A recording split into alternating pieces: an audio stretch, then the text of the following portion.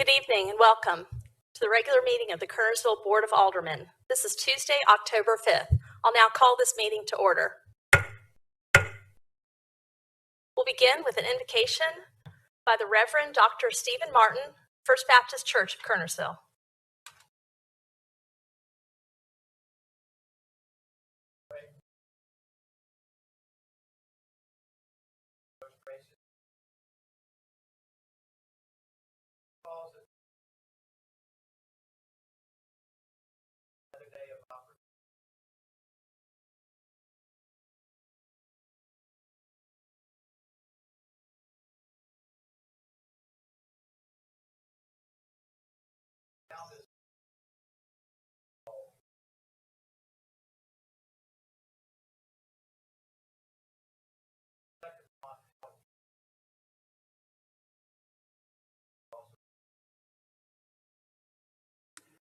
So we are grateful for this day and for this occasion. Grateful for town leaders and their gift of discernment. Grateful that as citizens we have a voice and we have a freedom to express that voice. But we are most grateful that you watch over us with great wisdom, with great care, and with great love. So for the beauty of life and for the blessings of life, we offer to you this prayer of thanksgiving, invoking your guiding presence upon us this day. Amen.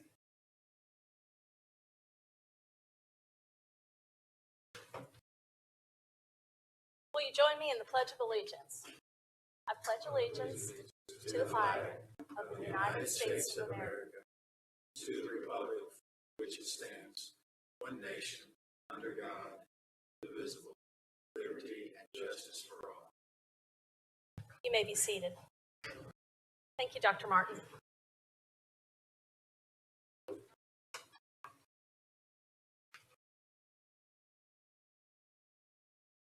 Okay, we have several public hearings tonight, and many of you are familiar with the procedure for a public hearing, having been at a planning board meeting or a prior Board of Aldermen meeting. But I will review it just in case. The information is printed on our agenda and is displayed also on the screen. When an agenda item is denoted as a public hearing, persons attending shall be permitted to address the Board of Aldermen regarding the item under consideration, those speaking in favor speaking first, and those against speaking second. Proponents and opponents shall each have 20 minutes of time to speak and may choose to allow one speaker to utilize that time or choose to allocate the time amongst different speakers. In the event that either proponents or opponents have not designated a speaker or speakers to represent that view, the mayor shall divide the 20 minutes by the number of speakers wishing to address the board, and each such speaker shall be allowed that time within which to express his or her comments. After the opponents speak, the mayor will allow the proponents 5 minutes for rebuttal. If the proponents choose to exercise this option, the opponents will also have 5 minutes for rebuttal. In the event that proponents do not present a rebuttal, then the opponents shall be given no further time to speak. All right, also in a public hearing, so that I can make sure that I call on you, there are speaker cards in the back. So if you'd like to speak for one of the public hearings, please fill out a speaker card and bring it to our town manager, Curtis Wisher, who's sitting here at the front. If you'd like to speak on the public session, either as a speaker from the floor, you may speak at item 2A or towards the end of the agenda on item 3. Towards the end of the agenda. If you'd like to do that, also please fill out a speaker card so we can recognize you at the time. Public session items, we do have speakers for those, but the time limit for the entire amount of time is 10 minutes. So if you're speaking at a public session item, please make your comments very concise. All right. We'll begin with item 1A. It's a public hearing on a rezoning. Tony Alford, agent for owner, for a conditional use rezoning from PBS to GBC for the property located at 515 Pineview Court, containing a total of 1.39 acres and being all of the pins listed on the agenda. The uses requested are arts and crafts studio, food or drug store, furniture and home furnishing store, restaurant without drive-through, restaurant with drive-through, retail store, specialty or miscellaneous, banking and financial services, medical or dental laboratory, medical and surgical offices, non-store retailer, offices miscellaneous, professional office, services, business A, services personal, recreation services indoor, government offices, museum or art gallery, post office or broadcast studio. Zoning docket K 673A1. We'll begin with a presentation by our Community Development Manager, Catherine Garner. Ms. Garner? Thank you, Mayor and Alderman. Our first case tonight is case 673.82 on Pineview Court. You've covered the current zoning, the requested zoning, and the uses, but this site is located at the corner of 66 and Pineview Drive. It is formerly the High Point Bank site. The applicant is proposing a redevelopment of the site. He had previously requested to redevelop the entire parcel for multi-story, multifamily, but he's now looking at options of reuse within the existing building. So a coffee shop has expressed interest in one of the spaces. A second tenant is still being identified at this time. In October 2020, the 4-story mixed-use development was proposed, but the applicant feels that economic conditions have made other options available to him at this time. So the site plan keeps a lot of the same features and adds some new features.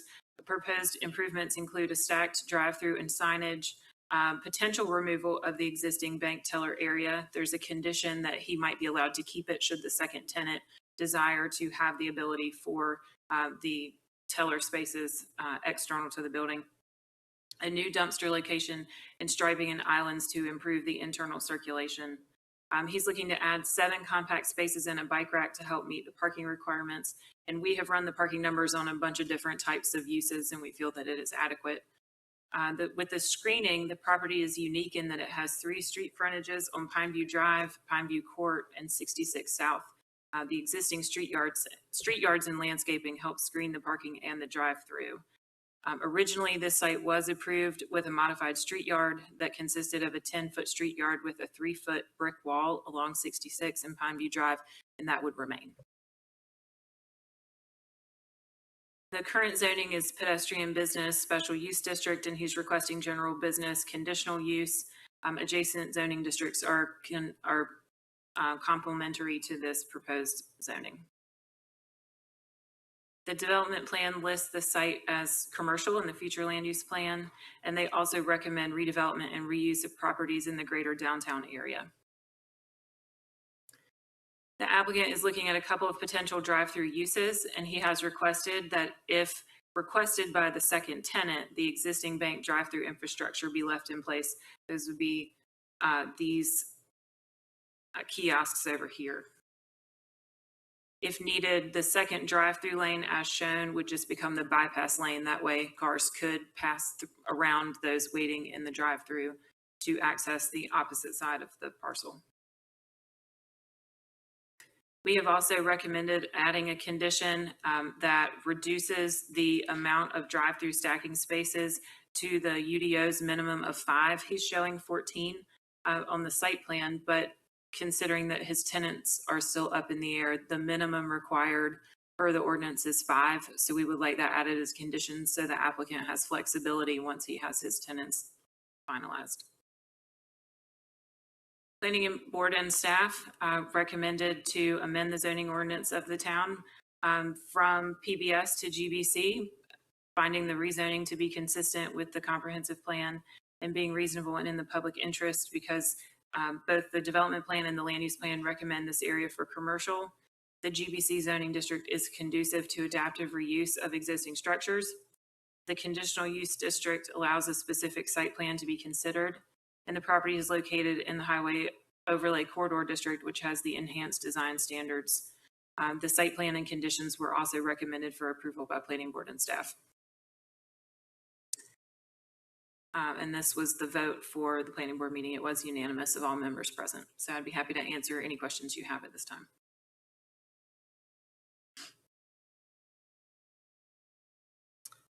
Does the board have any questions of Ms. Gardner at this time?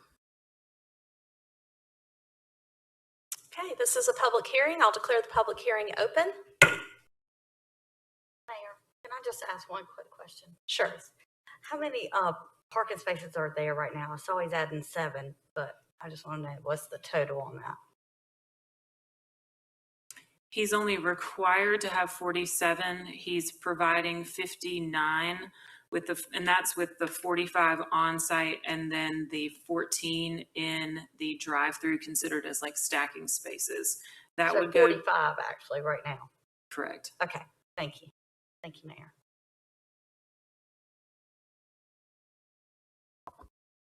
Okay, I'll declare the public hearing open. I have signed up to speak for proponents, Tony Alford.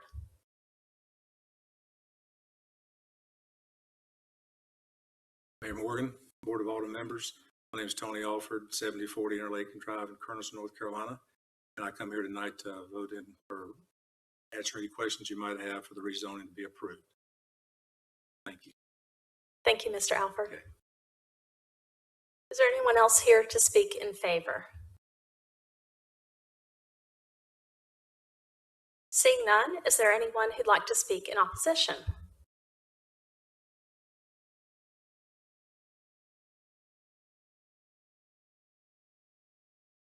Seeing none, I'll declare the public hearing closed. Does the board have any further questions?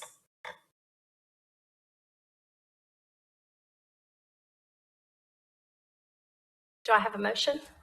I think it's an excellent use of that property, and I move approval. And I'll second.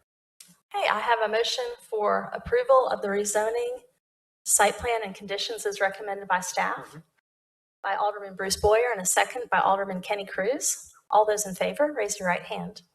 It's unanimous. Thank you.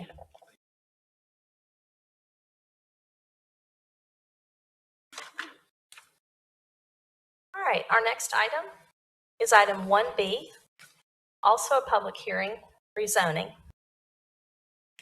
Greg Cedar, agent for owner, requested general use rezoning from RM18 to RS7 and IP, residential, single family, and institutional and public, for the property located at 225 South Main Street, containing a total of 0.367 plus or minus acres, being all the PIN numbers as listed on the agenda, and a general use rezoning from HBS and RS12 to IP, institutional and public, for the property located at 215 South Main Street, containing a total of 1.524 plus or minus acres, and being portions of the PIN as listed on the agenda.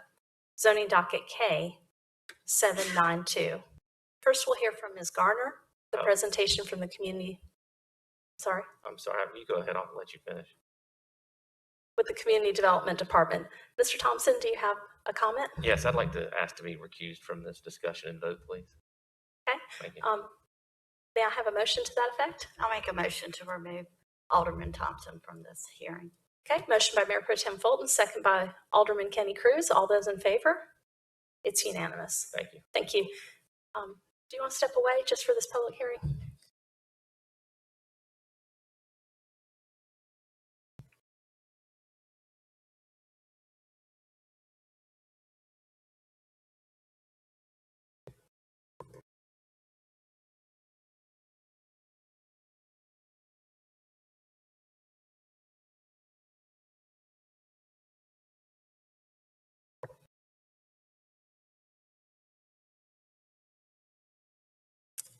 If y'all are wondering, this is another speaker card. Apparently we ran out in the back, so.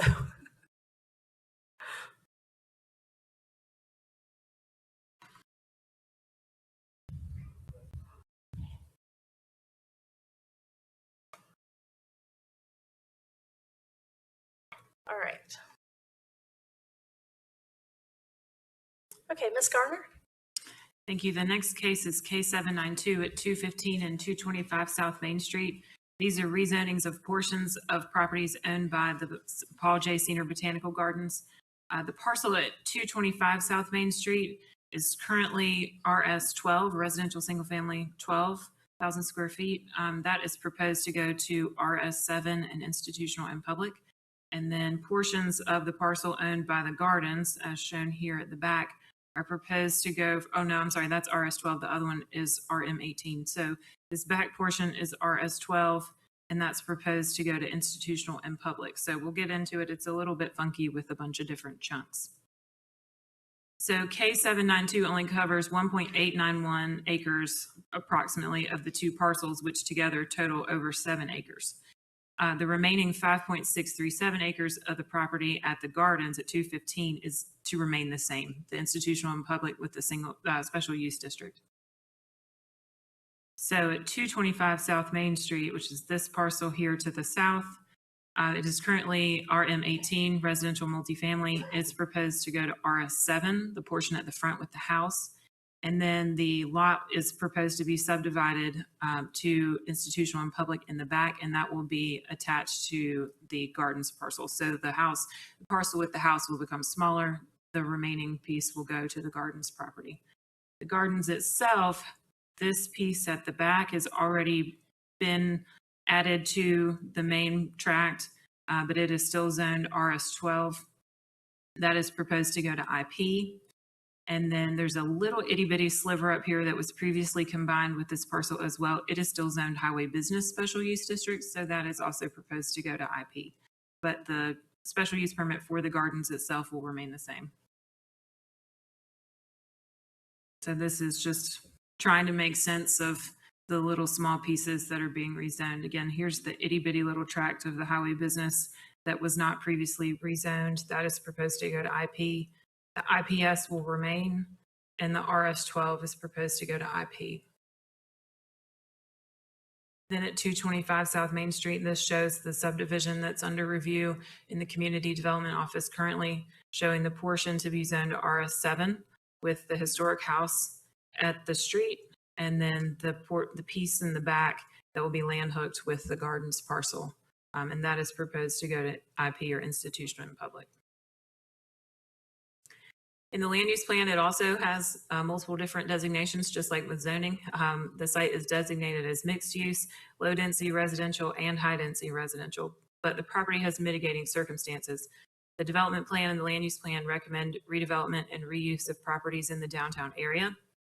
The parcels are either currently used for single family residential or are landlocked, which preventing their redevelopment as designated, and historic preservation practice would preserve the existing home as single-family use rather than either demolition or subdivision into multi-tenant spaces. So rezoning it from RM 18 to RS 7 is beneficial to the house. So planning board and staff's recommendations are approval of amending the zoning ordinance by rezoning portions of the property in the case K792 from RS 12 and HBS to IP for the parcel at 215 South Main, that's the gardens parcel, and then from RM 18 to RS 7 and IP for the parcel at 225 South Main Street. We found it's inconsistent with the comprehensive plan, but is both reasonable in the public interest because of the recommendations for redevelopment and reuse of properties in downtown. It's located within the Central Kernersville Overlay District. The Botanical Gardens contribute to downtown Kernersville's small town atmosphere, specifically the goals of creating a vibrant downtown and maintaining a sense of place. The mitigating factors preclude the portions designated for low density residential and high density residential from developing as such, but the limited scope of land to be affected would not prevent any remaining areas as designated from being developed or redeveloped. And the RS 7 zoning district is conducive to preserving the existing historic home's use as a single family dwelling. And this shows the planning board vote was also unanimous of members present. Okay, are there any questions? Madam Mayor, Yes. I have a point. I've just been informed that since I'm a member of the board of directors at the garden, I need to be asked to be excused from the vote. Okay. Do I have a motion?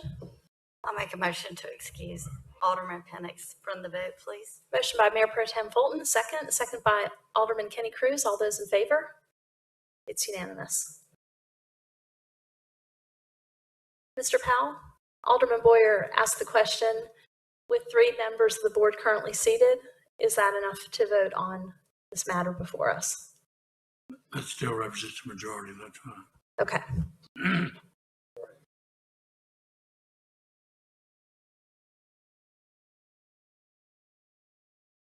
All right.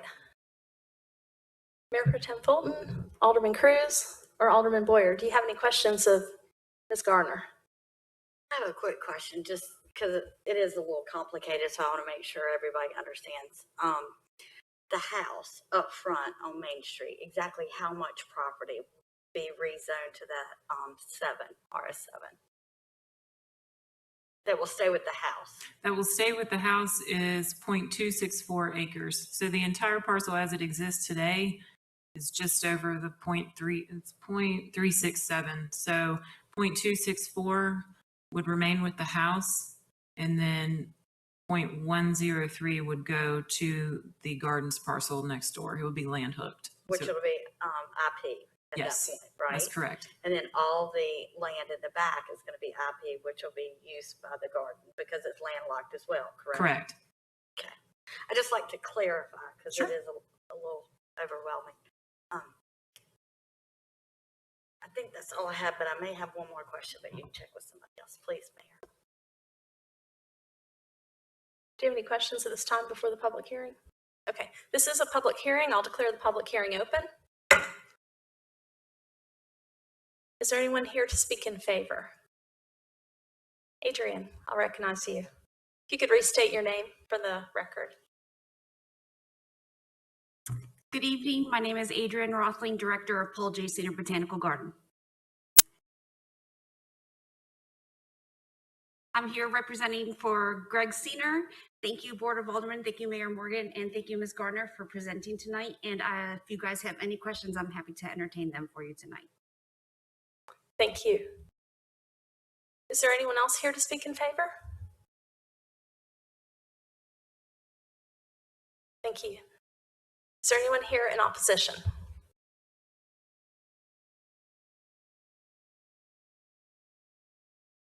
Again, is there anyone here to speak in opposition? Seeing none, I'll declare the public hearing closed. Mayor Pro Tem Fulton, do you have additional questions? I'm good, Mayor. Of either Thank you. Adrian or I was our just staff? reviewing staff and planning board, so I'm good. Thank you for waiting. Okay. Is there any discussion or do I have a motion? I'll make a motion. Motion for approval? For approval of all of it, because it's a little combination. We'll do the IP, we'll do the RS7, and is there anything else you need, Catherine, in that motion? Just as presented, if that's acceptable to As you. presented, Mayor, that'd be great. I have a motion by Mayor Pro Tem Fulton. Is I'll there a second. second? Second by Alderman Boyer. All those in favor? It's unanimous.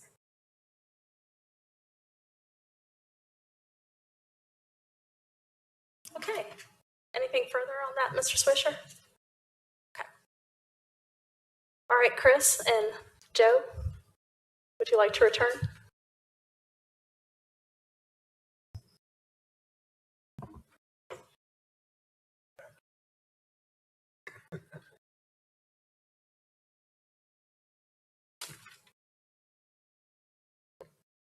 Was got put in suspension like they used to in school. You have to sit next to the police chief now. So.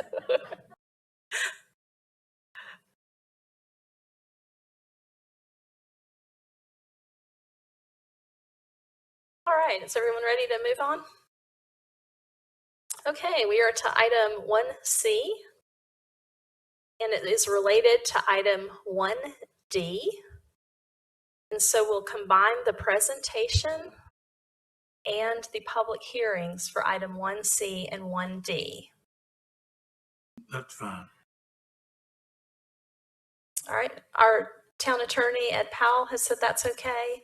The developer, is that okay? Residents, are you okay with that? That's how it was done at the planning board meeting. Make sure everyone's okay with that, combining it. That way we talk about all the issues all at once, and then the board will take 2 separate votes. Okay. All right. So item 1C is a public hearing on the Kernersville Development Plan. It's brought by Curtis Swisher, agent for the town of Kernersville, because Curtis Swisher is the town manager, and all amendments to the Kernersville Development Plan are brought by the town manager. For consideration of an amendment to the Kernersville Development Plan to amend the land use plan from low-density residential to mixed residential for properties located on the east side of Brookford Road, adjacent to the southern side of I-40, being all of the pins listed in the agenda, zoning docket KDP 57. So Curtis Swisher being listed on it is a formality of how it's presented. It's still brought by the Community Development Department. Okay, 1D is a public hearing on a rezoning. Scott Wallace and Amanda Hodering, agents for owners, request a conditional use rezoning from RS20 to RM8C, residential multifamily conditional use district for properties located at 1645 Brookford Road, containing a total of 58.76 acres, and being all of the pins as listed on the agenda. Uses requested: residential building, townhouse, and residential building, twin home. Zoning docket K791. All right, we'll begin with a presentation by Ms. Garner. And if there's anyone else who wanted to speak that has not already turned in a speaker card, there are speaker cards. Well, there may not be speaker cards in the back. So take a piece of your agenda and write your name and what you want to speak on and hand it to our town manager, Mr. Swisher. All right. Ms. Garner? Thank you, Mayor. We'll start with KDP 57. That's the land use plan amendment, and then we'll discuss the rezoning and the site plan. The land use plan amendment is from low density residential to mixed residential development for the 2 parcels located on the east side of Brookford Road, south of I-40. This is in conjunction with case K791, which proposes, and it's actually 194 single-family attached homes on the subject parcels. So single-family attached being townhomes and twin homes, but each housing unit contains its own parcel. So multifamily tends to have multiple units on one parcel. Each unit would have its own parcel. The land use plan amendment addresses the changing environment of the town. The town's strategic sewer investment has expanded sewer in the lower Abbott's Creek and Reedy Fork areas. This has resulted in the attraction of major development, including the Novant Medical Center, the VA Health Clinic, Moses Cones Medical Center, FedEx Ground, Amazon, North Point Logistics. There's a lot happening in that side of town. The increased economic development has increased the demand for housing. The data shows that new house starts continue despite the pandemic. And demographic shifts. So changing ages and lifestyle preferences have changed the demand for different types of housing. Baby boomers, we are seeing, want smaller houses, maintenance-free lifestyles, social and recreational amenities within their community. Millennials want the same, plus convenient interstate access for commutes. The definition of the mixed residential development is that it has been established in areas that are transitional land use areas and are located along major thoroughfares. The mixed residential areas provide a supply of undeveloped land to accommodate the growing demand of smaller owner-occupied housing units such as cluster homes, duplexes, triplexes, quadruplexes, and condos. Demand for mixed residential is being driven by demographic changes of smaller family sizes, single parents, and an aging population. Rising land and development cost is making higher density housing more attractive since they can be more affordable. Mixed residential developments offer developers the opportunity to construct several types of housing in different markets, thus enabling them to complete the project in a more rapid, cost-effective manner. The map on the left shows the existing future land use plan for that area, with business center on the north side of 40 and low density residential on the south side of 40. The map on the right shows the proposed land use plan amendment with business centers still on the north side of 40 along Kernersville Medical Parkway, and then the proposed mixed residential in this salmon color and low density residential surrounding it. The land use plan recommends mixed residential designated areas be located off of major thoroughfares. Brookford Road is a minor thoroughfare, but the primary means of accessing the parcels are from Brookford Road via Kernersville Medical Parkway. The parkway is a major thoroughfare. The entrance to the development is approximately 1,100 feet from the intersection at Kernersville Medical Parkway. Staff and Planning Board recommended approval of the land use plan amendment resolution to designate the parcels as mixed residential. The vote was 1 against, the rest 4 of members present at the Planning Board meeting. The rezoning case is case 791. The petitioners, Scott Wallace and Amanda Hodier, and they're present tonight. The proposed zoning goes from RS20 to RM8C. Proposed uses being residential building twin home and residential building townhouse. So this is the only slide that I didn't update with the 194 units. They are shown on the site plan. It was just a typo on the engineer's notes on the plan, but all 194 units were shown and have been shown.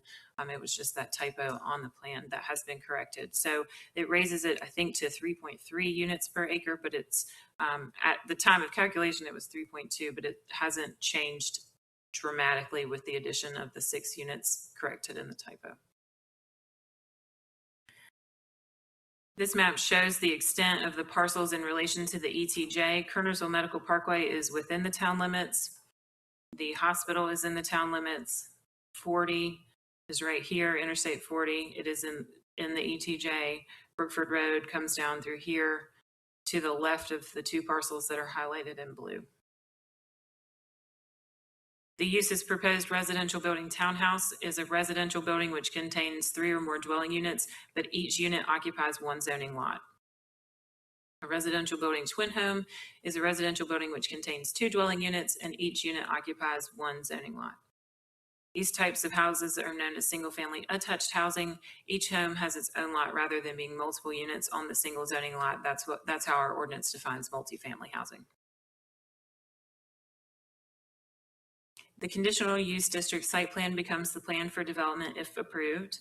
The site plan with the 194 units is showing in 3 different configurations. The townhouse rows, which are, the traditional interpretation of townhomes. The twin homes where 2 units share 1 party wall, and townhouses in groups of 4 clustered around garages. They look like quadruplexes, but our ordinance defines quadruplex as being 4 units on 1 lot in the multifamily sense. Common areas as shown are the community center with pool and indoor amenities, mail kiosks with benches and other landscape areas surrounding the mail kiosks, and on-site paved walking trail plus the sidewalks along the street. A type 2 buffer yard is required along the property lines that are abutting surrounding single-family residential. There's a 15-foot buffer yard proposed along Brookford Village Drive, which enters the development from Brookford Road, and then a 30-foot buffer yard along the western, southern, and eastern property lines. And this is the site plan as you have seen it. The applicant has submitted representative photos of the types of units to be constructed. The architectural designs are consistent with the Central Kernersville Overlay District, which is our most restrictive design district. Staff is recommending a condition requiring conformance with the Central Kernersville Overlay District. Those features include hip and or gabled roof, windows with sills and lintels, window panes and window trim, stylized entrances, and decorative trim for the structure. So the applicant has proposed some representative photos. This is incorporated into the conditions so that if approved, staff could hold them to that at the time of development. These are some of the photos that the applicant has submitted. All of the photos that they did submit were included in the packet and were available online for viewing. With the land use plan, currently the low density residential has a max of 3 units per acre. So the proposed development with their corrected number is just over the 3.19. It's closer to like 3.3 units per acre. The proposed land use amendment is to mixed residential, which notes that the demand for different types of residential units is driven by the changing family size of single parents and an aging population. Staff believes that the mixed residential as proposed is a good transitional land use between the Kernersville Medical Parkway, which is rapidly growing with business uses, and Interstate 40, and then the lower density residential at the south of Interstate 40. The latest NCDOT traffic count on Brookford Road was 450 trips. Most trips will likely go directly to Kernersville Medical Parkway and away from the portion of Brookford Road with the existing residential homes. I stated at Planning Board that I just did some quick internet map questing of if I were living in this area at that parcel and I wanted to go to the airport, how would it direct me? It sent me to Kernersville Medical Parkway to 66 to Interstate 40. If I wanted to go to Walmart, how would I get there? The same way, but to Shields Road. It did send me down Brookford Road to Bunker Hill if I wanted to go to High Point, if I worked in High Point, or if I was going to Volvo. But most places it sent me to Kernersville Medical Parkway to 66 or 66 to the north to take other Kernersville streets across town. The ITE trip generation manual classifies this use as multifamily low-rise development. It's a different terminology than what we think of as multifamily from the zoning perspective, and it is actually fewer trips than single-family residential per the ITE manual. So 7.32 trips per dwelling is the estimated trip unit per day. That's a total of 1376 trips per day in a 24-hour period for the entire site. Approximately 86 trips in the morning and 105 trips in the afternoon. And the AM and PM peak numbers are an estimate of the busiest single hour of the morning and evening rush period. So it wouldn't be, all at once, but it's over the course of an hour in a 2-hour period. Primary residents are anticipated to be empty nesters and young professionals. Primary trip destinations will be commercial services and work. The traffic pattern to primary destinations would be north on Brookford Road, not south on Bunker Hill. And that we verified just by doing some Googling and estimating.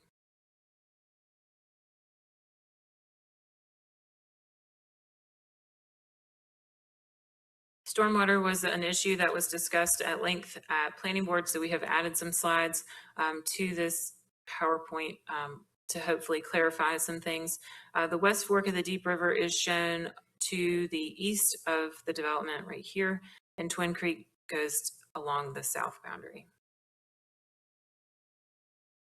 The FEMA flood zone is shown in blue as the flood zone. This is the dark shaded blue area. The flood fringe is all of the area that's within the outlined area in white. So FEMA allows 100% of the flood fringe to be filled.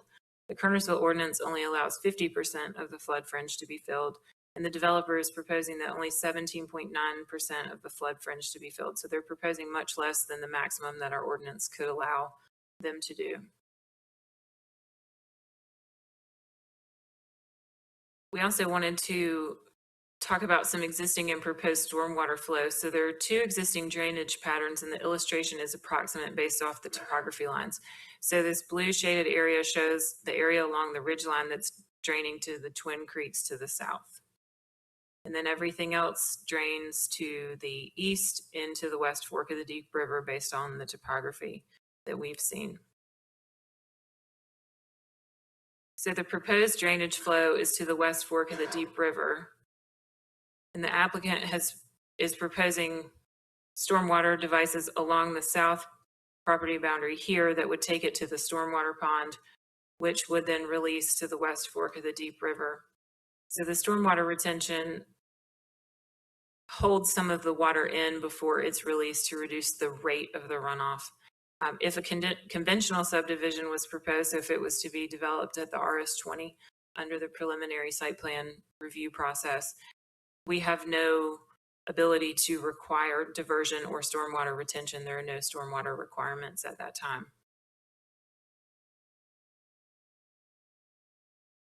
So this shows, we just clipped the parcels adjacent to it to try to give an approximate visual. So this area in blue that shows the ridges area that we believe are draining to Twin Creeks, if they were developed in the RS20 conventional subdivision method, just this area alone could accommodate 10 to 20 approximately houses. There is no diversion of stormwater away from Twin Creeks. There's no stormwater detention, and the developer could fill up to 50% of the flood fringe. Oops, there's even more houses. So all of that would still drain to Twin Creeks with no ability to redirect, divert, or retain any of that stormwater. It would continue to flow as it is currently. So with the proposed community, the stormwater plan is to divert the drainage flow to the West Fork of the Deep River and away from Twin Creeks. The stormwater retention tries to reduce the rate of runoff. And since they're only filling 17.9% of the flood fringe and not the full 50%, that is also beneficial to the site plan. So if the soils or the septic allowed, the RS20 lots could have a similar coverage as the townhouses at 28.99% of built upon area, but with no additional stormwater mitigation measures.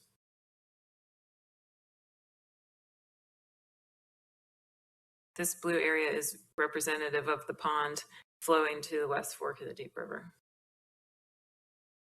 Staff's analysis in case 791 is that growth in the southeast part of Kernersville and Forsyth County has changed the demand for housing. There's a lot of growth in that area of Kernersville and Forsyth County overall. More job centers and the proximity to the interstate means there's more demand for the housing. We are having a change in population. The census numbers just came out.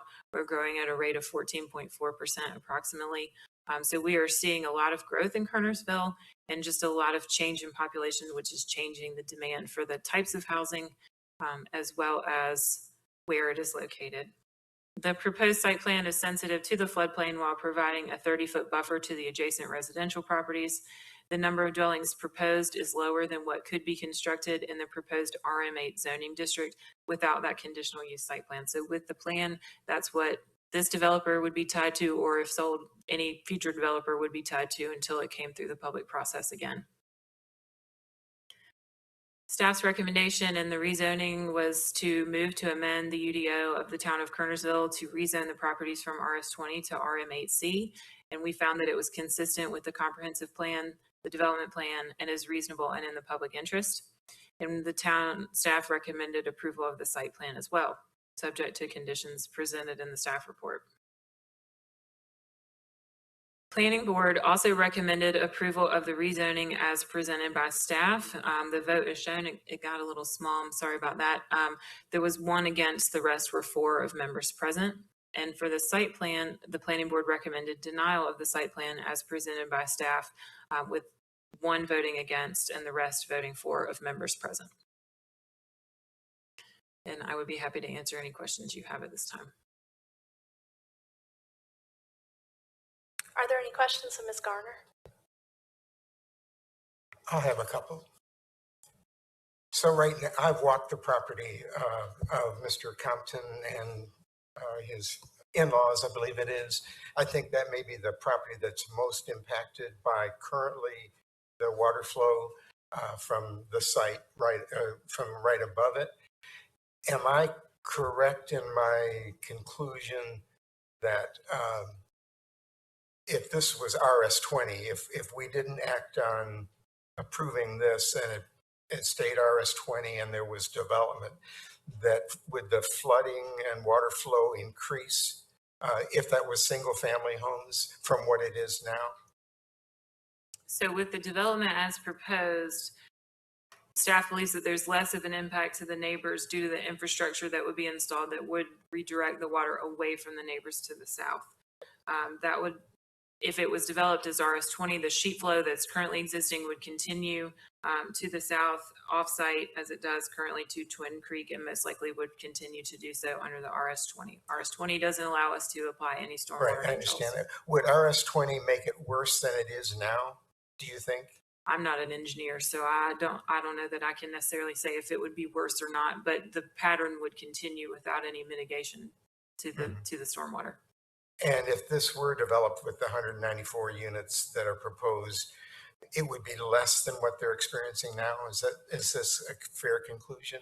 We believe so because of the stormwater measures that are proposed along the south of the south boundary, property boundary, that would capture the water coming off the slope and take it to their stormwater detention pond that then would discharge into the West Fork of the Deep River. Okay, I'm just trying to determine if Sure. what makes it more difficult or what makes it better. And if it was an RS-20, in terms of design standards of what the homes look like that could be built, what does the town have in terms of controlling that or making sure that it looks compatible with what's existing there? If it was developed by right under the RS-20 zoning district, the town has no design control over what the buildings look like. Yeah, just lot size and Correct. those types of things.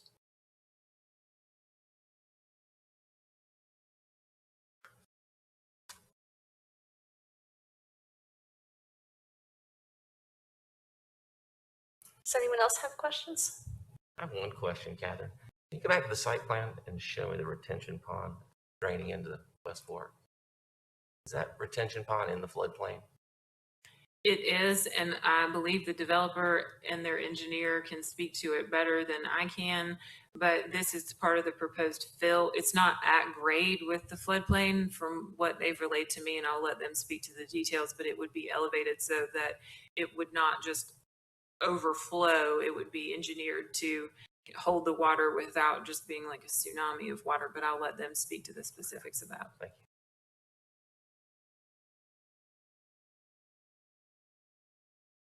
Any other questions at this time by the board? Alderman Thompson, do you have other questions at this time? Okay. All right, Alderman Penix. Catherine, could you repeat the traffic count now and the traffic count if it was built? The traffic, Maybe put up that slide again. I'm sorry. You could put up that slide again, perhaps. 450 trips per day off of Brookford Road was the latest NCDOT count.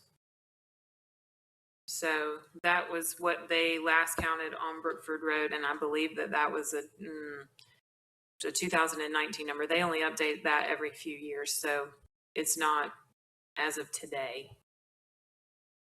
So Doesn't the chart that you gave us indicate 1,420 trips a day? yes, and that approximately 75% would go towards Kernersville Medical Parkway. that's our best estimate based off of what we found, places and destinations that people are going to go to. So with 194 1065. Yeah, times 7.32 trips per day, that's 1,420 additional trips over the course of 24 hours. That's estimated. So then 194 houses times, well, for the AM peak, it's a ratio. It's like 0.46. So it would be just north of 86. These numbers are still based on 188. So you have updated numbers in your packet, and I think I forgot to print that, but it's just slightly more of 86 and 105. And the peaks are the highest hour in a 2-hour period. The trips per day is over a total 24-hour period. So they wouldn't, all 86 or 90 trips wouldn't be lined up ready to go all at once based on the engineering manual and how they come up with their numbers. Alderman Boyer, just for clarification, can you repeat that number in this? My calculations are if there are 1,420 trips a day, 75% which go towards Kernersville Medical Parkway, and that's 1,065, and there are 450 current trips now, so you'd add 450 to the 1065 for what would come in the Brookford end. Going towards Bunker Hill Road, I don't know what the current count is, but the 25% of the 1,420 is 355 going south, in addition to what's already there. Is that pretty accurate, would you guess? I think so. And the 450 for Brookford is counting all trips on Brookford, no matter which way they're going. Oh, okay. So that's just, I'm sure DOT just put out one of their little traffic counters and then just counted cars. So they could have been going in either direction. It's just that was their count on Brookford. Okay, thank you.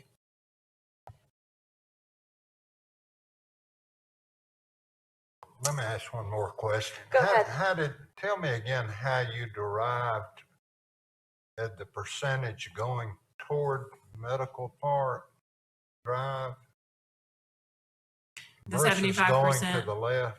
It's just an estimation based off of where we think that people are going for, like, destinations. When you're going out to eat, when you're going to the grocery store, you're going to shopping centers, commercial centers. And then we did some fact checking based off of, placing a pin on Google Maps at this location and then asking Google, if I'm going to Walmart, please direct me, and then seeing where different trip destinations, how the maps routed us. But it's just a, It's a hypothetical. it's just a hypothetical That's correct. calculation. Thank you. I have one more question. What type of vehicles are all these trips? Are they vans, tractor trailers? I mean, what do we have an The idea? 450 count from Mhm. DOT? Yeah. It doesn't specify. Is that is Brookford a DOT approved road for like FedEx trucks, Amazon trucks, like tractor trailer trucks? It's a DOT street, but if there are any restrictions on it, I'm not aware of them. Thank you. Alderman Cruz? And we'll Yes. still have the public hearing in a moment, but go ahead with your question. Okay.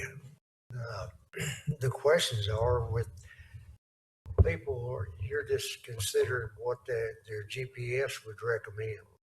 But and what percentage of the people do you think that live there and are familiar with it and see how much quicker it is to go around the traffic jams and without the stoplights? How many do you think would still go by the GPS after a year or so of living?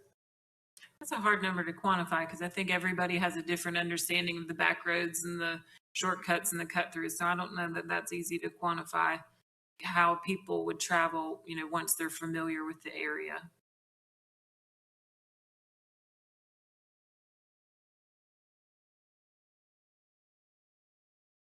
All right, this is a public hearing. I'll declare the public hearing open. I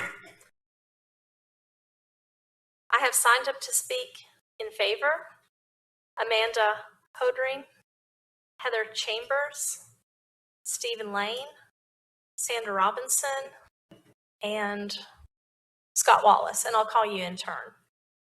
I have signed up to speak in opposition John Slate, Mary Idle, Ricky Brown, and Eric Compton. Given that we are out of speaker cards in the back, have I missed anybody who'd like to speak either in favor or against? Mr. Swisher, I have a pad of paper here. Could you take it to the back so that it can be a new speaker card?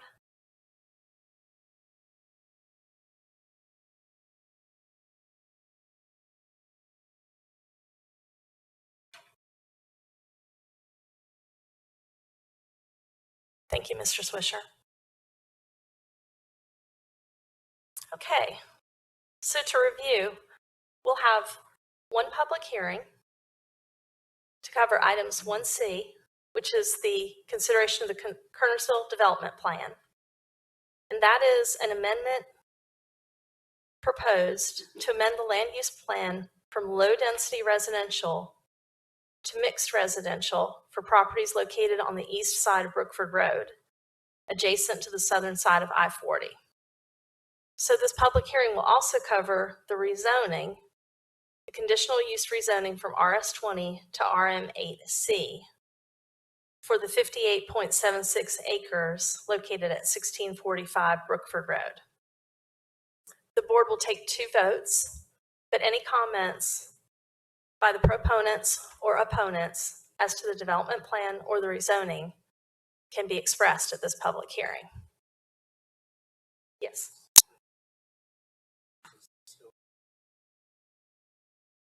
Mr. Powell, our procedural rules are 20 minutes for a public hearing.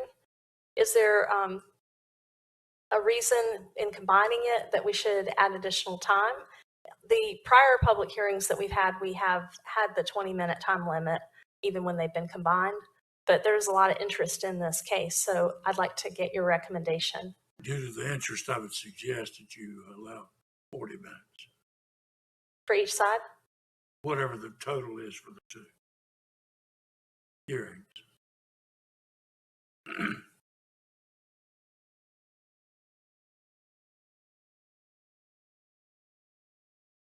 Okay. Should the board vote on that? Should the board vote on that, or can I just have a consensus? Okay.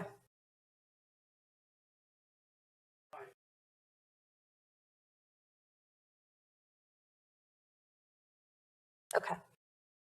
Alderman Thompson, are you okay with that? Yes. Alderman Cruz? Mayor Pro Tem Fulton? Alderman Boyer? Alderman Penix? Okay. All right.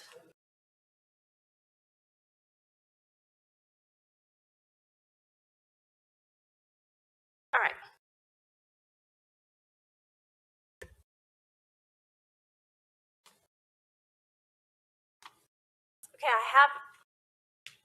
Okay, we've never run out of speaker cards before, so thank you everybody for being so engaged and involved in this. And Mr. Hooker, we need to bring more speaker cards to the next meeting, please. Yes, Madam Mayor, I never would have dreamed we would go through that many speaker cards at one time. That's probably, that's about 6 or 7 or 8 months worth of speaker cards. Thank you. I've received 2 more on the slips of paper. If there's anyone else who'd like to speak, especially now that we've extended the time, feel free. They're at the back of the room. All right. Ms. Hodering. Thank you, Mayor Morgan and members of the board. My name is it okay to remove my mask when at the podium? Yes, absolutely. Thank you very much. Good evening, Mayor Morgan and members of the board. My name is Amanda Hodiern. I'm here tonight representing the applicant for this request, and my offices are at 804 Green Valley Road in Greensboro. And if I could pause for a minute for a quick point of order question. If I may, I'd like to respectfully request that the speakers in favor order be reorganized so that the speakers that are part of our applicant team could all go in sequential order. We've kind of divided up our comments among the 3 of us, and I'd like to keep that cohesive if possible. Sure. Who's part of your team? I'd like Scott Wallace to speak second and Stephen Lane to speak third, please. Okay, and then is Sandra Robinson and Heather with your group or speaking separately? I believe they're speaking separately, and, Okay. and that's up to your discretion. Thank you. All right, so you will be first. And Alderman Boyer has stopped the time for this. Thank you. Point of order. Oh, Alderman Boyer's requested that you bring the mic. There's like a range, but if it's directly in front of you, it should pick up a little bit better. Thank you. I'll try to keep that in mind. Is that better? Okay, great. Thank Okay, you. so I've got Amanda Hodering, Scott Wallace, and Stephen Lane. And then we'll go Heather Chambers and Sandra Robinson. Is that okay? Okay. Yes, thank you. That's much appreciated. All right, we'll start the time again when you start speaking. Okay, great. Thank you. As you've heard, and as your agenda states, we're here tonight for 2 matters on your agenda, a land use plan amendment and the rezoning request.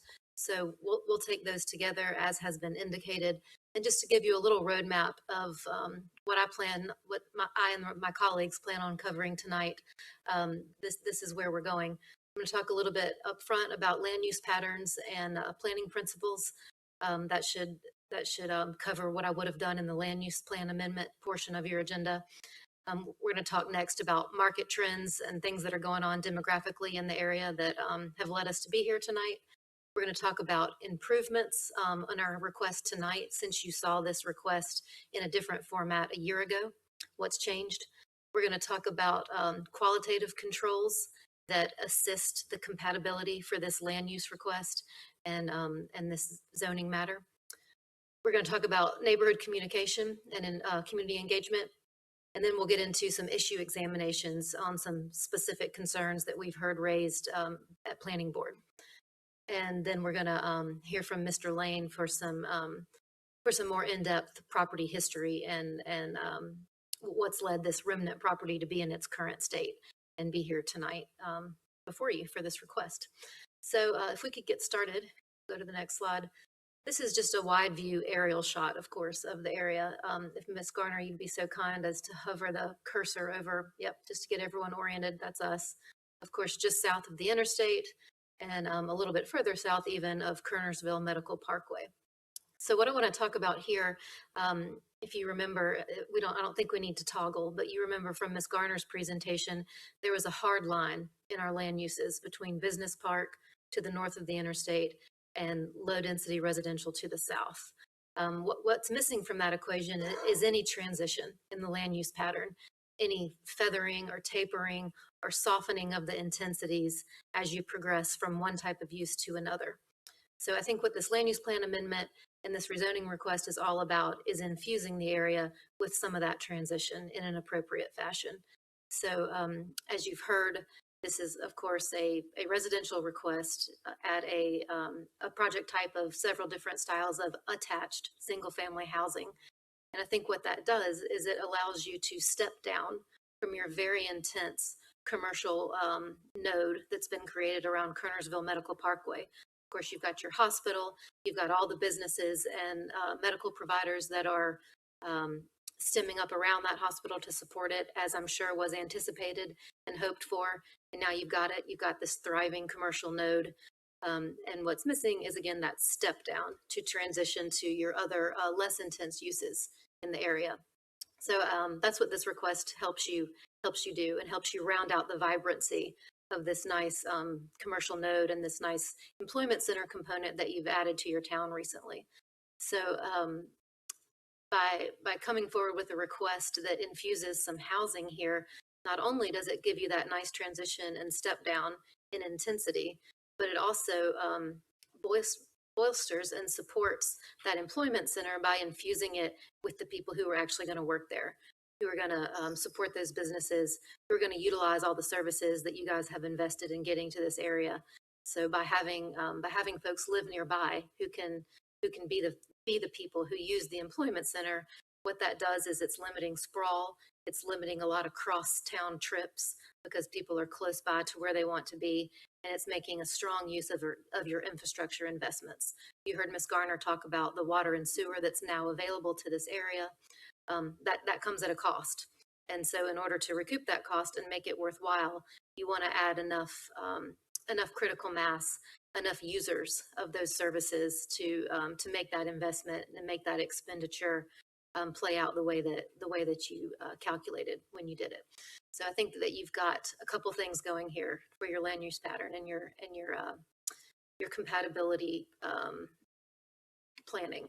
You've got a need for a transition. You need to step down in your intensity so that you're not putting two such disparate uses right next to each other. You need to support and further add the rest of the components to your employment center by adding a place for people to actually live there who prefer to be close by to where they work every day. And then you need to get the most bang for your buck out of your infrastructure investments. So that's why we agree with staff and feel that this is an appropriate land use plan amendment in this location. And further to the rezoning, feel that it's an appropriate land use request and a land use for this area. We could go to the next slide, please. In addition to making sense from a planning standpoint and meeting a lot of strong planning principle, it also makes sense from a market standpoint. My client is in the business of building communities. That's how he earns a living and employs hundreds of people. And so to do that, we want to make sure that any community we build will be successful. So we look at a couple things in site selection. It's much more complex than just seeing what's on the market and trying to get it under contract and get it zoned. It's actually an analysis of, will this location be successful for what we do? Will this be a location that our home buyers want to live in and are excited about? And this project is a yes on all accounts.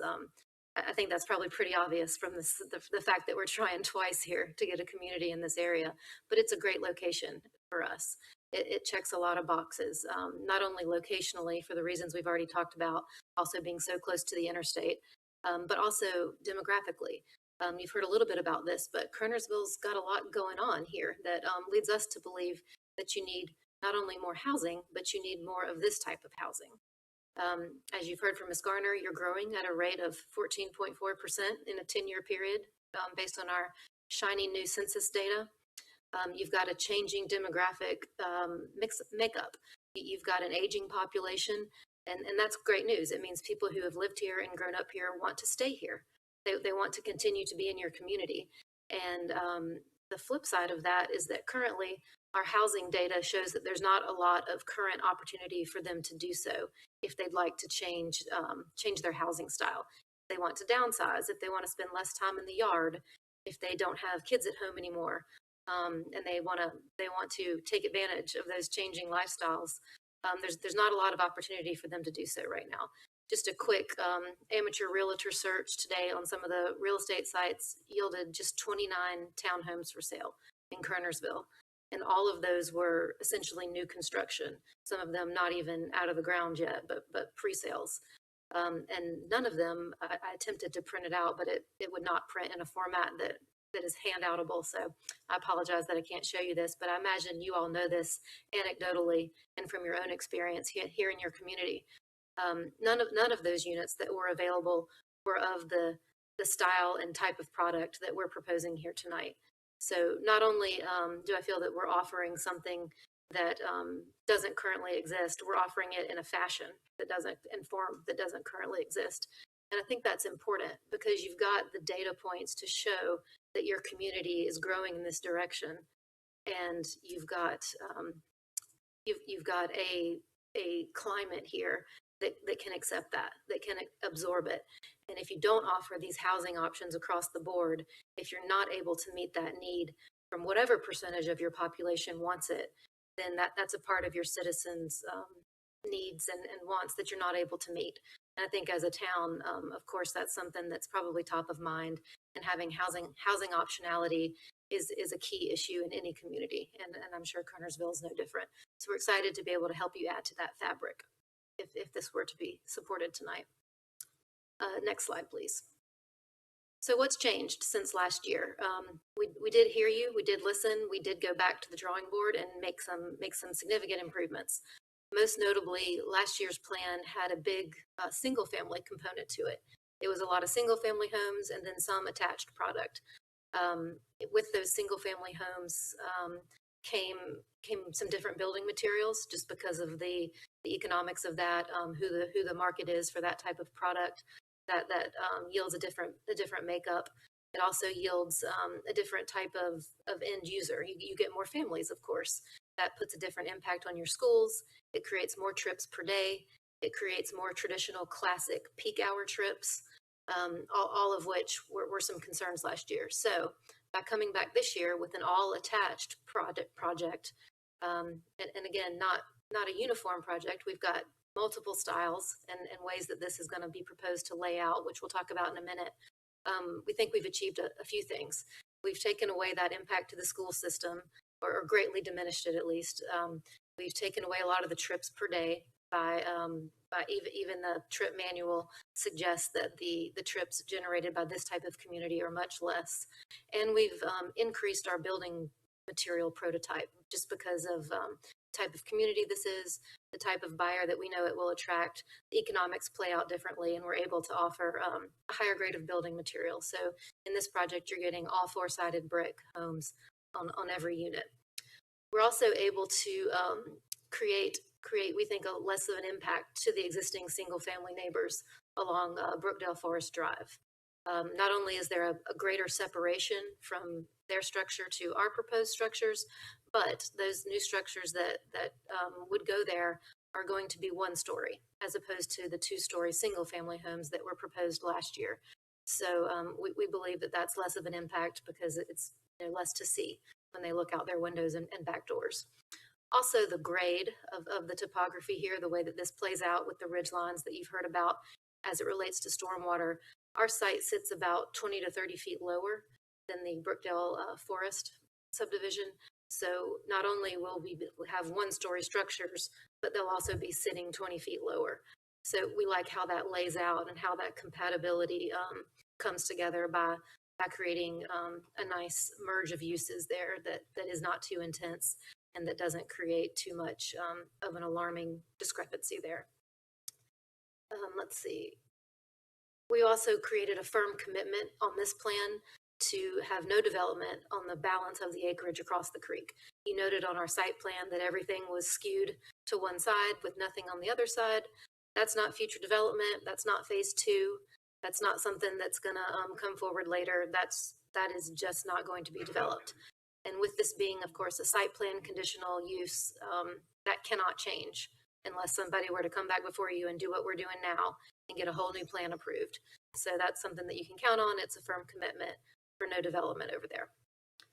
We could go to the next slide, please. I want to talk a little bit about the qualitative controls because we have managed to bake those into the case such that they become a part of your land use analysis. You know, Keystone, my client, is a very reputable and experienced builder here in the Triad. They build great communities, and we're able to show you pictures of those great communities. However, a zoning decision, of course, is about the land use. It's not about who's doing it or who's going to be there. So by offering the photographs that staff was then able to go through and pull architectural commitments out of and bake those in as actual zoning commitments, zoning conditions to this case, we've made it irrelevant who the builder is. We've made that part of the land use, because all the nice things that I'm going to talk about and that you see in these photographs are being offered as zoning conditions on this project. So that becomes a land use matter because it adds to that compatibility. It adds to your analysis of, is this request doing everything it can to be compatible with the surrounding uses? And we think by bringing a really high product, a really high quality product with nice building materials, nice amenities, and nice landscaping, that we're adding to that compatibility, and we're making this an appropriate land use here in the area. So just, I know these are in your staff report and you've seen them, but if we could just quickly scroll through some of these photos, you see the all brick, you see the fenestration on the garages, the paneling, you see the soldier brick detailing around the windows and the attic vents, you see the keystone bricking, you see the curb and gutter, the landscape strips between the driveways to break up the impervious concrete. So, and the heavy landscaping. And if you would please, Ms. Garner, you can just keep scrolling. These are the row houses, twin houses. You can see how we make it a point to follow the grade so that things step down a slope rather than just flattening everything and putting everything all on one level. So again, this is just to give you a flavor of the type of community that will go here, again, regardless of who your end builder is, because these are zoning conditions that have been pulled out and added to the case. And you can see that at pages 6 through 9 of your staff report, as Ms. Garner mentioned. Yes, ma'am. Ms. Hodring, you have 10 minutes for you, Mr. Wallace, and Mr. Lane to share. Thank you. I appreciate that. So yes, if we could, neighborhood communication. We did send a letter out to the community when we first filed this case, offering our contact information. And I know the community was, pretty aware of this and probably knew what it was the second time they saw it. I only got one phone call about the case from that letter that didn't really result in anything I've heard as we've been in the public process. So most of our, modifications and things that we're addressing tonight have risen to the surface from the public hearings. So I think most of the communication has occurred in the public realm. That's what we're basing a lot of our additional issue analysis on tonight. If we could go to the next slide, please. The issue I want to cover is Brookford Road. We're going to have some other members of our team talk about stormwater items, but Brookford Road has come up as well. We've heard about concerns about the additional traffic onto Brookford, how traffic will go, which way it will go, and what will the impact of that be. So I did some research as to the capacity and the designation of Brookford Road. Of course, it's a state road. NCDOT maintains and cares for this road. So they designate it as a minor thoroughfare in their program. And based on the data that we have, I assumed a 45-mile-an-hour speed limit because I did not see a speed limit sign. The NCDOT mapping actually places it at 55 miles an hour, but to be conservative, I did it at 45 miles per hour. So for a minor thoroughfare in the Piedmont, 45 miles per hour and 9-foot lanes, that's a carrying capacity of 11,000 trips per day based on NCDOT manual standards. So that's the tag that they've got on Brookford Road for its capacity. As you've heard, based on 2019 data, we've got 450 trips per day currently, and we're adding, I used the 1376 number. Apparently it's closer to 1400, but you can extrapolate here from my equation, starting at 11,000, backing out the 450, backing out the 1376 that we're bringing, you've still got over 9,000 trips per day in additional capacity or headroom that the state feels can be added to this road, and it still be well within its carrying capacity that it was designed for. So even if you up the 450 number to account for 2 more years of data, even if you up our number, there's still plenty of room in that road. I believe that's the end of my slides. So I want to hand it over to Mr. Wallace to address some of the stormwater issues that have been so at the forefront of this case. Thank you.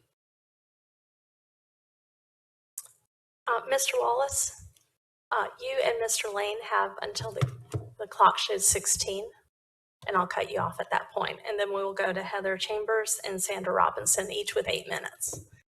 Excellent. Can you hear me fine? Can you hear me? Yes. In effort of timeless, I'll try to be very quick. My name is Scott Wallace, and I am president and co-founder of Keystone Homes. My address is at 3708 Alliance Drive in Greensboro, North Carolina, 27407. We're really excited. Keystone, Mark, Michael, and myself we're from a local company. I grew up in Midway, North Davidson High School, and Mark grew up in Eastern Guilford High School. Over 25 years ago, we met each other and we formed Keystone Group. We do business as Keystone Homes, and we're very prideful of our work that we've done in the Triad. And we're very, very excited about this opportunity that you have in Kernersville. We wanted to invest in Kernersville for many years, and this particular opportunity comes along, and it's got some really great attributes, as Catherine and as Amanda's already really talked about. So we have since the Great Recession, we kind of repivoted our company and went and started doing active adult communities. We're the largest active adult developer in the Triad, and we've been really proud of our communities throughout the Triad. So like I said, we're really excited about this opportunity and the investment and commitment in Kernersville, and for this $60 million plus investment into this community. So if I may, I'm just going to pass forward to a couple handouts. And also, I just wanted to mention that Chuck Truby with CPT Engineering, the founder of CPT Engineering, a professional engineer and professional land surveyor, is here also for any technical questions that you may have. So if I may approach and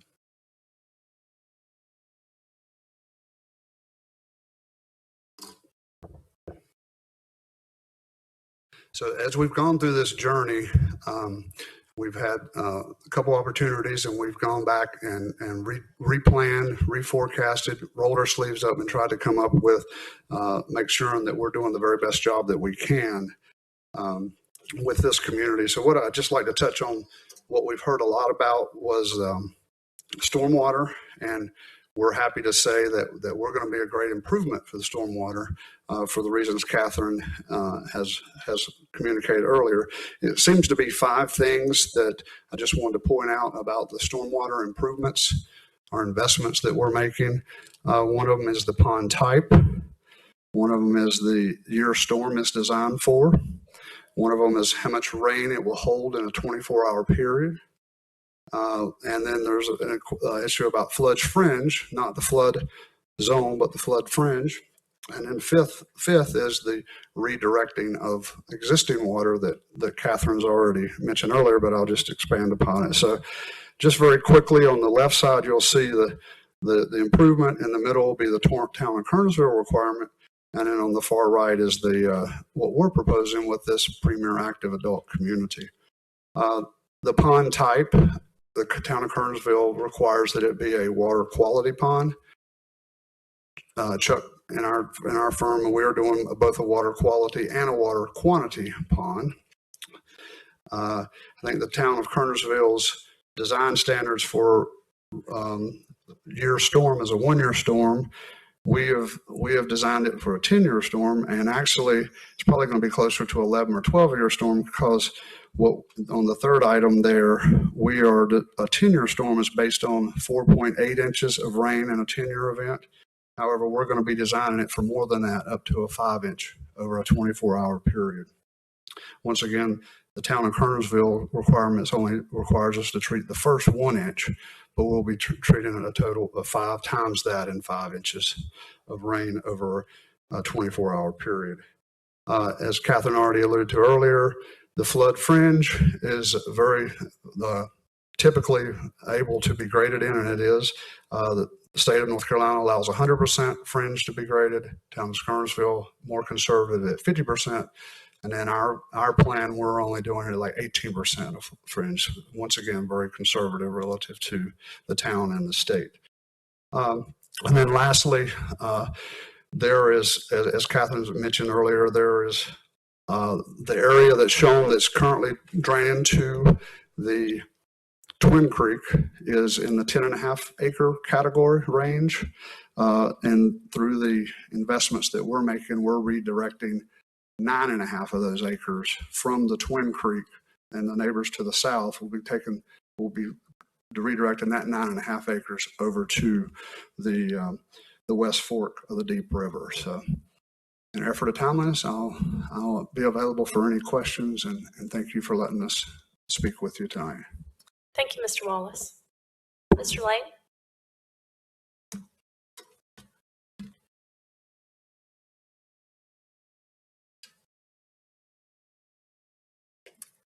Good evening. Unfortunately prepared about a 12-minute comments, and I've got 2 minutes, so I'm struggling as to what I can present in that period, but Would you like to go after Ms. Chambers and Ms. Robinson? yes, that would be great. Okay. All right, thanks. Thank you. Ms. Chambers? Heather Chambers.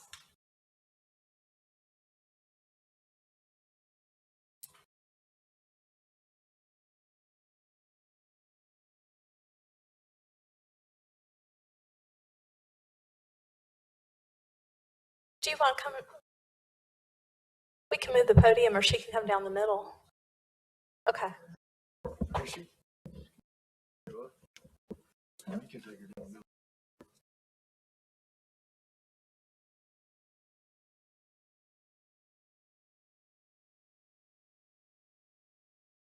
We rearrange this room all the time.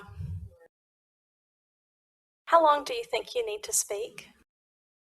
Okay.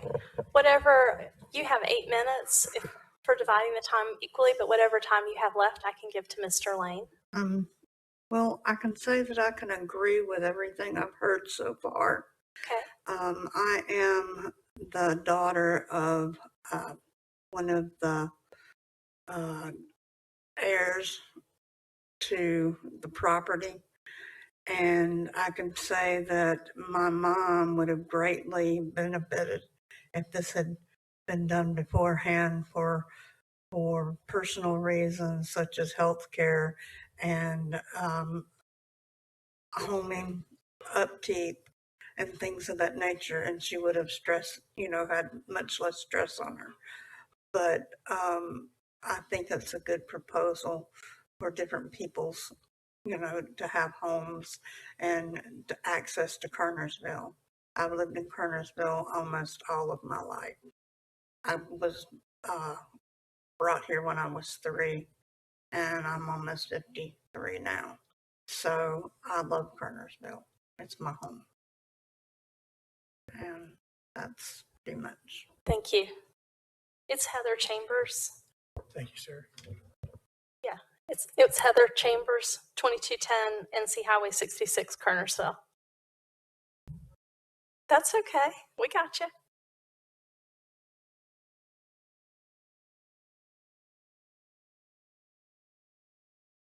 All right, Sandra Robinson.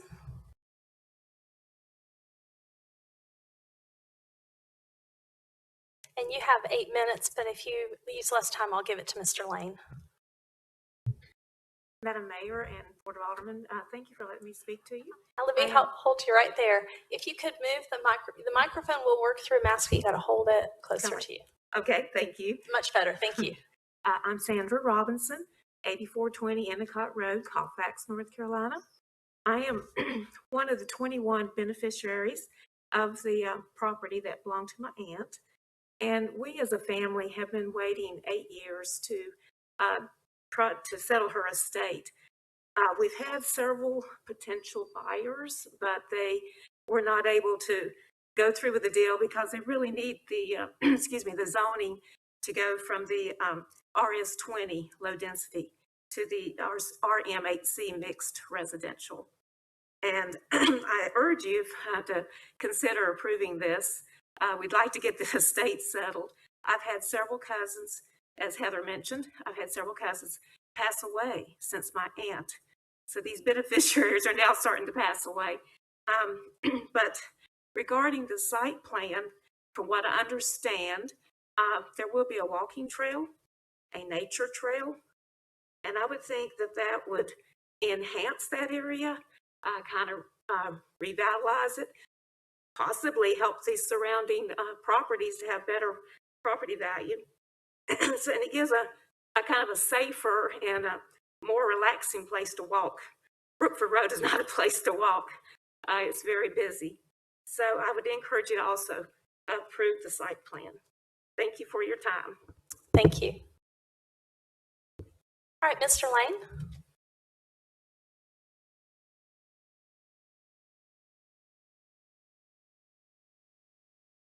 And if you could, I'm not sure what's up with that mic, that it's not picking up voices that well, but if you could put it right in front of your mask or take your mask off. All right. Is that okay?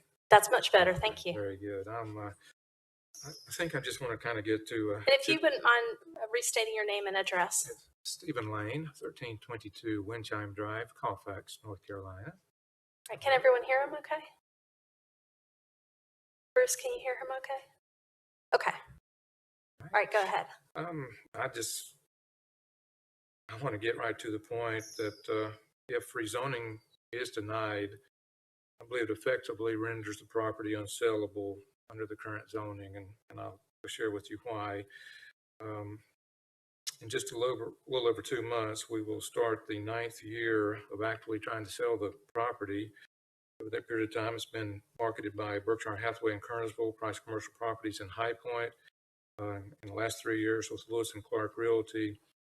And as far as I know, in 8 years' time, not a single person, entity, or developer has expressed even a hint of interest in acquiring property under current rezoning limitations. I was going to cover a lot of those reasons, but Interstate 40 being a significant factor, and infrastructure costs due to topography challenges are another consideration. Some may ask, well, maybe we're asking too high a price, but land is currently under contract at only 54% of its appraised value at the time of her death.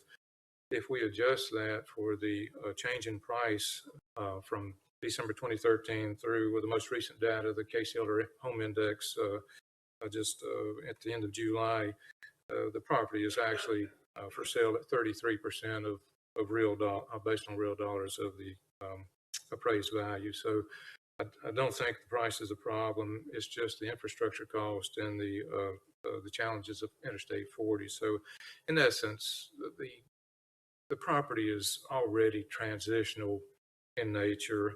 All we're looking for is to formalize it. It's just not the quiet, serene country setting that it once was. Having said that, and the reason it's not quite is because my aunt, who owns the property, originally owned 100 acres. Interstate 40 was needed by the DOT in order to, of course, facilitate state and the community, and she relinquished that. Likewise, the Kernersville Medical Center needed the 17 remaining acres north of 40, and she accommodated that. We just feel like that the board's decision to act in the best interest of all parties concerned, including the neighbors, but the beneficiaries, of which there are 21, 17 of those are individuals. We've got 4 of the beneficial owners are charitable beneficiaries that provide valuable services to the community of Kernersville: hospice care, cancer services, local church, and I thought we'd have a large representation here, and we might. If I'm not mistaken, they're serving hundreds of folks in the Kernersville community on a continuous basis. Without rezoning, we're impeding the sale of the land, and I don't know if it will ever sell, to be honest with you, under the current zoning because of the aforementioned reasons. I received a call this afternoon from another beneficiary, and he and his sister are both 2 of the beneficiaries, but she recently was put into memory care, and he said, I've got to be honest with you, we don't have the resources. She's running out of funds. He would use his portion and her portion to cover her care if this funds could be distributed. So I just ask you to please consider all concerns, but especially the planning department did an excellent job at talking about the changing demographics, the demand, but not a great deal was said about the extreme deficit in supply. Fox 8 News profiled one of your newer residents, August 31st. The title of that news article, if I take it back out, well, I can provide that to you, but this couple was forced to relocate from Charlotte due to a job change. They put out, they said more than 8 bids, as much as $25,000 over asking price, and they didn't get the bids and almost didn't have a place to go. They finally did get a residence in Kernersville, but the extremity of the inadequate supply for current demand is just driving prices up. Year over year, Case-Shiller Index said the homes are up 19.7%. I noticed at Kernersville, I asked the Board of Realtors for this local area to provide some data today, and we found out that based on the change in median price per square foot, prices in Kernersville have increased 89.2% since Aunt Ruth passed away in December 2013.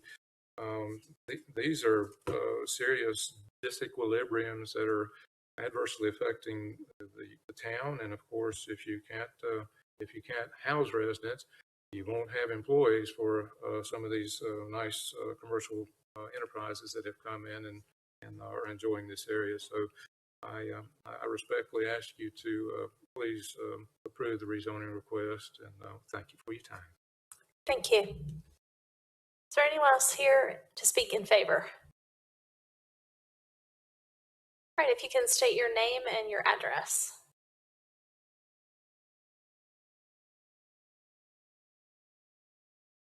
My name is Chuck Truby. I'm the president of CPT Engineering. Our offices are at 4400 Tyning Street in High Point, North Carolina. And I'm a practicing civil engineer. I've been a civil engineer doing projects in the Triad for over 37 years. I have a lot of stormwater experience, a lot of land development experience. And I heard some questions, and I figured I could just go ahead and possibly answer them now. Under the current zoning of the RS20 zoning, as long as the development was developed under 2 lots an acre, which it would most likely be if they have to be 20,000 square foot lots, we would not have to do any stormwater management whatsoever. So we wouldn't be doing the quality control, and we wouldn't be doing any quantity control. So Alderman Boyer, if that portion of the 10 acres that we're diverting back to the Deep River, if it was developed as RS20, you're increasing the impervious area. So you're adding rooftops, you're adding pavement, the runoff is going to increase. And so under that scenario, there would be more runoff. So again, under our scenario, we're taking that 9.5 acres, we're diverting it away by putting in pipes, and then we're taking that water to the pond, where not only that runoff will be stored, it will be treated also. So you get the double benefit. In addition to that, we're leaving all that property on the east side vacant. That's zoned RS22. If somebody wanted to develop that as RS20 lots, that could be developed the same way, increased runoff, and no water quality. So we're not even taking that into account, that it's going to be left natural. So what our pond is going to do, okay, when we get the water to the pond is going to be elevated so that the normal pool elevation of the pond will probably be 4 or 5 feet above the 100-year flood elevation of the West Fork of the Deep River. So if the West Fork of the Deep River floods in a heavy rain, our runoff is still being stored. So there would be no water either entering or leaving our pond while that water of the Deep River is up. So our pond acts independent of whatever flood elevation the Deep River is.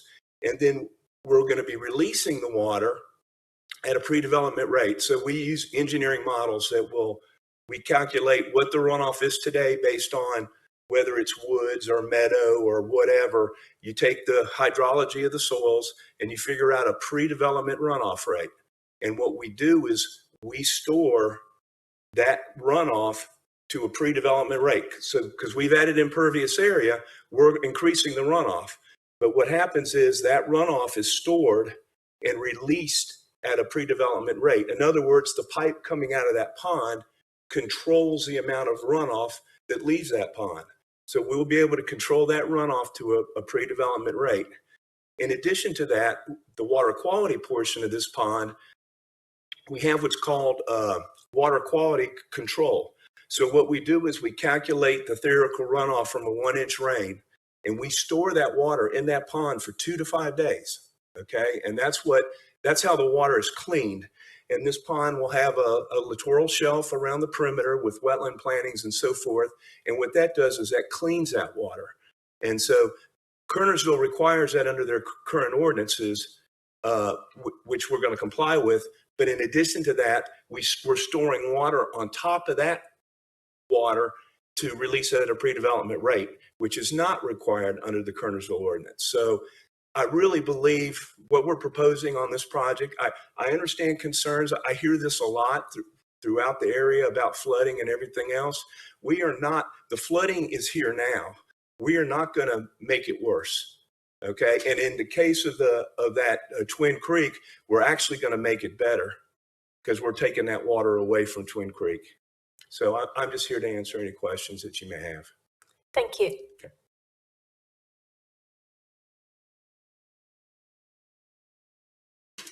All right, is there anyone else here to speak in favor?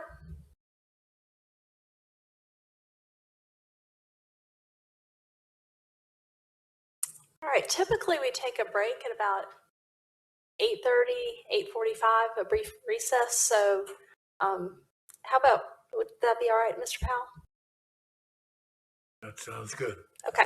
All right, so we'll take a brief recess and then everybody can stretch their legs and we'll come back and have the other part of the public hearing. So we'll stand in recess briefly.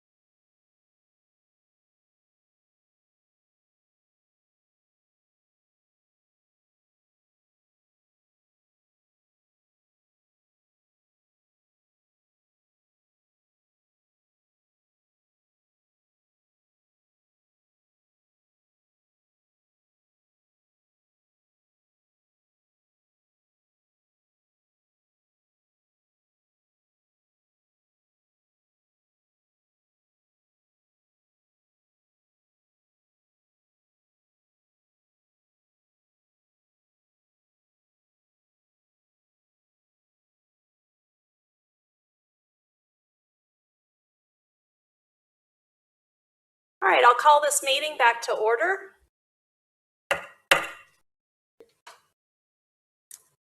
We are in the public hearing of items 1C and D. Next, we will hear from the opponents. Are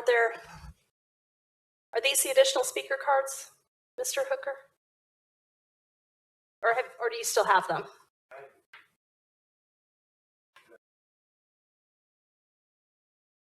I thought you mentioned there were a few more cards.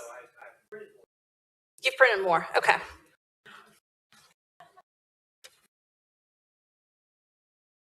All right, so I have signed up to speak in opposition John Slate, Mary Idle, Ricky Brown, Eric Compton, Tim Kleinard, and Rick Hall.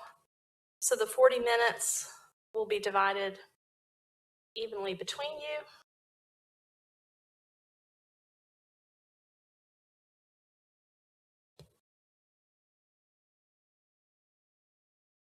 So you've got approximately 6.5 minutes, but the clock runs down. So if you don't need that long, then that's time available that someone else could use. Okay, Mr. Slate, if you could begin by stating your name and address.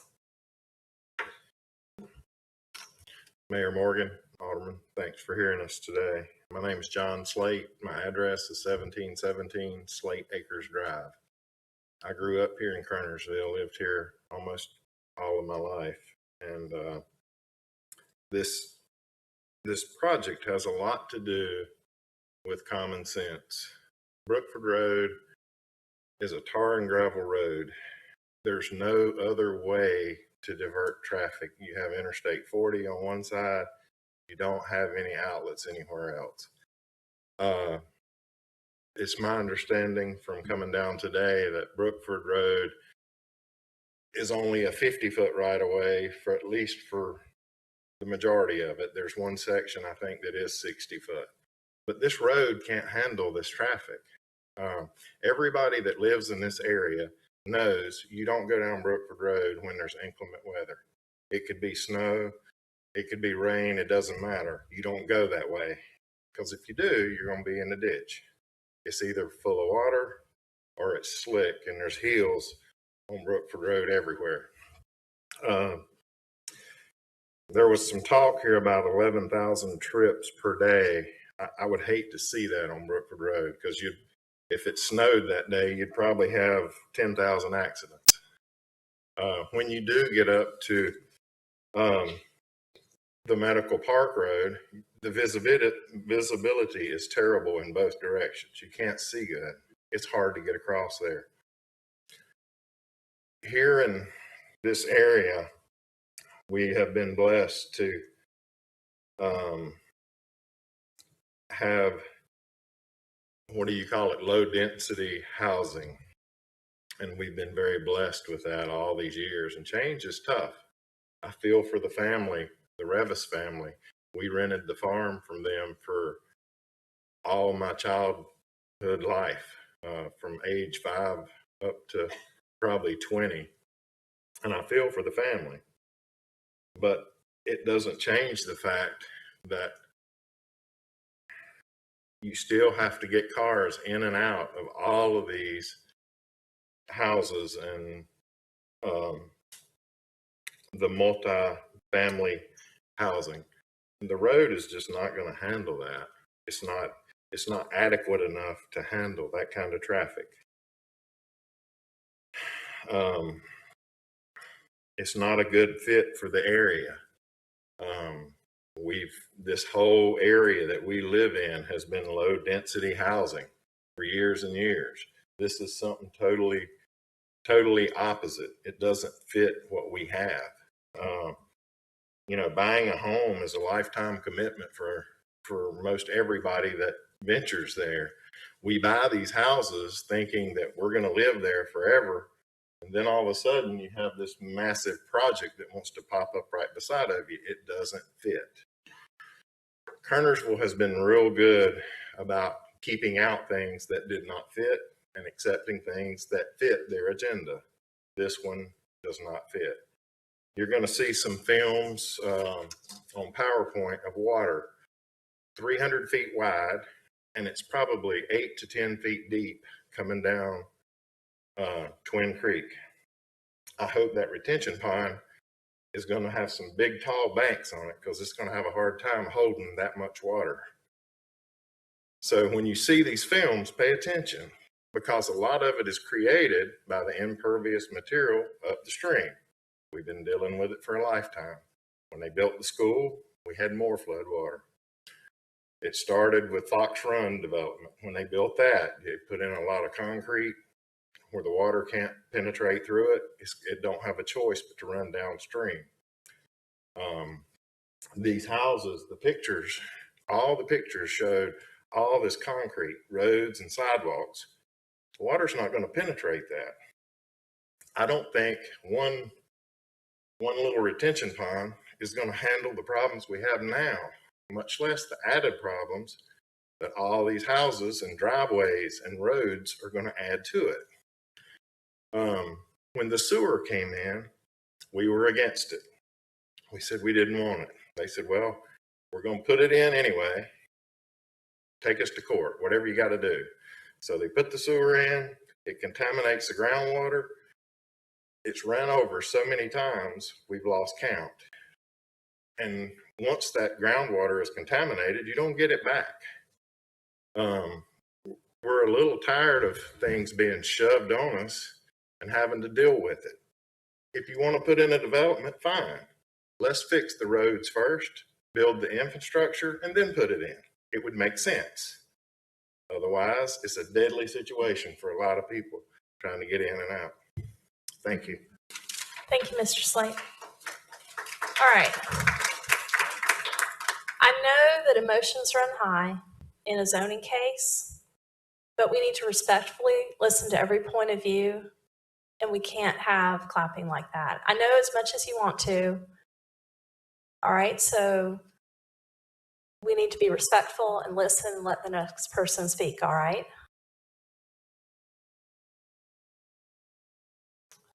Okay. Mary Idle, you have 6.5 minutes.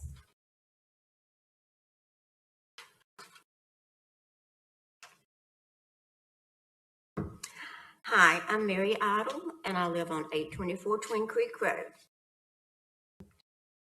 I have the sewer lines on me. This summer was just a taste of what I've had for over a lot of years. My husband passed away. He's been gone 12 years with cancer. And every time it rains, every time the creeks get out, the water rises. We just got over 2 months of the creek's water in the beds and in the middle of the pasture, black water. And it smelled terrible. It was bad. You could go in the pasture and walk along the creeks and look on the banks and see turtles, little fish, everything dead laying on each side. I called and I asked for help. The people from Raleigh came and was at the pumping station, and I went over and intruded and talked to them. I have pictures of when the sewer line was put in down there because we didn't want it. Every day I went and stayed a lot with them making pictures. But the strangest thing, every day that I was there, I'd always say, where's the inspector? What's he doing? I want to show him something. I said, these are water gauges. Why did they take them up? The water is way over the calf of your legs. You're not supposed to be down here when it's like that. Never seen an inspector. Never. They took bulldozers and dug holes and buried trees in those places they dug. I've got photo albums. I've got where we went to court. I've got everything step by step. I would love for y'all to look at them, and I would love for you to read them, what the judge said. They said, Mr. Tony Baker, I don't like the pictures he took. I don't like the way he surveyed this.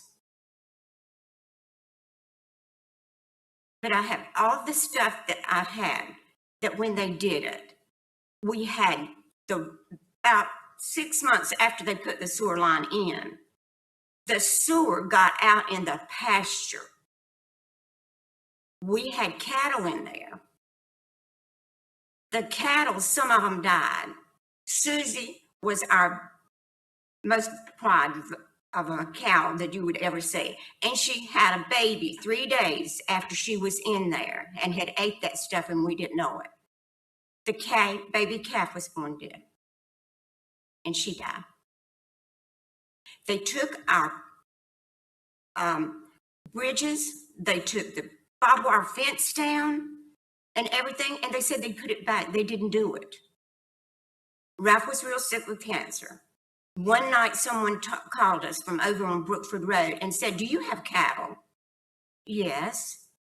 "Well, there's somebody's cattle over here in the road, and the chiropractor's wife that's down here on 66 has hit him."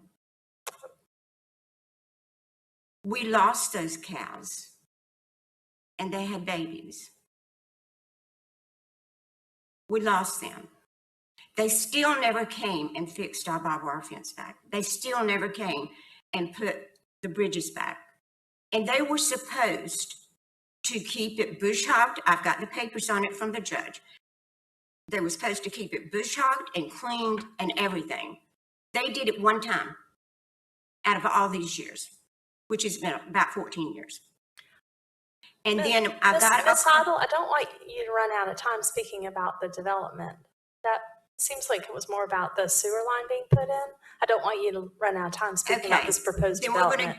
we're going to get to the holding pond water. Okay.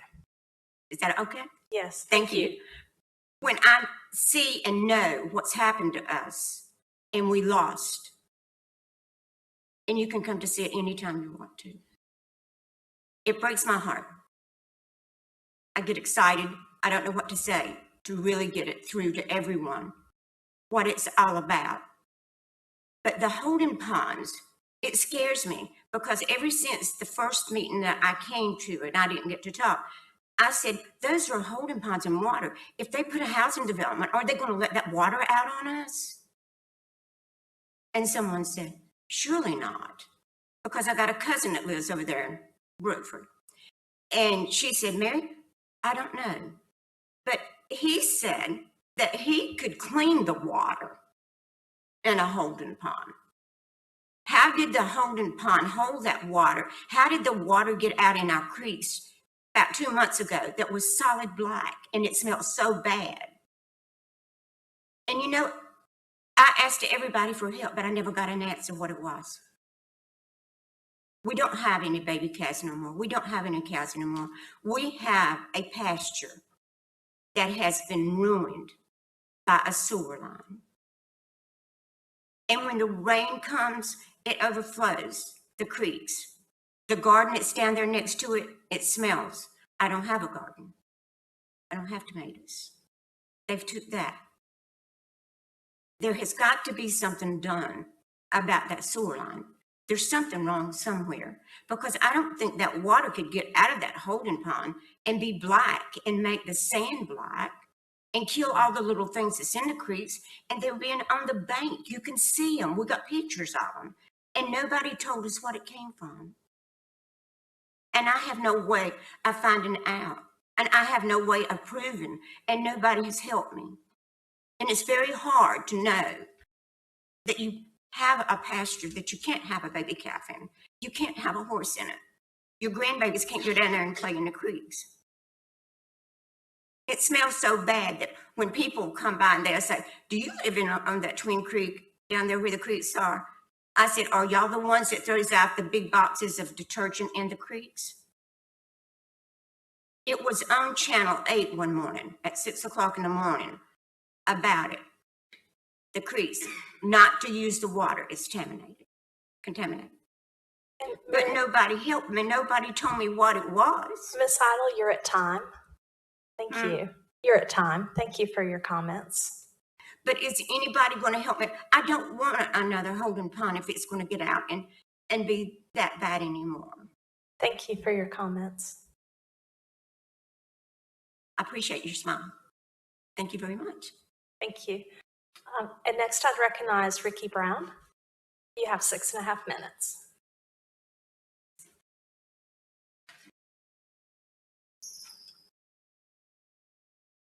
My name is Ricky Brown. I live at 1702 Brookford Road.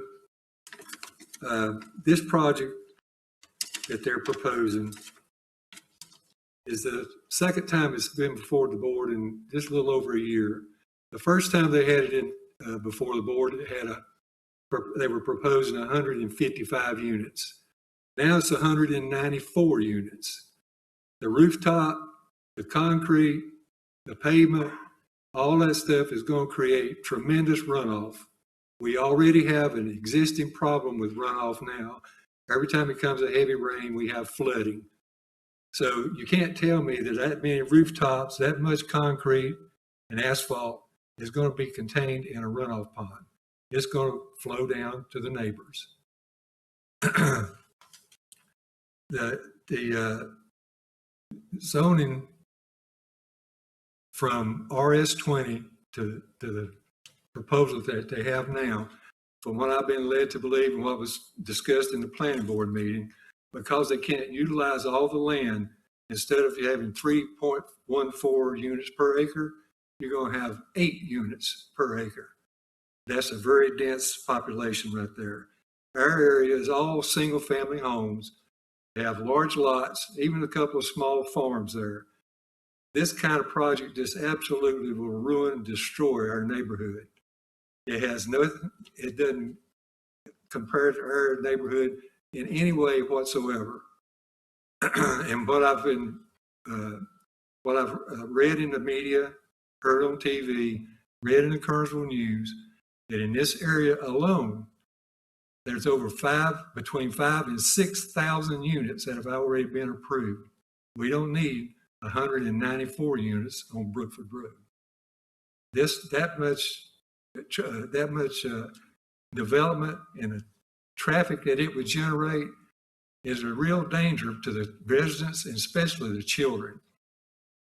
Anybody that thinks that Brookford Road would, according to the state, would handle 11,000 trips a day, they don't know what they're talking about.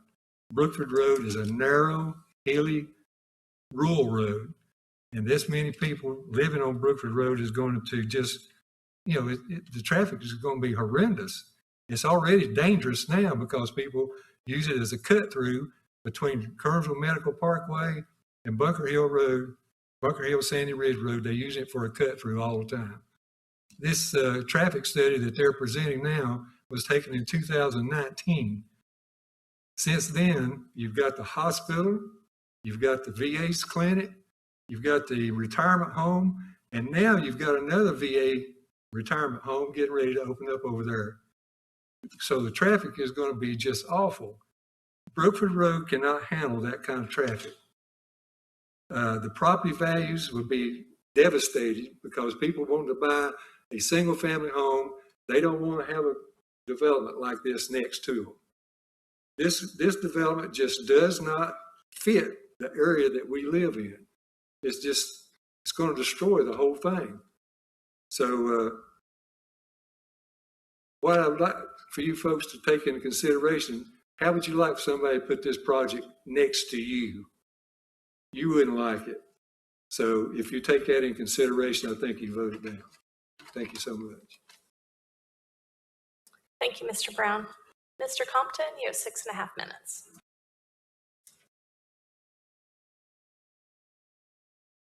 Thank you. Eric Compton, 1590 Slate Road. I'm going to show a presentation here.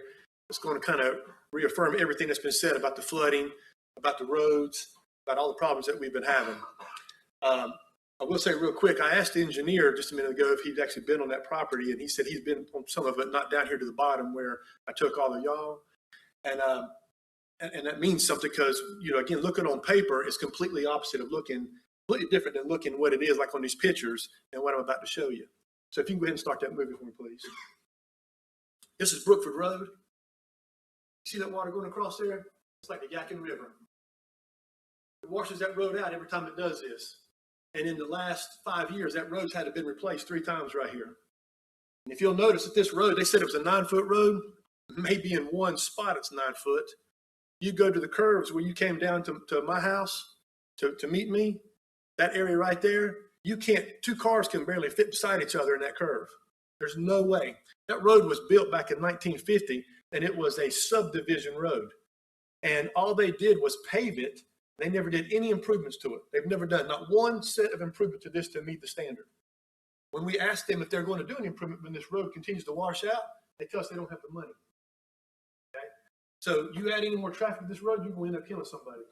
If it's one of my families, God help you.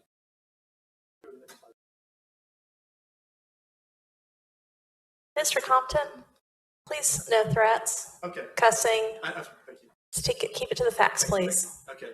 I'll play this book for me. This is our property right here. This is where John was talking about the 300-foot wide. This is over 10, 12 foot right here. That's worse than the Yadkin River. There's manhole coverage or sewer. This is where Edna was talking about all the sewer that runs out of our pipes here, our manhole covers, ends up settling down on her property. It's bad. Can you play that again for me one more time?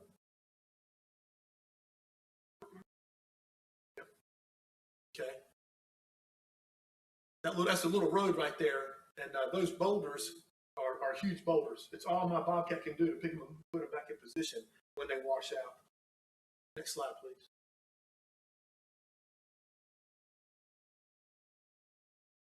Okay, this map right here is the, if you Google North Carolina flood zone, this is what comes up right here, okay? What you have to understand is that all of the water from 421, all the water from the east side of 66 all the way down to Bunker Hill Sandy Ridge Road, all the way up to Twin Creek Road and on Mesa Grove Road, Medical Center Parkway, and Interstate 40 all runs to this location right here, all right? So when you get all that water coming to this location, every single time y'all have done development here, you have filled in some of the flood fringe. This right here used to be the Don Barrier Farm. And all of this section right here was wetland. This right here was the Folk Tree Farm. And all of this was wetland. Every time y'all do another development, you close and you damage this floodplain, it ends up making it worse on us. This little, right here, where you see the end of the flood zone, my father-in-law's property is about right there. It's way out of that flood zone. We now have that flood that I just showed you is all the way up in this area right here. There's a building right here, our neighbor's Craig. And next slide, please. The more you continue to close this floodplain, there's that building I'm talking about right there. And that is my father-in-law's house in a little building. The flood zone stops right along here. We're experiencing these floods all the way up in this location. Yeah, so when this is the retention pond, and this is that area of the property that I took all the aldermen to show them. And if you continue to damage this flood zone, this house, this building right here, this house, and these 2 houses over here are going to start incurring damage from the floods. Like I keep on saying, why is it okay for you to allow a new developer to come in and change this right here to petition FEMA to get this area out of the flood zone so they can get insurance just to put our homes in danger of flooding? That's not right. What happens is all that water comes down this west fork of the Deep River, stops here at Twin Creek Road because the culverts aren't big enough to handle it.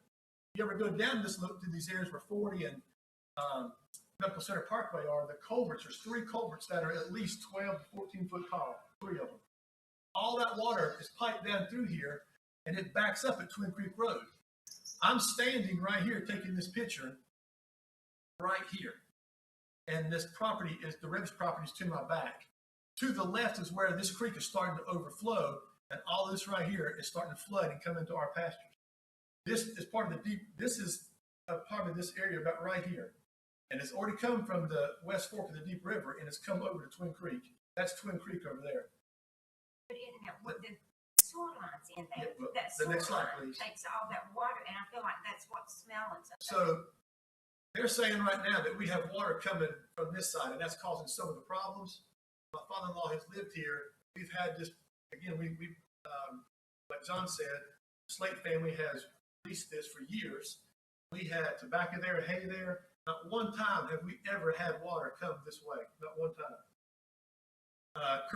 Right before it was grown over, the folk farm had it, and they had trees planted there. So we have no problem with water coming from this side.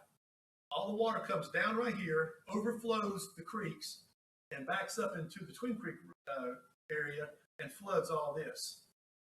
Like I just showed you, this water's coming through here like the Yadkin River. Go to the next slide, please.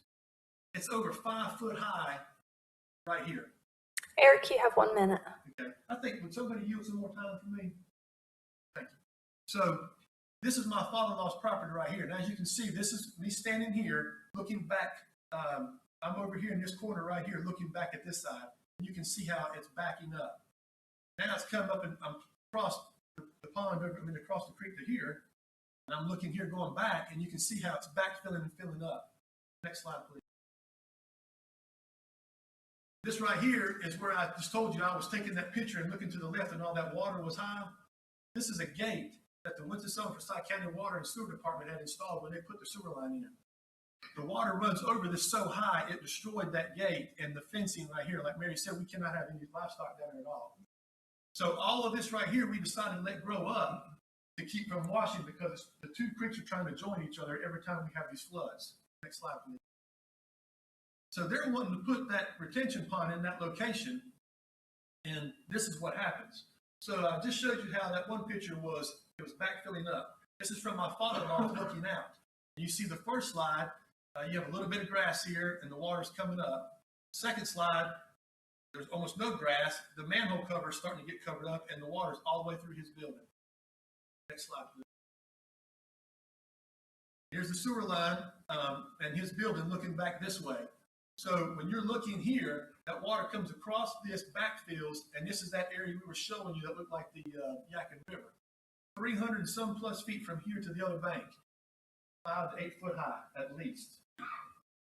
Every time we have any kind of rain, our Twin Creek has continued to overflow out of its banks and is causing damage. And like I showed y'all, we've lost all our fencing on this one side right here, and basically about 20 feet of property. The Winston-Salem used to have a gate right here where they would come in and do maintenance, and they've never come and done any maintenance, like she said. And we finally took the fence down because it just continues to wash and get damaged. Next slide, please. This is the North Carolina wetlands. This is straight off their website. As you can see, this is all wetland. What that wetland is doing is basically slowing down the water and making it to where, again, you can see the 100-year floodplain is right here. My father-in-law's house is way here. We're having flooding all the way up in this location. My house is right here, and we have water backing all the way up into here. I just spent the weekend fixing all this right here, preparing for the next rains that come. So this is the sewer line right here, and as you can see, all of that area floods, and all those manhole covers, some of them are sealed, but like I showed you, there's a bunch of vents, and some of them aren't sealed, and that's where the water gets into the sewer line and then dumps the sewer out on the property. The more you fill this in, any damage to this flood zone or this wetland area is going to cost. So let's just say there's 17% they're going to fill it in. How do we know that that 17% is not enough to go ahead and make it fill in and start causing structural damage on our houses? Next slide, please. This is Gary's house. This right here is way away from the flood zone, nowhere near it. We've never had flooding like this in this area. This is about 15 feet from his house. This is what it normally looks like. This is just incredible to have this amount of water. And when we tell people about this, and like I told the engineer, I still think he understands and comprehends the amount of water and the velocity that is flowing through there. And Eric, you have 1 minute. Okay, even though they're going to yield me time, the next person said they would. All right, I'll stop right now. Stop. You're done right now. Mr. Kleinert, how much time do you need? 3 minutes. Mr. Hall, how much time do you need? Okay, was there anyone else who had wanted to speak on this? Okay. All right, continue. Okay, thank you. Again, you can see the manhole cover is completely underwater. And this is two or three different storms. This is not all the same storm. Next slide, please. The pictures we're showing you. This is the area where that water was running over, and you can see those boulders. Every time we have that kind of water, the engineer said he was going to put riprap out. Those are boulders. Those are huge stones, and they're washing all the way down. It washes this completely out. Next slide, please. Next slide. This is the damage where, again, the creek used to be right here. We used to have a property line marker about right here, and all of that's gone. We have fencing running up through there. All of that's gone now. You can just imagine what it's doing. That sewer line is underground about right here. It won't be long before that bank is completely eroded to the sewer line and start being damaged. When we called the sewer line, I called the Forsyth County about that, they said they don't have money to fix it. Next slide, please. These are the two culverts that I was just showing you that run underneath our road. It completely washes this out. That's 2 4-foot culverts, and it washes that whole bank out to where those are completely gone. Next slide. And this is a movie again. So those two culverts I just showed you, they're about right. They're right there. Okay. All those rocks I showed you are right there. That is 10 foot, up to 10 feet of water, 300 foot wide flowing across there. There's no retention pond in the world that's going to fix that. The engineer designs these retention ponds, but for 30 years I've been in the business to repair them. It lasts about 5 years, built to the standard that the zoning has in place, and the permits allow. But we're the ones that I come back and I repair them. What always happens is the homeowners association never have enough money to properly repair them. So they're always just piecemeal, and it's always a problem. What do we have kind of assurance that's going to stop us from doing the same thing here? Next slide, please. So again, we've never had water coming this way, so putting a pipe right here is useless. Basically, what's going to do is when that water comes down through here, it's going to tear this retention pond completely apart, and all that sediment and all that more trash is going to come onto our property like it does every time. It'll continue to erode our property. It's not right for somebody. I understand they want to sell that, and they can. They can keep it at RS20, and I don't think anybody in here would have an opposition to that. You're putting this kind of development in, where it's going to have continual problems. Next slide, please. Same thing. Could fill up to 50% of the flood fringe. With all of the authority having jurisdiction, I'm pretty sure you can mandate what they have, what they put. It might be a fight. You can mandate them not to cause any more damage to the flood fringe or to that wetland area. Next slide, please. So we ask you to keep the RS20 zoning and not allow any more flood fringe damage, because we have enough of this type of housing on Old Salem Road and Highway 66. They're proposing 4,237 homes, just like what they're proposing to build, less than 3 miles from that site. So we don't need any more of those. What we need is more of this type of house. A house that's going to have longevity. Like John said, everybody in our community buy that house and we die in that house. Okay, my parents, my father-in-law, they're all in their 60s and 70s. They're not planning on going anywhere. My daughter, who's a millennial, just sold her house in Yakima to move back to this area to get a house with land. I don't know where they're coming up with these numbers and statistics. Next slide, please. Our community is asking this board to leave the zoning at RS20. No further damage to the flood fringe. I just showed you what it does. I showed you how it's happening and why it's happening. Don't overload Brookford Road and leave the integrity of our area intact. Thank you, Mr. Compton.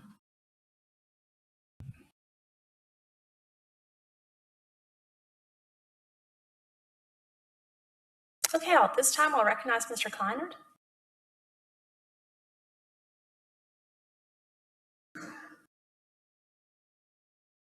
And you have 5 minutes maximum. I don't need it.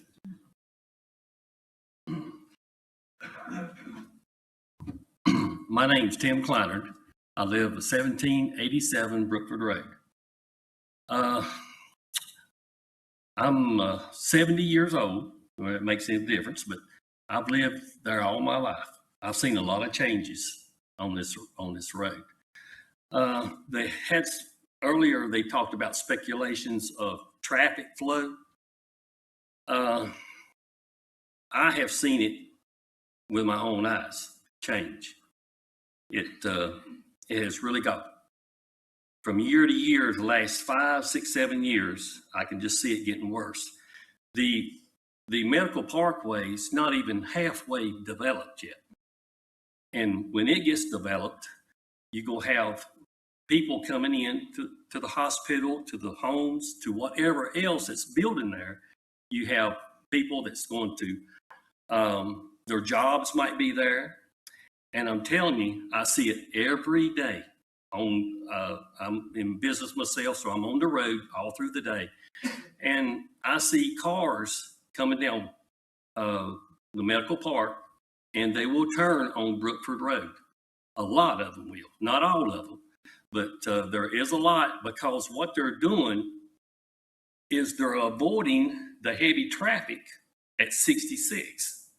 And they can go through Brookford Road, no stoplights, go out the end of it, take a right on Bunker Hill Sandy Ridge Road, and then they're on 66. They go back to High Point, or they can go up and hit 40. So that's a whole lot quicker for them than setting. The other day, well, it's been many days, I've seen traffic at the stoplight at 66 on Medical Park Road. It was all the way at the bottom of the hill. I'm guessing 4 football fields in length. It probably takes 3 to 4 light changes for them to get out on 66. Well, that shows you the volume of traffic that's on that road. So instead of standing in that line, they're learning how to go through and hit our road, which our road, and it's been stated how curvy and hilly it is. There's several driveways and houses that are on these curves, and mine is one of them. I never used to ever worry about, half the time I go out, there wouldn't be no cars anywhere. But now I have to really watch. And when I pull out, I go up to my mom's house. That's where my business is at. There's been many times when I look in my rearview mirror and I just get out, they're already on my bumper. They're coming down the hill, they're speeding because they don't care there. I can tell a pass-througher and a resident driving on this road. And we have several people that, I hadn't seen them lately, but they used to walk the roads a lot with their family, ride bicycles. I don't see that as often, but we don't have sidewalks to do that. So I like to keep this development from coming in, because we just cannot, as I stated before, we cannot handle the traffic that it's going to cause. And it's just going to get worse, even if that development don't even come. So, I asked y'all to vote it down, and I know family members of good friends of mine that owns this Revis land, and I feel for them, but I just feel like there's other suitable things that land could be sold for, and they could get their money and have a closure on that. So thank you very much for listening to me.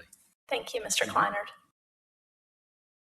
Okay, our last speaker on this is Mr. Rick Hall. If you could restate your name and address for the record. Rick Hall, 1810 Volta. And a lot of the things that we're talking about too is, the flooding and everything. But my wife and I, we live in the bottleneck of that, 1810 Volta. So we're kind of, right in this area right here. So we got the Fork River dumping that water in there. Plus we got the Twin going right in there, the same thing. And I agree with everyone else that the retention pond probably going to have that. But if you come out probably this week after all the rains, you'll see our backyard, the way it gets up and starts the flooding with the water coming down and the other, flooding. So if we're dumping water here, as the map showed, and here, and dumping right here also, what is that going to create, for our property, kind of right in here on that fringe where the FEMA line in the floodplain is today. Because, right here's Volta, and we're kind of right in here. So you can see the creek there and the creek there. So our property is kind of in jeopardy a little bit there, because we get both of the bad worlds, today, And then, along with the sewer line, I've firsthand seen that as well. Back here, you can see those vents where trees and everything is up over and flooded over and debris back over the top of the vents back there. So it is a lot of water, running through that area right there.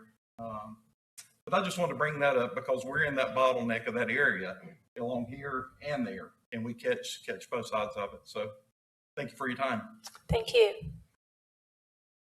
All right, there's just a couple minutes left. Are there any other people here who'd like to speak in opposition?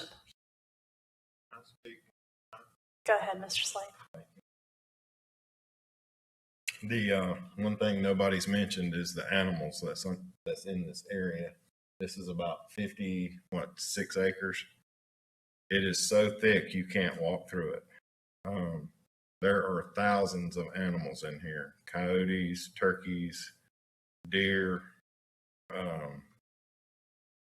just unspeakable amounts of animals.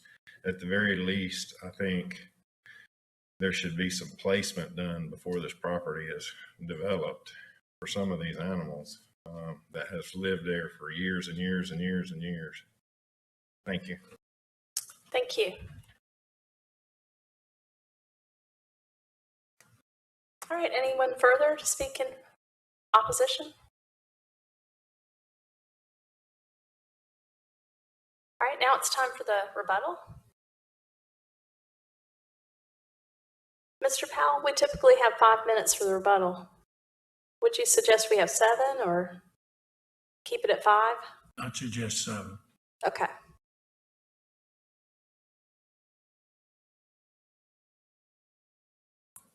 The board okay with that? Okay. All right, Ms. Hodering.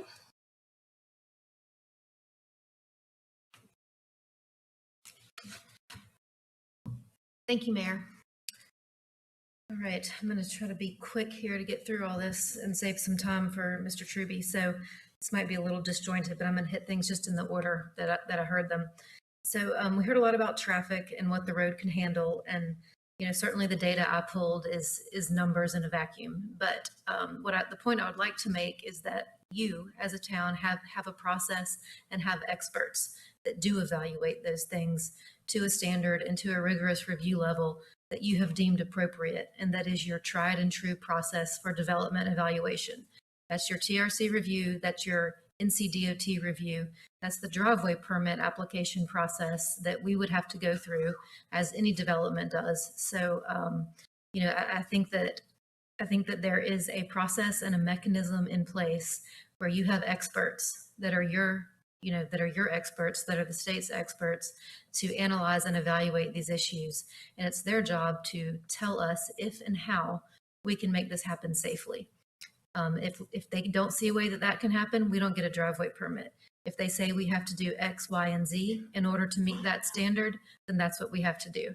So I think that you have a rigorous review process so that you don't have to listen to, or you don't have to rely upon, the speculation and the what people have witnessed or what people think might happen. We have experts to do that, and that's the process that we'll follow and that you all can rely upon.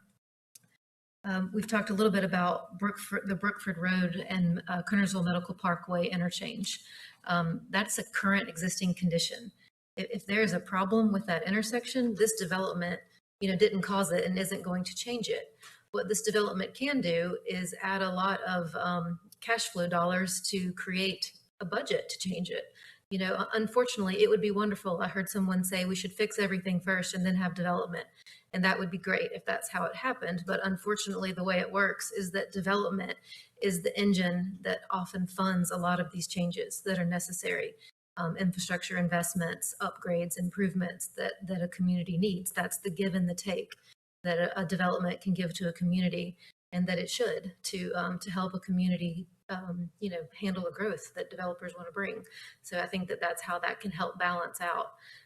That's a direct use of the money that a development like this would bring into the community. We talked about whether this fits or if this is an appropriate land use for this area. This is not like to like. Of course, anyone can see that. It's not the exact same thing that is already there. And what I would urge you to consider is that, is that a bad thing? If everything was like to like to like, and we never had a transition point, we would have a sprawled community of suburban development that never takes advantage of the infrastructure, that never offers anything different, any option to anyone who wants to live in a different way, in a different type of project, have a different type of environment. Yes, there are millennials who want land.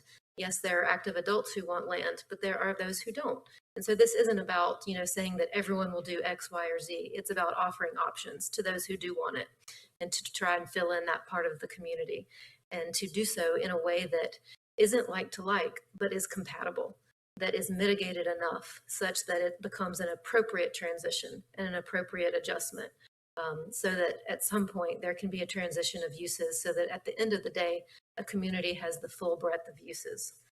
There's a few more things I'd like to cover, but I think it's more important to yield my time to the engineer to talk about stormwater issues, since that's been such an important item tonight. Thank you. I'm here for any questions. Thank you, Mr. Truby.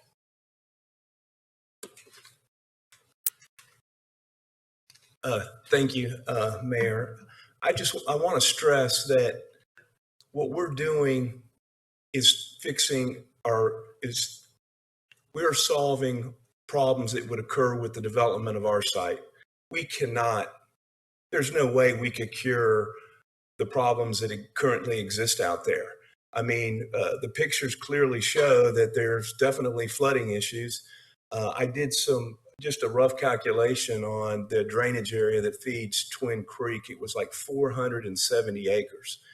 I would venture that most of the development along Twin Creek doesn't have stormwater detention ponds and any control factors that control the runoff. I would also venture to guess that a lot of development along the West Fork of the Deep River doesn't have stormwater controls that like we're proposing. So what I'm trying to say is we are going to solve the problems that could occur if development on our site occurred without our pond. But our pond isn't going to fix these problems. It's just going to not make it worse. Now, as far as filling in the flood fringe, and I don't know if you guys understand that there's a floodway line, which is this line right here, okay? And then there's the flood fringe line, which are those lines right there. FEMA allows you to fill in that fringe and the assumptions they make in their flood maps. And all I'm doing is repeating, I don't design FEMA flood maps. I just know what the rules are. But the floodway line is established so that if every person along the entire length of that stream were to fill to that encroachment line, the maximum rise in the flood elevation along that creek would be a foot. So the hydrologists that do all these studies, that's how that line is determined. So and I'm talking about the entire length of the entire stream, everybody filled to the non-encroachment floodway line, the maximum rise would be 1 foot. That's why a lot of municipalities and cities say you have to build structures a minimum of 1 foot above the 100-year flood elevation. So they account for that filling in of that flood fringe. I'm assuming that FEMA has done this and established these rules because of property rights.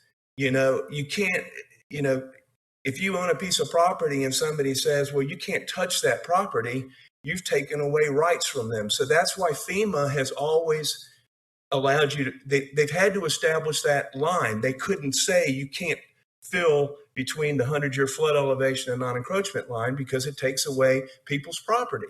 So that's how that's established. Kernersville took it a step further. And in their ordinances, they say, because I guess they've over time figured we'll be a little bit more strict, have said that you can only fill 50% of that line. I'm sorry. And we're filling 17, we're proposing, I believe 17, 18% is somewhere where we are. Thank you. Thank you.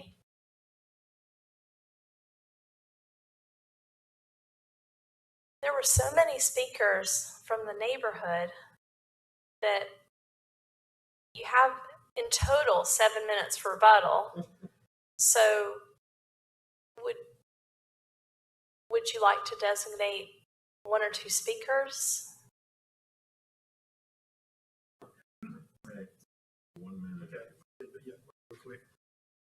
Okay, I'll recognize Mr. Compton. Okay, thank you.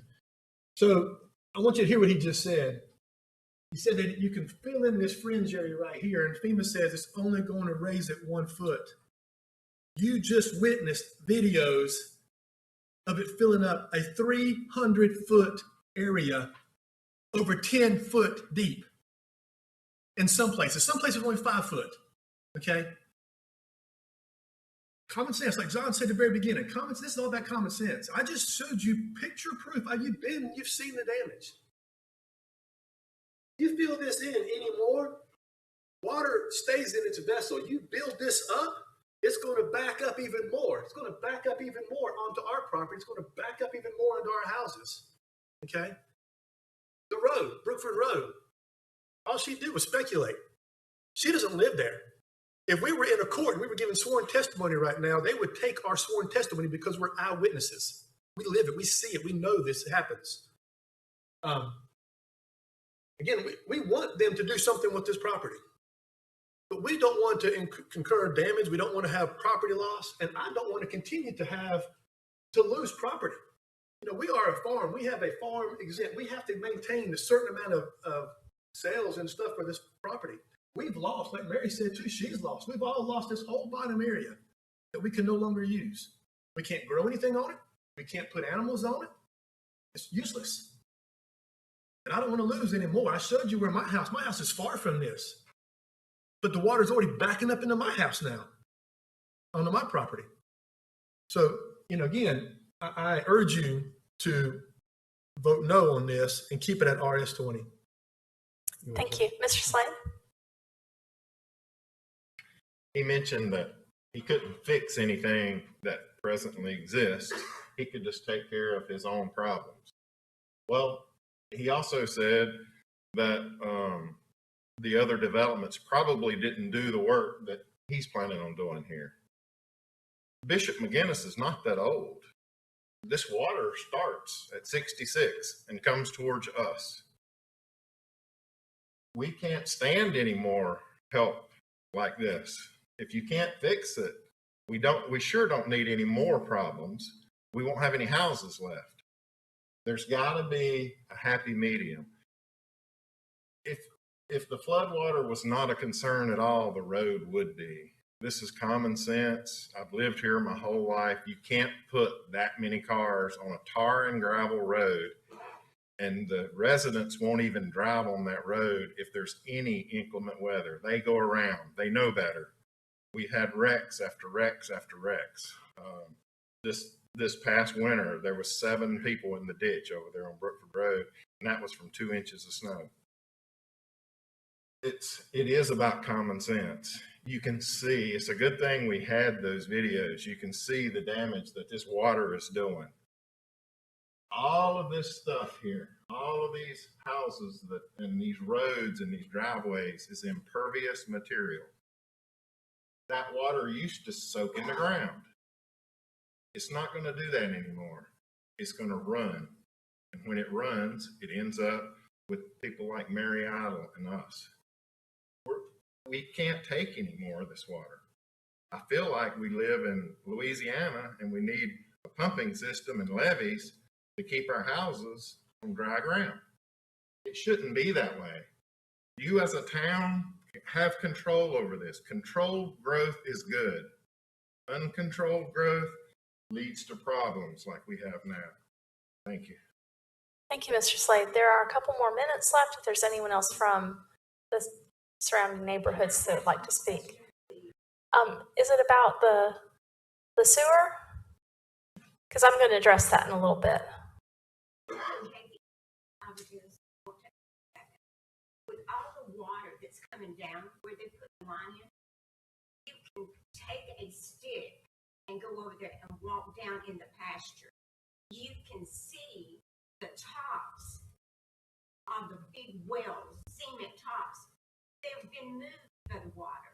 when it washes all those lines and everything up, it's gonna cost a lot of money to redo it, but it's gonna run and the water will take that sewer and it'll go into our river and everywhere. But honest to goodness, that water coming through there like it's coming, it is bringing the dirt off of those pipes. You can see it. It's getting dangerous down there.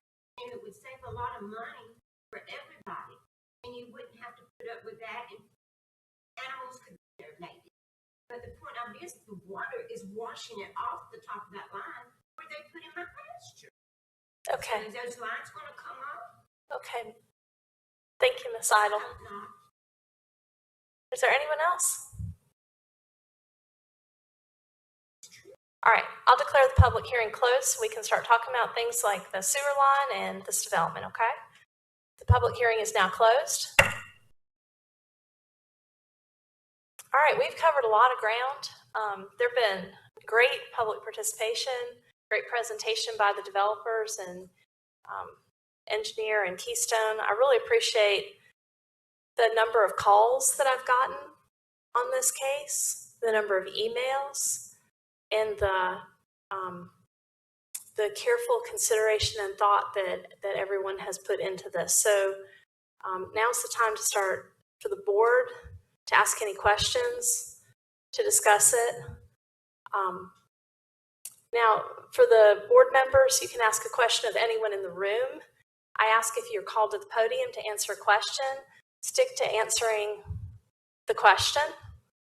All right, and if they have, whoever's asking the question has another question, they'll ask you a second question, okay? So if you come to the podium to answer a question, please just answer that question so we can keep moving. In this case, it's really important to hear everyone's point of view, but we also have other important cases following this. We need to respect those people and have the time for that. So do you have any questions, Alderman Boyer? I had a long sheet of questions during the last couple of hours or so. I've answered most of those, but just to sort of get the lay of the land from the developer standpoint, what does it look like from the nearest house, which is probably 1663 or 1649 Brookford Road? What do they see when they look towards the development? Do you want to ask that of Ms. Gardner or? Whomever from the developer or whoever designed the project. Do you want to ask Scott Wallace? Yes, that'd be fine. Mr. Wallace could answer that. And the second question while you're coming up is the length of the entrance road from Brookford Road to the first structure, which I think is building number 1 or 16. I think they're both fairly similar in distance.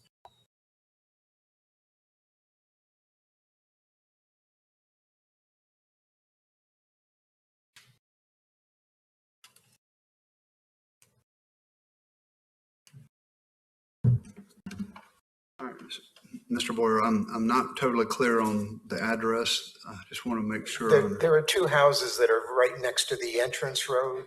Right. And I think it's house number 1663 and 1649. It looks like on the map that I had that are very close to that entrance road.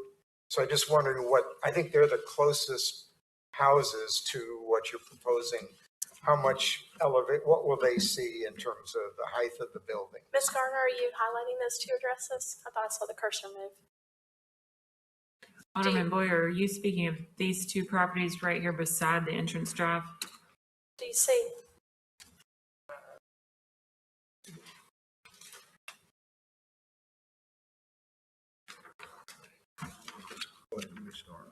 Hard for me to see that. And then it's also on the screen.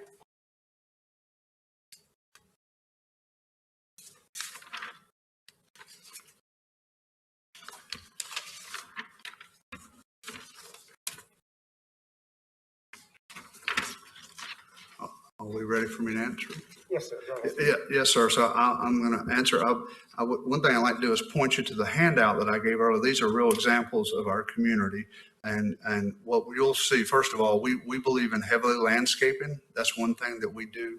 And so we'll have a row of evergreens there. So in a short period of time, as those trees mature, you're going to be seeing those trees, and you would not really even be seeing much through those. So I just like with the handout I gave, you'll notice that if you look at that real detail, you'll see the hedge of evergreens that we plant there. So I'm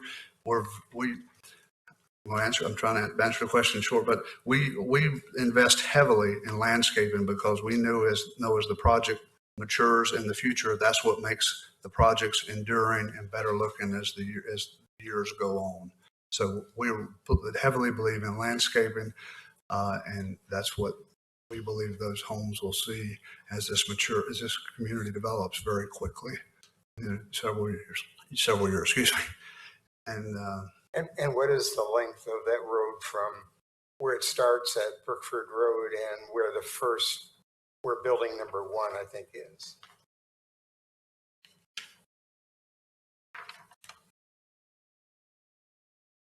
We're talking about this building? Yes. The distance off of Brookford or the distance off those properties? Well, distance from Brookford to start with. The distance from the actual pavement on Brookford is probably 60 feet, and then from the right of way, it's about 30. Okay. All right. Thank you. That's all I have. Okay. Thank you. And once again, it'll be buffered. Thank you. Ms. Garner, that area referenced with the evergreens, what kind of buffer yard is that? They're showing on their site plan, which is the second page of the handout that was provided, so you can see it a lot if you hold it up close. They are there's a row of circles. Those are indicative of trees, and they are showing, I saw it, it was a type 2, 15-foot type 2 buffer yard, I believe is what I saw. So that, yes, the 15-foot type 2 buffer yard. So this would, if approved, this would be the site plan. The 15-foot type 2 buffer yard would be required along that property.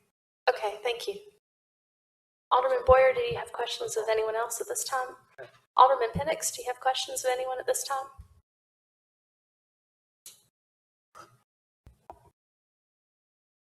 I think most of my questions have been answered by both sides. I might have some comments later, but as far as questions, I don't believe I have one. Okay, thank you. Mayor Pro Tem Fulton, do you have any questions at this time? I do, thank you. Ms. Catherine, when we met, I asked you about the number of houses in the pipeline. Can Yes, you ma'am. go ahead and give me that answer today? Please. And if there's a possibility, could you give me the answer? What we have in the pipeline for multi-use residential as well? So I had my GIS staff run report updating the 2020 growth report on the GIS based off of our building permit data. So these are all of the projects that we've had approved going back to the mid-aughts. It shows all of the projects by subdivision, the year it was approved, the type, and I do have maps showing those, the number of units, and the units complete and the units open. Some of them are not like let's see, there's one that has started, like Stonehaven, they're out getting prepared. So there are some that have not issued building permits, but we anticipate those moving and coming in pretty quickly. Our best record is that 492 have been completed. There are 2,929 that could be building permittable soon. And so showing those across town. The blue color indicates that developments that are approved with construction pending, and then the red is indicative of developments that have been approved and are actually under construction. So this would show the entire town. Again, the Knolls, that one's under construction. Stonehaven, they're moving dirt. So there are some that are not quite at building permit. They're not raising roofs yet, but they are close. And then this shows the approved housing developments by type, red being apartments, orange being townhomes, blue elderly housing, the purple color mixed residential of different types, and then yellow as residential subdivisions. This is great information. I would love this in an email later. Didn't we approve a one-story senior living right there near Salisbury? That's not the Gateway Place apartment, and it's not the Caleb's Creek. So where is that on that map? They have not submitted any plans after approval, so it Right, may but be. they've been approved They and have not been started approved. construction, It's right? it was a 4-story plan that's been approved this year. I'm not sure why that didn't make it on the list, but they have not submitted plans for the site work or any building permit yet for that structure. Right, but I think my original question was, what has been approved, what's in our pipeline, right? So- And then also, this is wonderful information. I think this is very helpful, but I realized there's 70 apartments, senior assisted living, that we're not even showing. So that you need to add that to your final number. We can add that. Please. Yes. Okay, can you go back? Because this is the first time I've seen this information. Okay, and the blue is in process, right? Or Blue do I is have it backwards? Blue is construction pending, so Okay. it's been approved, but no plans have been submitted yet for review and approval. And you may know this off the top of your head, you may not. The Weldon Village, how many townhomes are over there? And I know they're not completed yet, but there is a number. Weldon's got a lot going on, and it depends on the phase that you're in. So we've got 3 indicated in Weldon Village. We've got a mixed residential, single-family residential, mixed residential. There are quite a few that are still in, like we're still If I'm doing anticipating. quick math, that's 170, right? Approximately. Roughly? Yep, okay. Let's see. That's very, very good information. So we went from 4,000 in our pipeline down to around 2,900 open. Is that what I'm seeing? I'm sorry, I can't see this. Plus the approximately 70 from the Salisbury housing that you point out, so 3,000-ish. It's still in the pipeline. Perfect. Thank you. Thank you, Mayor. Thank you. Alderman Cruz, do you have any questions? Thank you. Alderman Thompson, do you have any questions at this time? No, ma'am. Thank you. Thank you. I have a question for Doran. Can you come forward?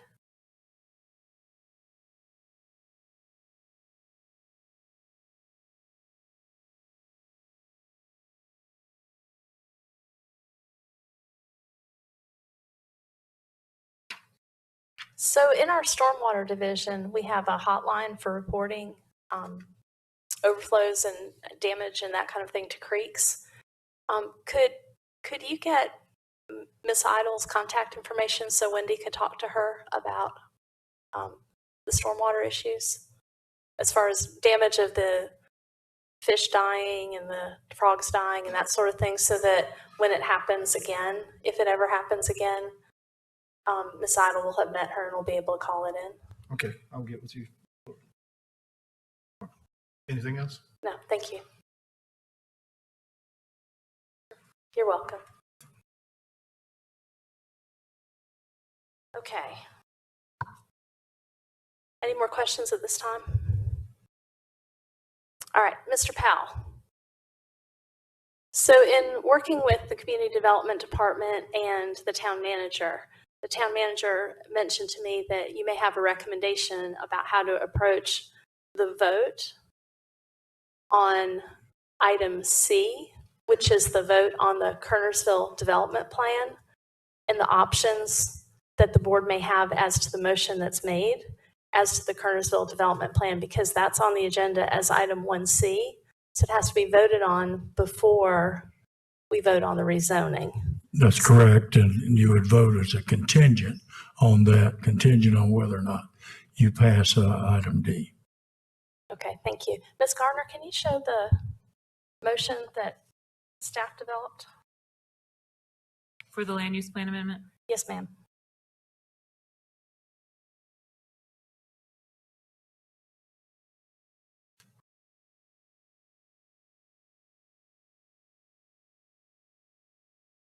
Okay, and so, Mr. Powell, what would the recommended wording be? Approval of the resolution in the staff report to designate those PIN numbers as mixed residential, contingent on the approval of the rezoning of zoning docket K 791. Would that be your recommendation? That's correct. Okay. All right, does anyone have any questions? I need you to review that again. So Okay. I'm looking right here. It says C1, consideration of a resolution amending. But C is the actual rezoning of that property, correct? Zoning docket K 791. Okay, wait a minute. I get with which is, So we're going to D before C. um, I'm looking at C, it says KPD 57, Yeah, but and I'm looking at D as K 791. that's correct. And KDP 57 is change of the land use plan. And it's what Mr. Powell said and what the mayor said is if you decide to approve the land use plan, you approve that change contingent upon approval of the rezoning in item D. So we're here in the plan before the rezoning. Yes, ma'am. Got it. I mean, with everything we've been doing tonight, I got to clarify that as well. and so, Mayor Pro Tem Fulton? Yes. The recommended motion for KDP 57 is shown. Thank you. And that is item 1C. And Mr. Powell was recommending we add that phrase about making it contingent at the end of what Ms. Garner has. In conjunction with 7. Okay. So it would make it contingent on Thank an you. approval of item D. Perfect. Thank you so much. And I agree with you. We've covered a lot of information tonight. All right. Is there any discussion on item C, which is the revision or amendment to the development plan, or D, which is the rezoning, before I call the question on the development plan or the rezoning?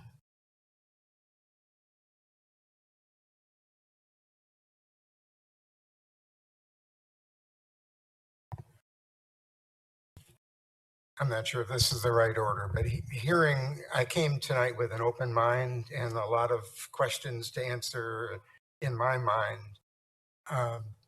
It's clear to me that the citizens don't want the land use plan changed, that they would rather live with the RS-20 that's currently in place.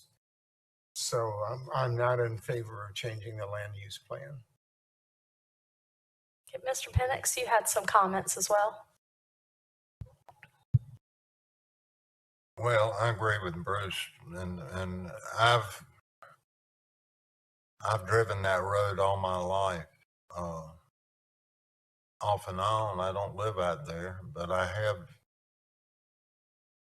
memories of having close calls on that road when I was younger and not as sensible. But I've ridden it many times in the last few weeks. And that road reminds me of a road in Southwest Virginia, in the mountains. And I don't mean that as anything to degrade that property. I think it makes the property what it is. It's a beautiful piece of property out there.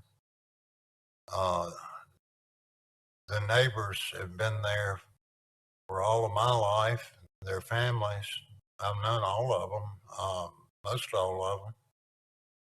And I think they're concerned, and my concern is about the traffic and the safety for the children out there. I'm not so sure that the statistic estimate is right that 75% of the people are going to turn and go to Medical Parkway. And that's a hazard in itself trying to get across there. I think a lot of people go to Bunker Hill, and tractor trailers have found shortcuts through there. I agree with Bruce. I'm against adding close to 200 more homes right before you get to all of that beautiful land. So. Thank you. Mr. Thompson, do you have any comments? I do, and I've labored over this for the last few weeks. I have been listening to different discussions, going over the site plan. There's a lot of factors And in play. if I could stop you, if you pull your microphone a little closer. Sure, I'll be happy to. Thanks. There's a lot of factors in play. The flooding is a big one, of course. I like the plan. I think it's a great plan. I don't think it's the right spot for this plan. Just going down Brookford Road and visualizing visualizing what you're going to see when you cross 40 at that particular point. I know there's a transition point that you guys discussed, but that to me is a little heavier than a transition going from the project that's being proposed to what's on Brookford Road. That's one thought process I have. Brookford Road, I moved here in 95 and I've always cut through Brookford Road. Let's just be honest. Most people have cut through Brookford Road. If you're going to Jamestown, if you're going to High Point, if you're going to Archdale, you're going that way to go that direction. It's quicker. You don't have to get on 66. You don't have to go all the way down, get on 311. It's just a faster way to go. That road is treacherous. The bottom of that road is treacherous. When I heard the same thing Joe did about tractor trailers coming down that road, that's the reason I made a comment earlier. I can't even imagine being in the bottom of that hill with tractor trailers coming either direction, and I'm going either direction. That's a huge safety concern. That road may be a minor thoroughfare, and it may be considered that, but just being on that road and thinking about the traffic counts that we've heard tonight is not realistic to me to feel like I'm making the best decision for our community. I appreciate Keystone Homes and Mr. Wallace bringing this project to Kernersville, and it's a great project. They have a great product, but in my opinion, is that's a tough spot for that product. Thank you. Mr. Cruz? I feel the same way. I ran a record service here in town. I've lived in Kernersville all my life, went to school with most of these people, and I traveled Brookford Road many times. It was a good, quick zip through when the weather was right, but when it's raining or in inclement weather, it's terrible. When you go over the hills and through the turns, it's a pretty area, and the trees and all have you blocked. And then now coming out onto our Hospital Parkway, the intersection is long and it's dangerous coming out there. And I feel that if they did anything, they would put a stoplight, which I would totally be against, because the traffic going into the hospital is an emergency. They need to get there. They don't need to have to dodge this traffic. And looking at the water that I've seen all the years that I've towed cars to their residence, and my dad and I were in the septic tank business for numerous years, and we ran into the same kind of problems where you had water when the land won't absorb it, you've got nothing but a mess, and it's a backup. So I just have to say that this is a good looking project, but I think it needs to be somewhere else. Thank you. Thank you. Mayor Pro Tem Fulton? Thank you. I really like the product, and I want to say thank you for willing to look at Kernersville not once but twice. I do think there's a place for you. I think Brookford Road is not the place, in my opinion, because of traffic, because of flooding, and because sometimes you have to hit pause. It doesn't mean no, it's just a pause. And I think given the census numbers that were passed out by our town manager tonight, we increased from 23,000 people April of 2010 to 26,000 people in 2020. So there is an increase, it's 14%, but we also have a nice pipeline in place to cover that right at this moment. So again, thank you all for being engaged. I love when people come, talk to us, and get engaged. And so thank you, Mayor, for that time. Thank you.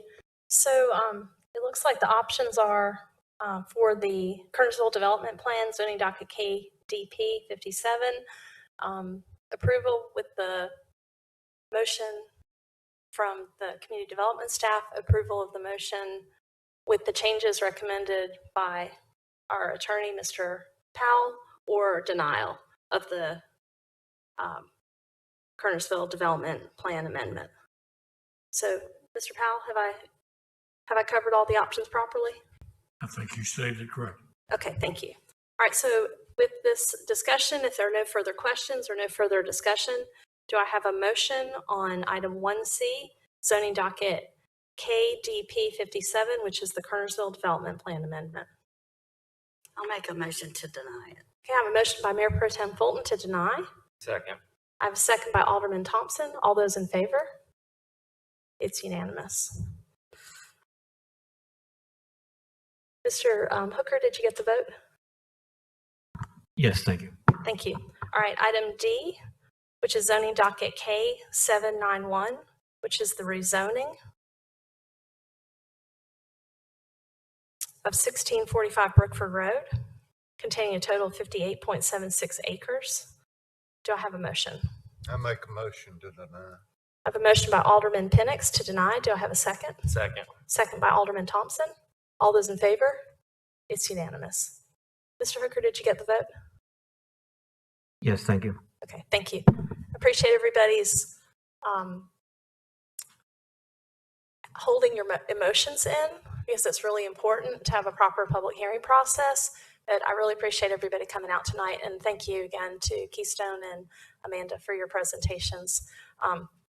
We will move on now to item E, and everyone is welcome to stay because we have a lot of other great things on the agenda tonight. But if you are here on that case, feel free to leave.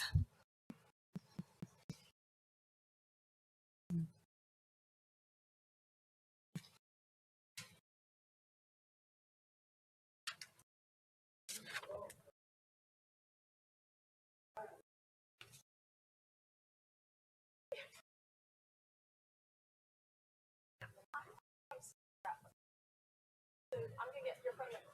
All right.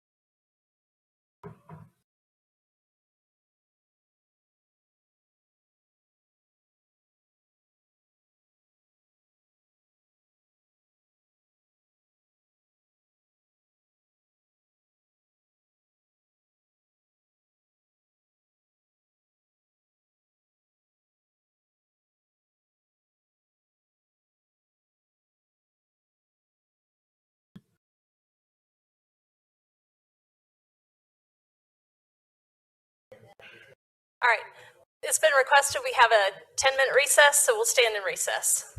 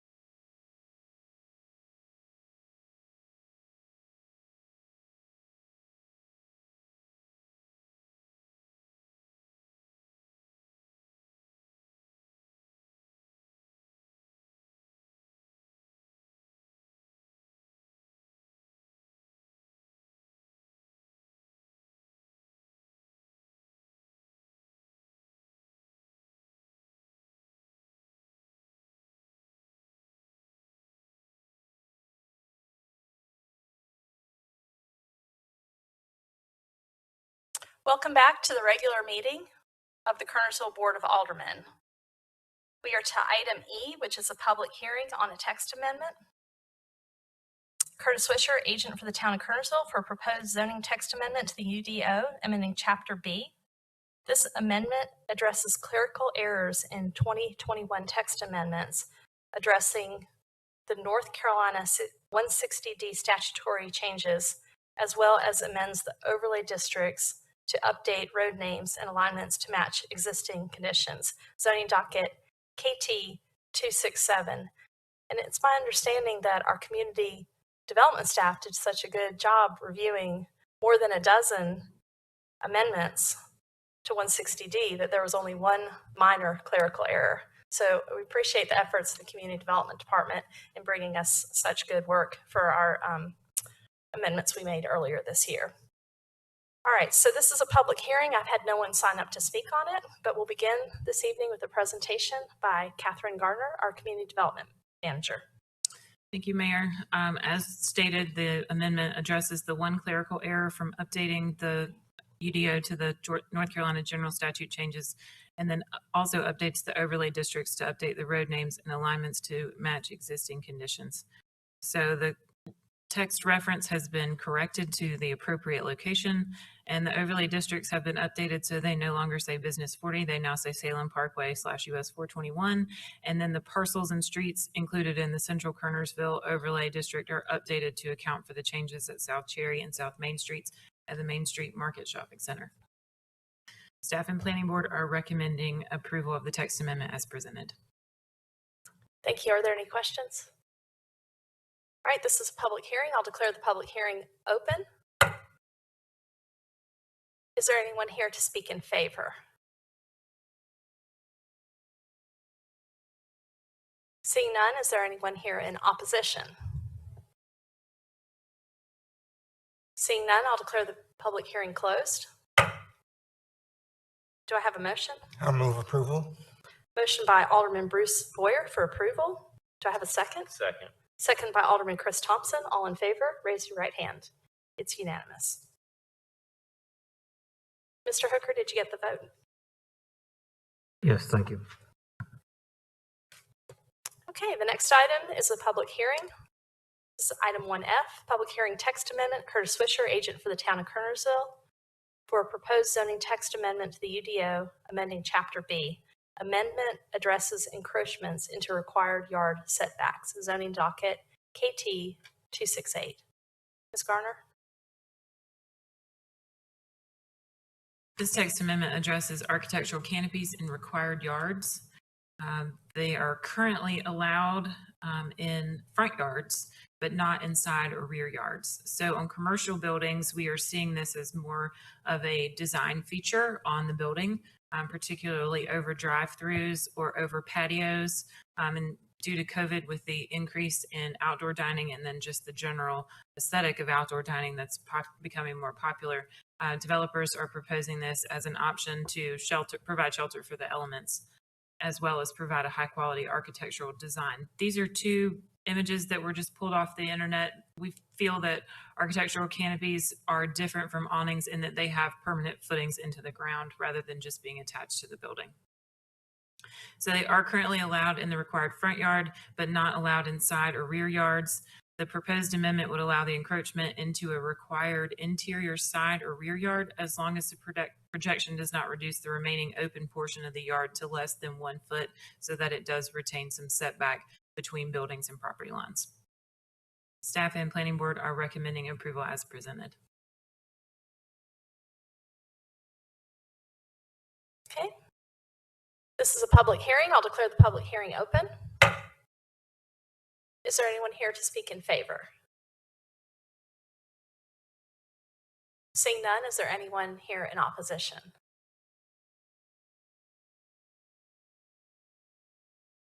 Seeing none, I'll declare the public hearing closed. Is there discussion or is there a motion? I move approval. Motion by Alderman Penix. Is there a second? Second. Oh, you can have it. Second by Alderman Thompson. All those in favor? It's unanimous. Mr. Hooker, did you get the vote? Yes, thank you. Thank you. All right, we are to the public session. The first item is speakers from the floor. This is an opportunity to address the board on an item that is not otherwise covered on the agenda. Is there anyone who'd like to address the board? Okay, that brings us to item 2B, preliminary subdivision review. Trail Ridge Subdivision, Mark Smith, agent for owner for property located at 9431 County Line Road, near southern terminus of Deborah Lane and County Line Road, being all of the pins listed in the agenda containing a total of 35.83 plus or minus acres. Petitioner requesting a 55 lot subdivision with a density of 1.5 lots per acre for property currently zoned RS20. We have 15 minutes total for public comments, but we'll begin with a presentation by our staff. Ms. Garner. This case is a preliminary subdivision review that was submitted following the denial of the rezoning earlier this year. It is the same developer. He is now proposing residential single family at the 20,000 square foot minimum lot size. The acreage shown on the site plan is 36.129 acres approximately. We have a different number. We've addressed that in a condition in the staff report. As far as the units go, he's showing 49 residential lots. But there's 55, and there's a question about whether some of them may be actually buildable once you factor in the wetlands and the other riparian buffer rules that are applicable as well. That's also been conditioned. And then the density would be affected based on the number of acres. So the preliminary site data's density calculation states 55 lots and a density of 1.5 acres. We have the 36 approximately acres minus 1.36 units per acre gives us a different number. So we've conditioned it so that at the time of plat submittal, there would have to be a current survey that would have an accurate number based on the actual acres of the property. So the subdivision ordinance review process consists of an administrative review to determine compliance with the ordinance based on findings of fact of conformance or nonconformance with the subdivision ordinance adopted in the Unified Development Ordinance. For compliance of the submitted preliminary subdivision to the ordinance, the following conditions are recommended.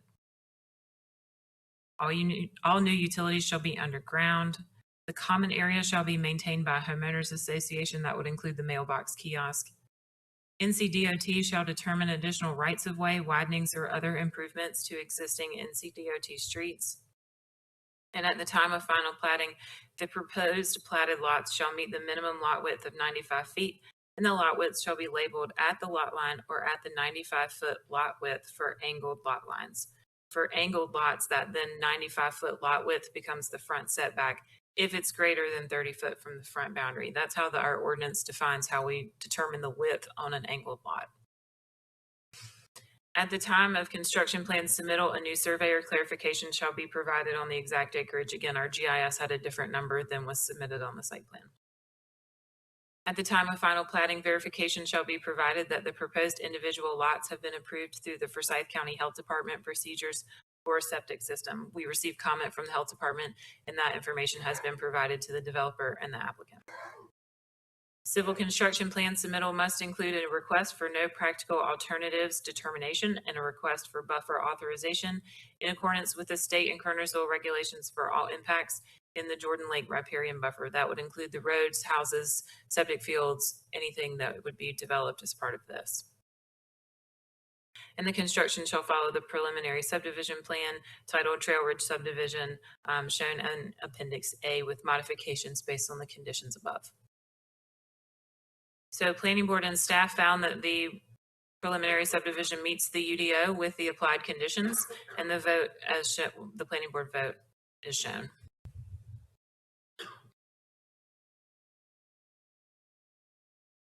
Thank you. All right, first I'll recognize Bill Greco.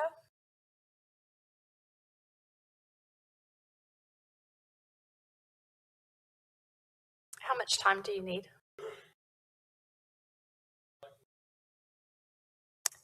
Mr. Powell?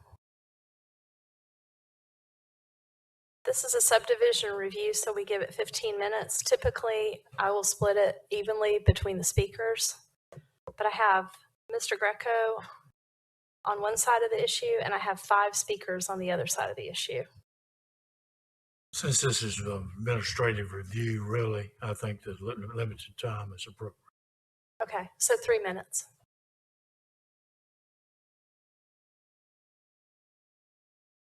Hang on, we'll start over. It's not lit up. It's on now. Okay, thank you. Thank you. Mayor, members of the board, my name is Bill Greco. My address is P.O. Box 347 in Oak Ridge, North Carolina.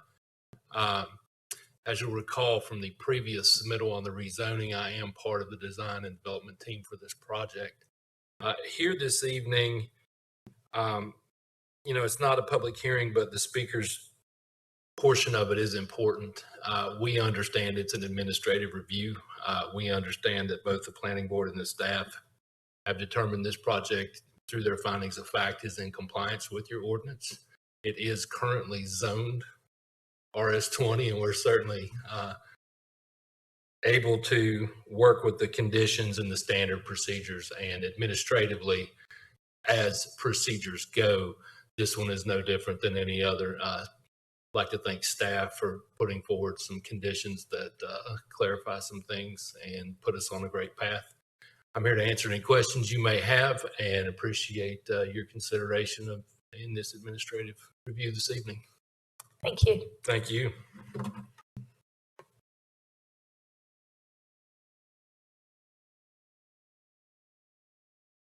All right, Peggy Smith.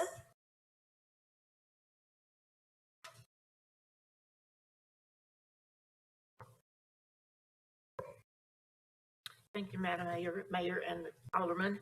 My name is Peggy Watson Smith. Hold the microphone closer. Okay. And I live at 1290 Deborah Lane, at the very end of Deborah Lane, and I've been there for 47 years. I have a personal interest in the County Line Road and as it not being safe. And when my middle sister was 6 years old, she was run over by a car on County Line Road.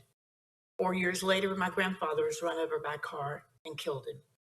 That is the danger of County Line Road, and that's been many years ago. But now the traffic is even faster and more involved. So I have also lived on County Line Road or Deborah Lane most of my life.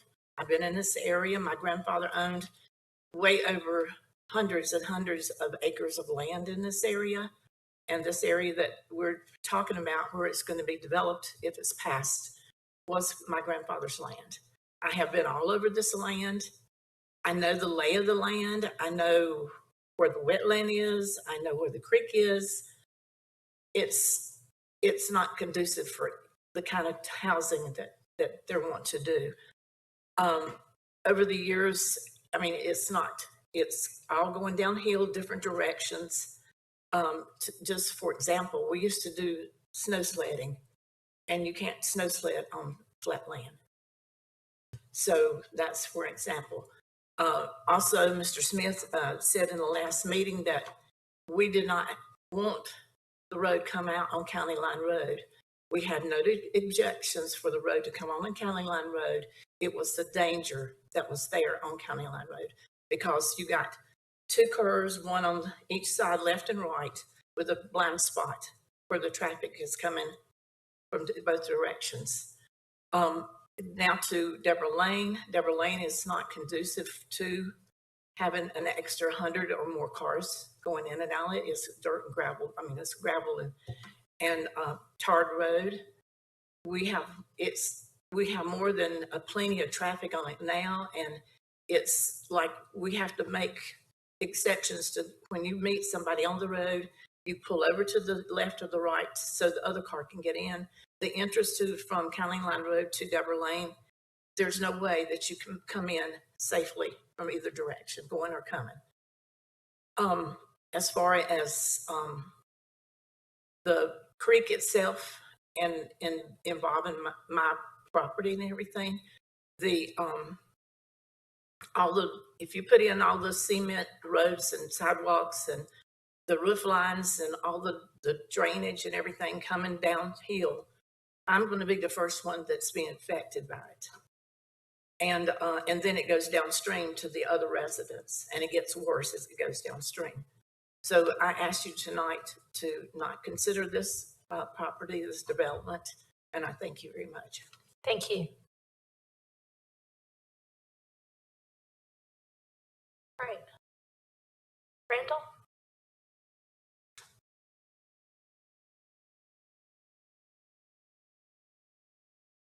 You have about 2.5 minutes. Okay. Hi, I'm Randall Reidler. I live at 1255 Deborah Lane. Thank you, Mayor and board members. I'm going to keep it quick. We've had enough talking, especially about flooding tonight, but it's the same issue that's going on the other side of town is going on here, further downstream from where the property is currently located. There is something interesting that I've been hearing over and over again, especially about these low density subdivisions. And it's that from the developer's perspective, it's not written anywhere or in any regulations that, they're not required or they don't have to put in retention ponds or anything like that to help with any flooding further downstream. But that doesn't mean that they can't do that. Stonehaven, which is diagonal to the currently proposed subdivision, that developer is putting in a retention pond, even though he does not have to. There are a few people in Chelsea Place that are having flooding in their backyards, and that backs up to Stonehaven. And he worked with them and agreed to put in a retention pond, even though he didn't need to do that. We just keep being told, no, I don't have to do it. And that's just all I have to say. I'm going to keep it quick. Thank you. Thank you. Art Marks?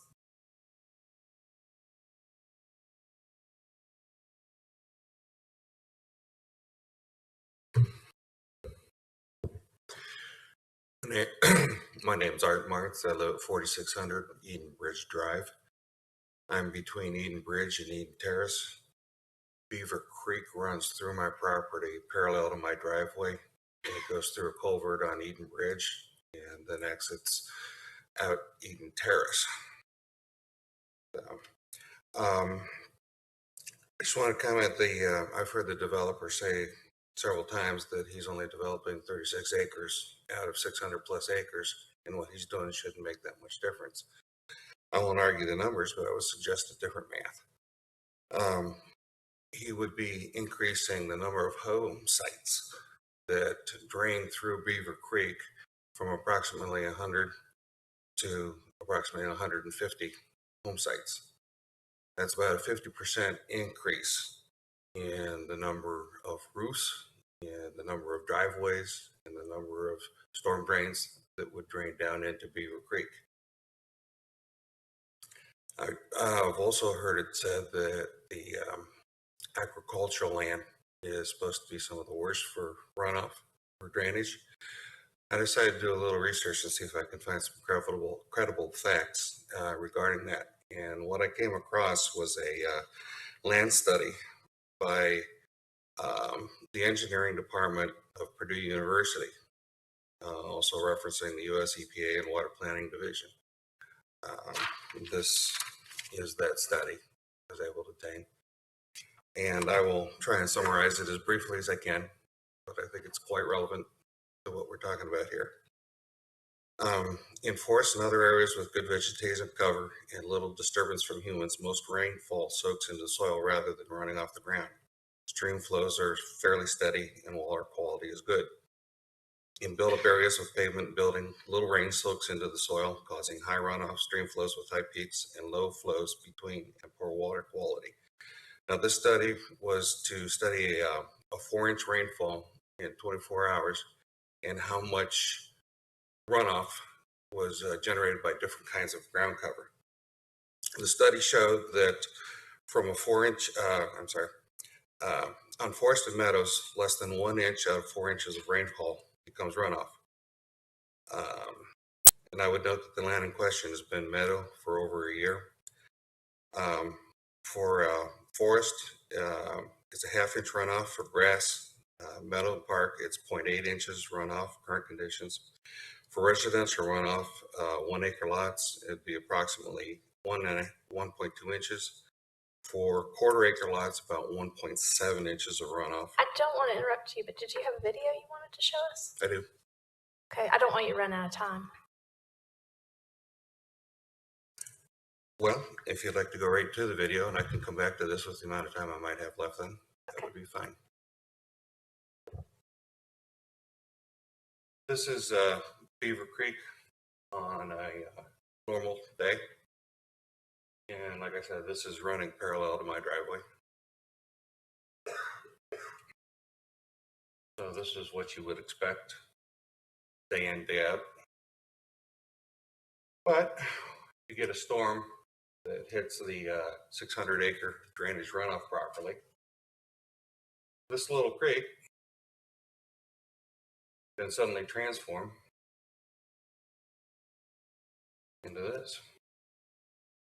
Is there any sound with this? Okay.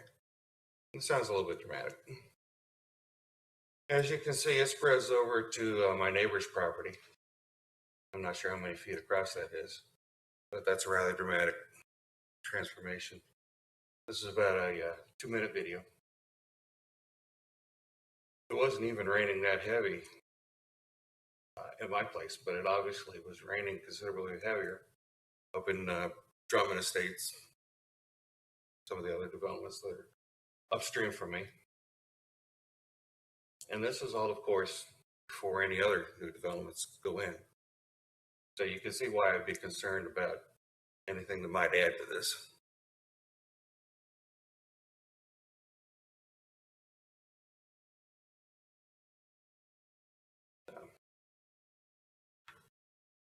Give it just a couple more seconds. Just trying to make sure that you had a good appreciation for how quickly that water is flowing and how deep it was. And when this finishes, there's a couple still slides. You'd have to go to the next slide on the PowerPoint presentation. Mr. Marks, you are at time. I've got David Hatch and David Tumas after you. All right. Could you flip those two sides real quick then? Go ahead.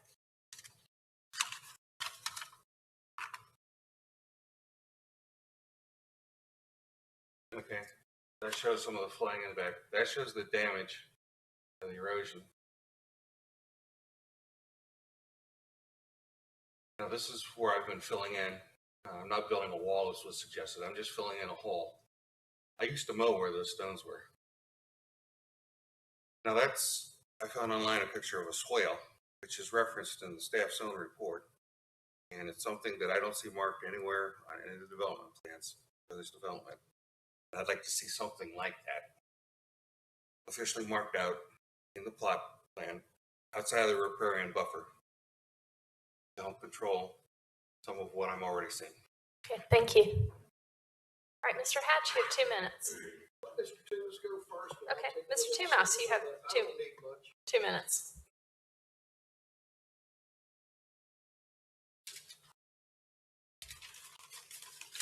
Good evening. My name is David Tumas. I live at 4600 Eden Terrace Drive, downstream from the proposed development. Just a little bit with the water and everything else, the way the proposal is laid out, it's laid out for the maximum number of lots. There's no delineation for the wetlands.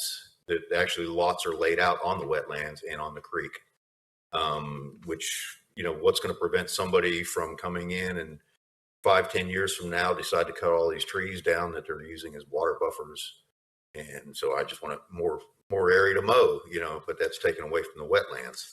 I want to quote the Kernersville News from Thursday, 9/22/21. Wendy Davis asked the candidates about stormwater.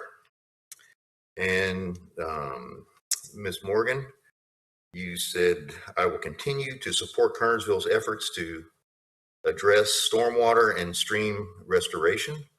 And Ms. Fulton said, water always wins. The best way to address stormwater runoff is with the initial phase of the development with the developer. We need to protect our neighbors, citizens with new developments that are planned. Well, this is where the rubber meets the road. Put your money where your mouth is, and let's do something about this. What has happened over the years is development has happened and you've approved it. Now this has just come to a culmination of all this extra water going down Beaver Creek. Thank you. Okay, Mr. Hatch.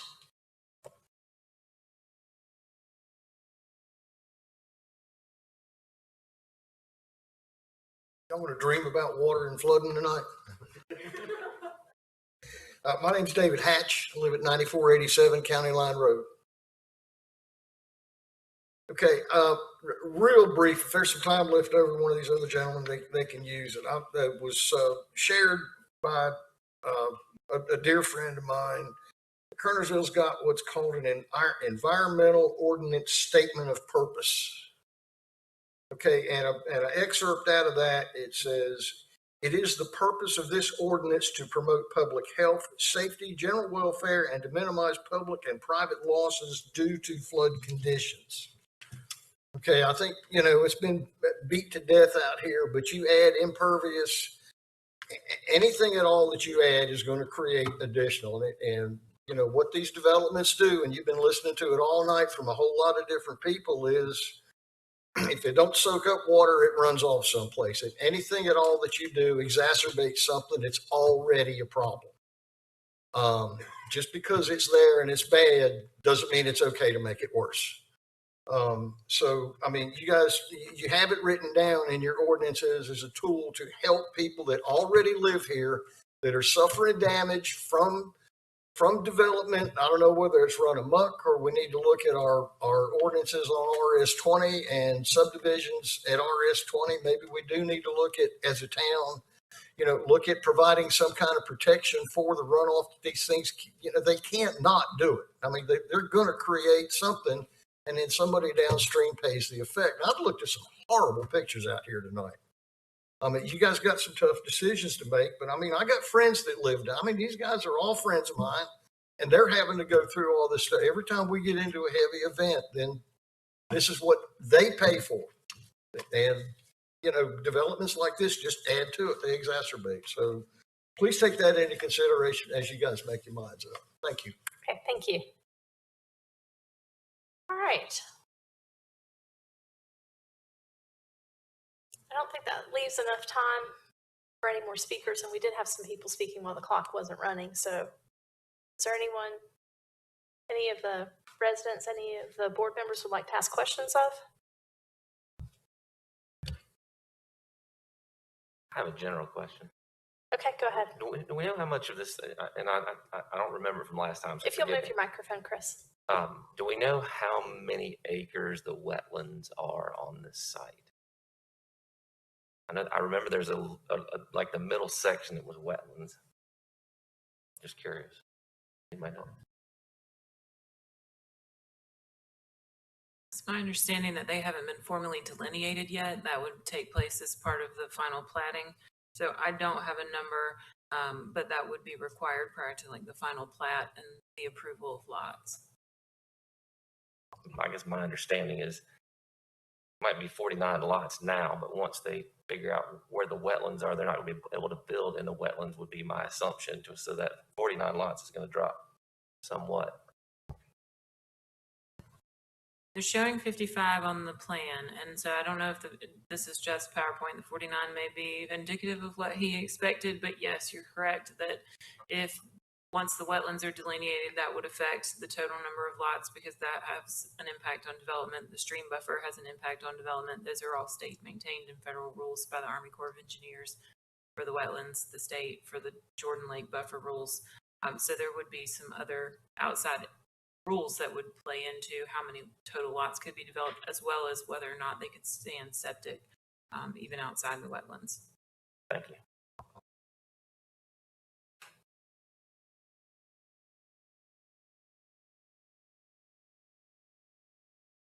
So I have a question for Catherine.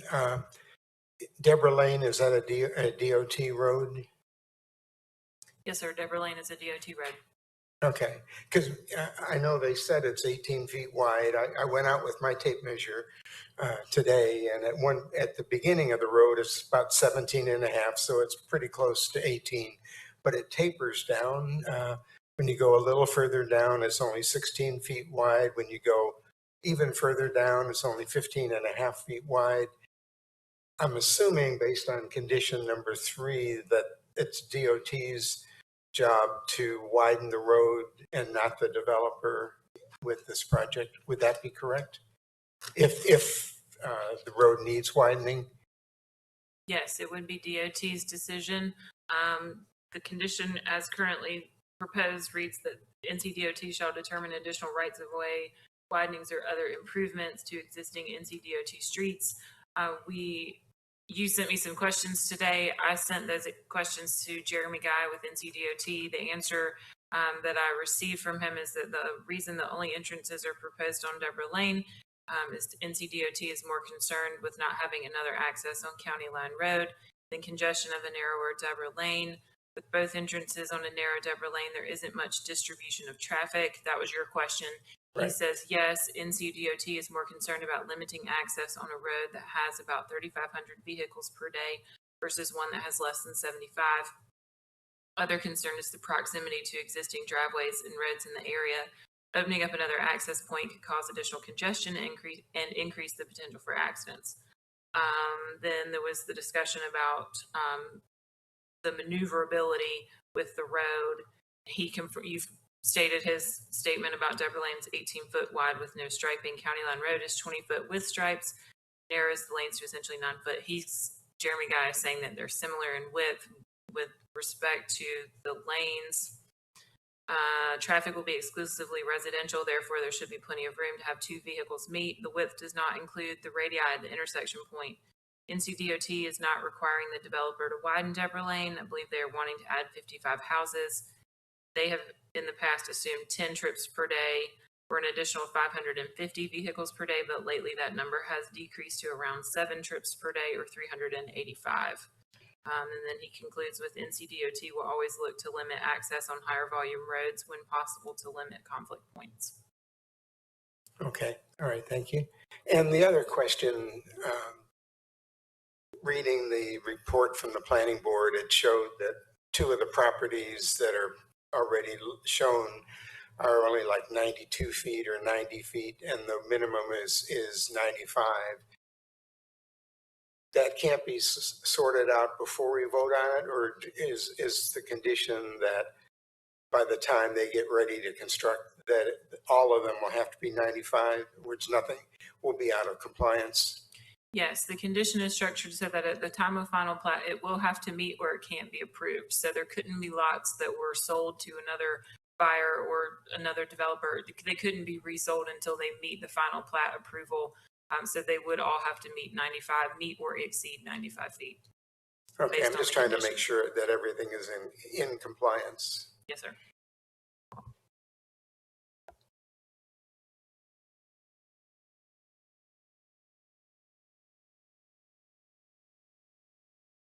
Okay, is there discussion or further questions?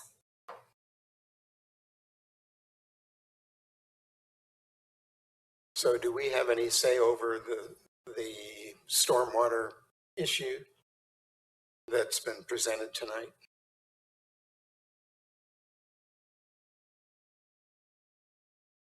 Questions whether or not for the board's consideration on determination here. Yeah, okay, we've seen pictures Is an administrative review as to whether or not the plan submitted by the petitioner meets all the qualifications required under the ordinance. Right. So if there's not something required on the ordinance, then this is something that he has complied with.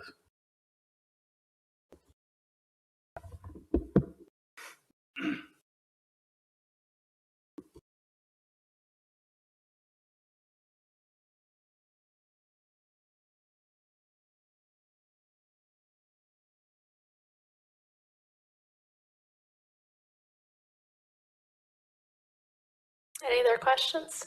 Any discussion?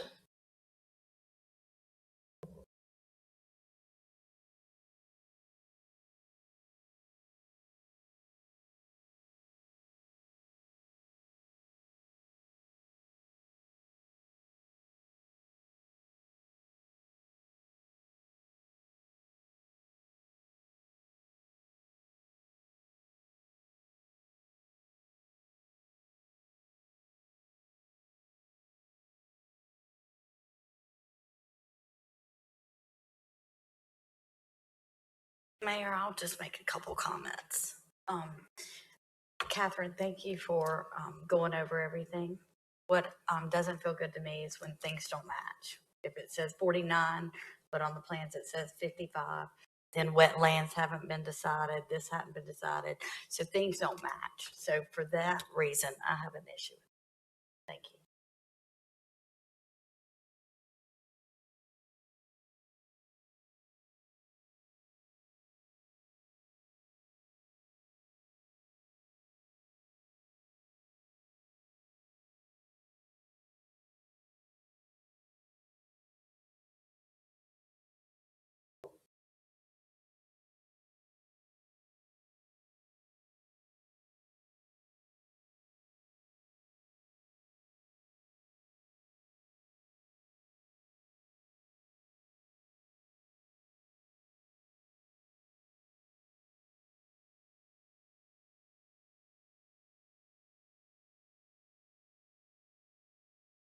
Okay, I'll make a motion to deny it.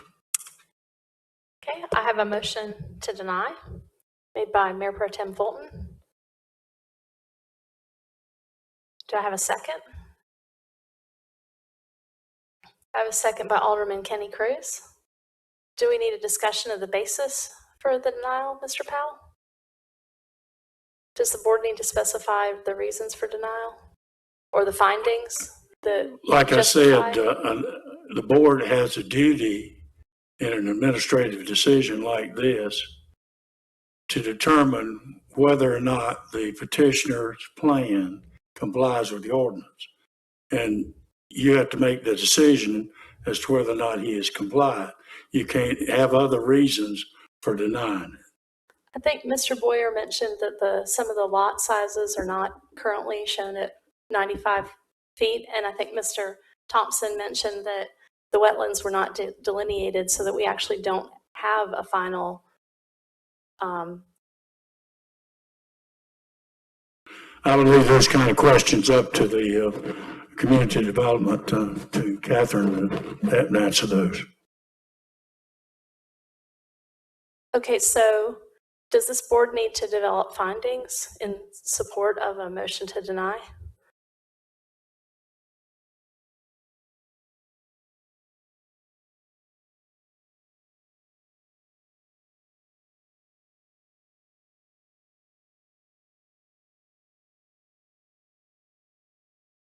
I think you should, because otherwise the petitioner would have grounds to overturn this. Okay, go ahead. Okay, I'll make the motion to deny it based on the fact that not every lot meets our ordinance standard of 95. We also have different information. We have 55 versus 49. We have a staff plan or a recommendation that has been corrected. And, you know, in your recommendation, you're saying if this or that, that doesn't meet our exact standards. So I'll go with that. So are you concerned about the four areas that staff is going to sign off on with the final development plat? You feel like those ought to be presented to us tonight? I think they would have to be presented tonight for me to vote in favor of it, because, you know, our staff does a great job, but I'm dealing with the inspection department myself and it's not great. So before I do anything on this subdivision, you know, it's got to be in compliance. And to me, it's not. So thank you. Is that your second, Alderman Cruz?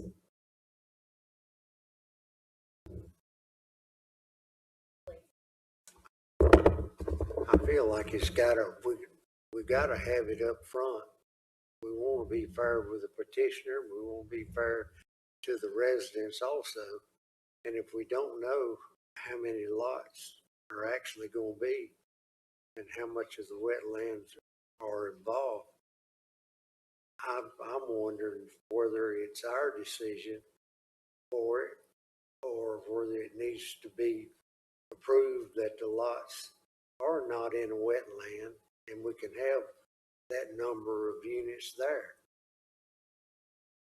Okay, is there anything further we need to do, Mr. Powell? Does it make any sense to continue it and to continue this item until things are platted?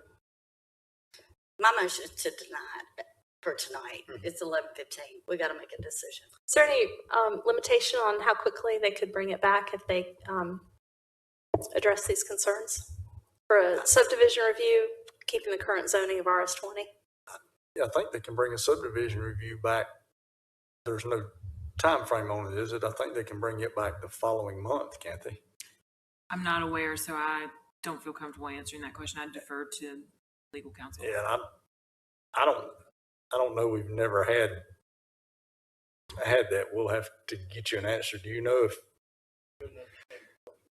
when can he bring it back? I know on a rezoning, if it's denied, it's a year to come back with a different rezoning, 2 years with the same rezoning. Is that correct? And I don't know what it is on a subdivision. I mean, you can take a break and we can find out maybe, but I don't know. Yeah, the question is there a time limit if a case is denied in a rezoning, and this is not a rezoning. If a case is denied in rezoning, it's a year before they can bring it back with a different rezoning.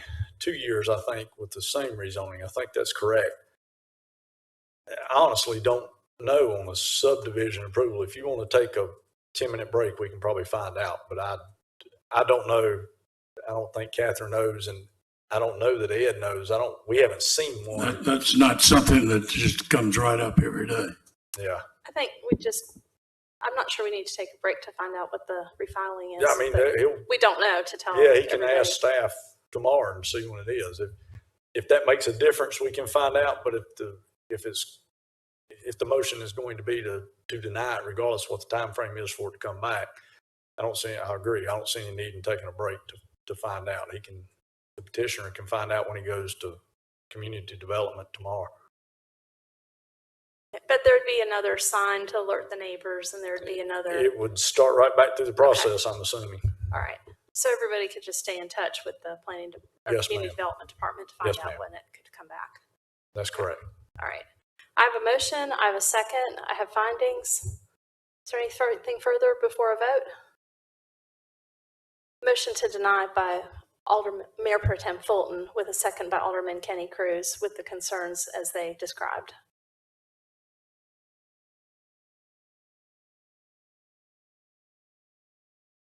He can, we're just not sure right now about the time frame.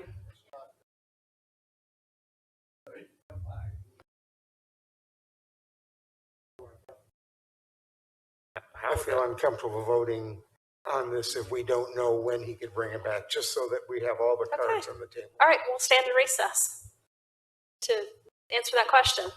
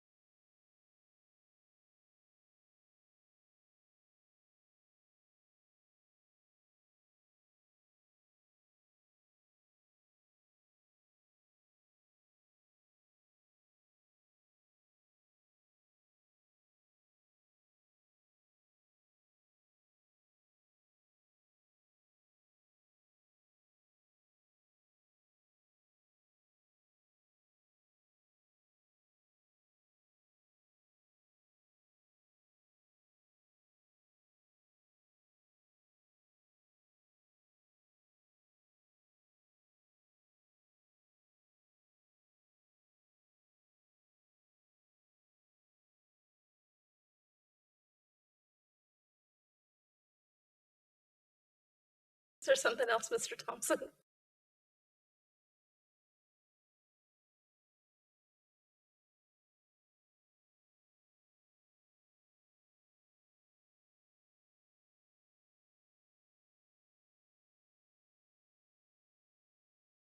Welcome back to the regular. Are you ready? Welcome back to the regular meeting of the Kernersville Board of Aldermen. Okay, we had a motion to deny and a second. And we have some more information based on the questions that were asked that we took the recess to research. So, Mr. Swisher, or? I'm going to defer to Mr. Powell and Ms. Garner. Okay. They have some information about how the process for preliminary subdivision approvals work. So I'll defer to them and let them explain it. They can answer any questions. If there's some that you would like me to answer, I'll be glad to. Okay, Mr. Powell and Ms. Garner.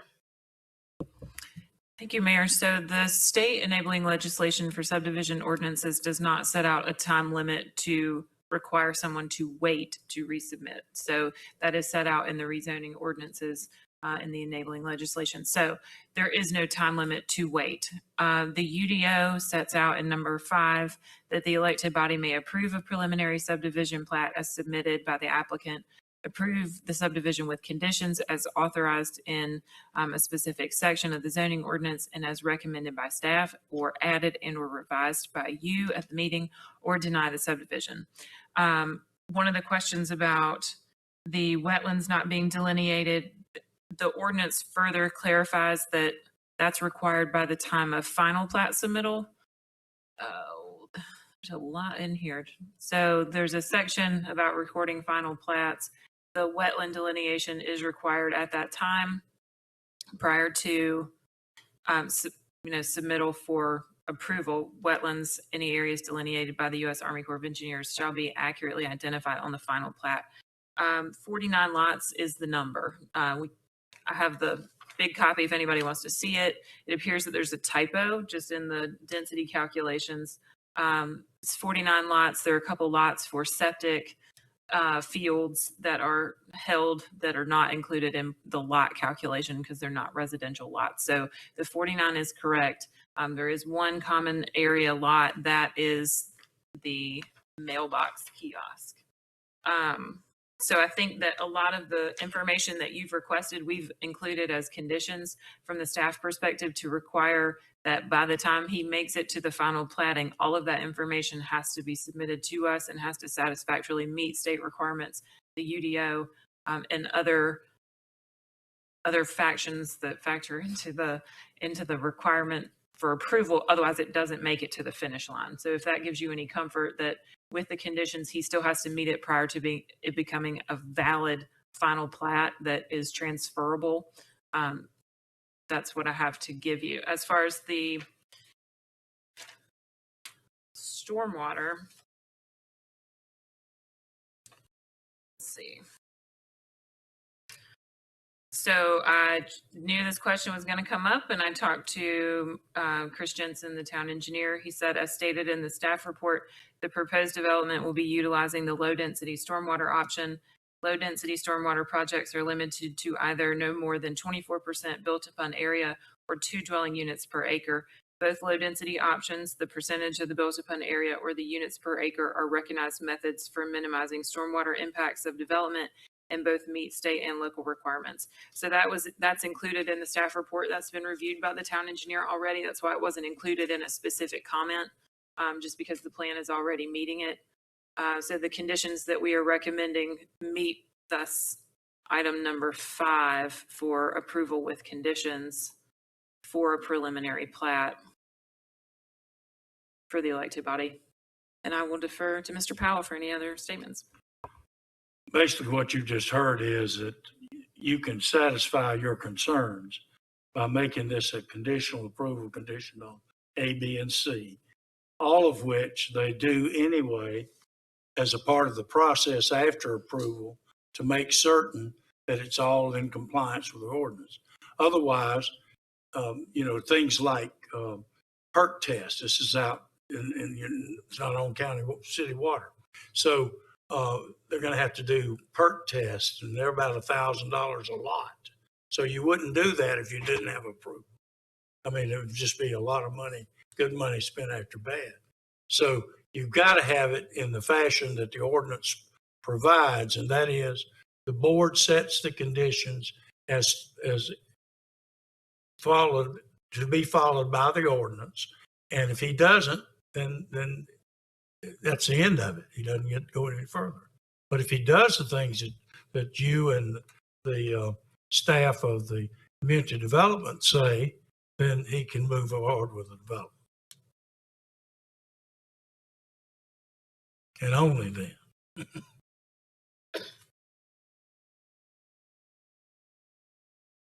I just have another quick question because during our break, I'm reading through this.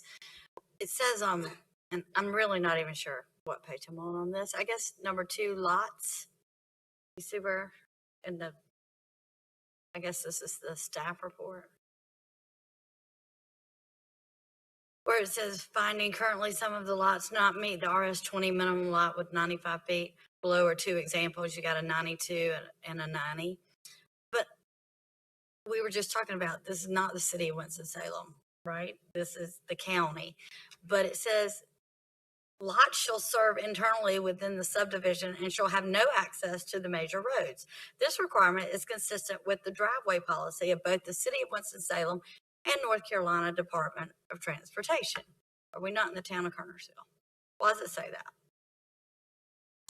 It's my understanding, if you're reading from the Unified Development Ordinance, it's my understanding that this UDO was based off of the city of Winston-Salem. So it was adopted in 1994. I'm not aware of any changes to the subdivision regulations since then, other than 160D approval. So it may just be something that was not caught at that original time. But okay, so we're working off a document from 1994 and we're in 2021. It's yes or no? subdivision regulations don't change all that much like zoning ordinances do. Okay, again, it's a yes or no. So we are. Is my understanding that Okay. this is. Thank you. I'm just trying to get information. It's late and I'm just trying to ask questions. Thank you.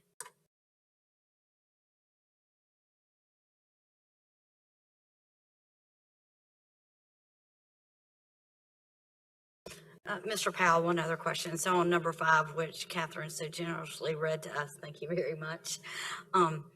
It says we can approve it or deny, correct?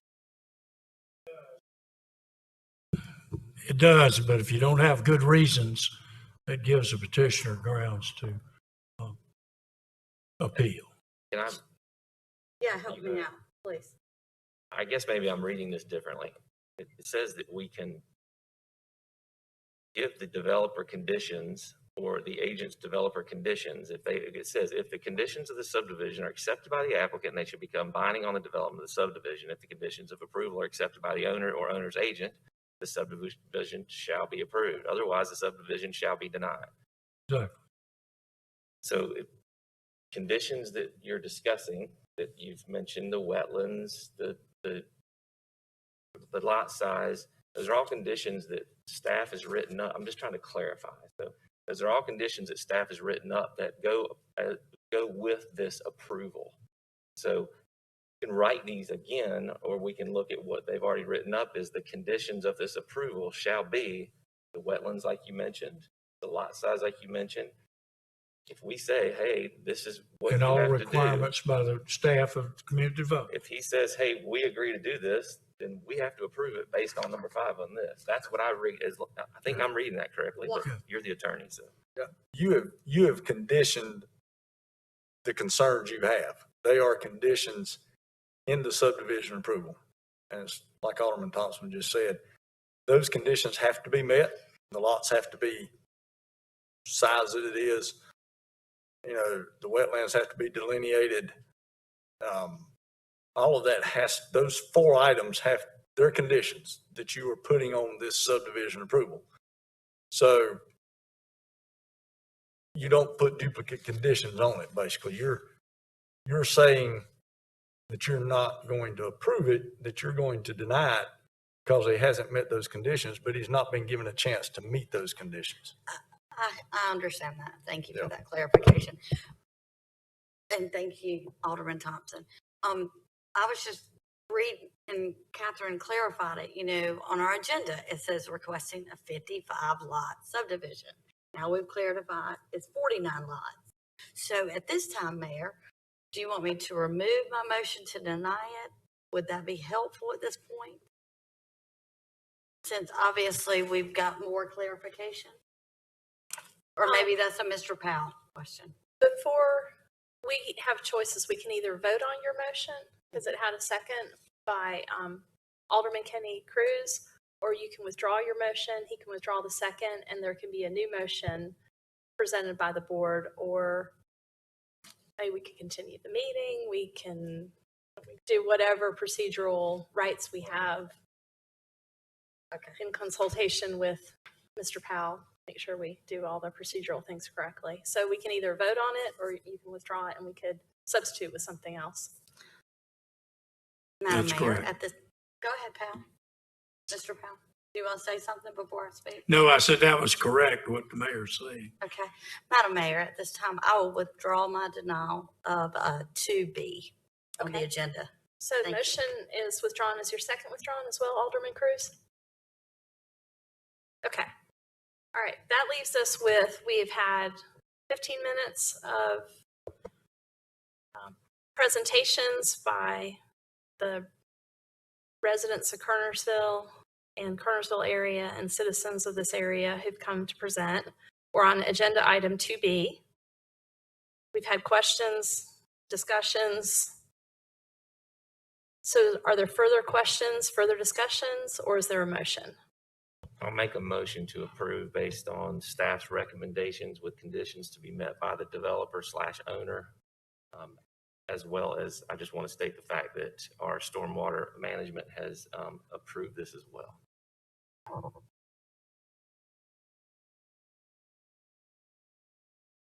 Okay, I have a motion. Do I have a second? Second.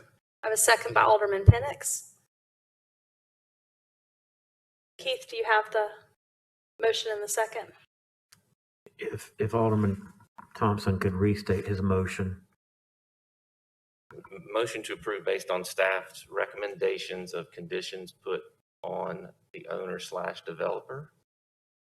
As well, I just wanted to state that our stormwater management has approved this plan as of right now.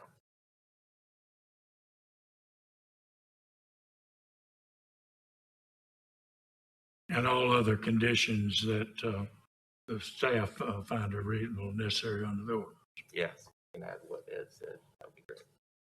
Thank you, Ed. All right, I'll take a minute, make sure Keith has that.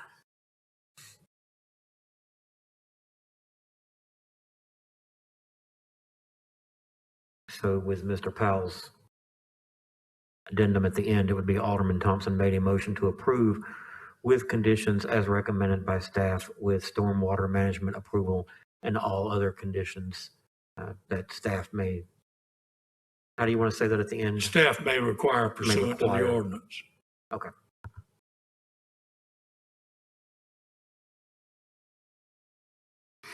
Okay, and Alderman Penix, do you second that motion? Yes.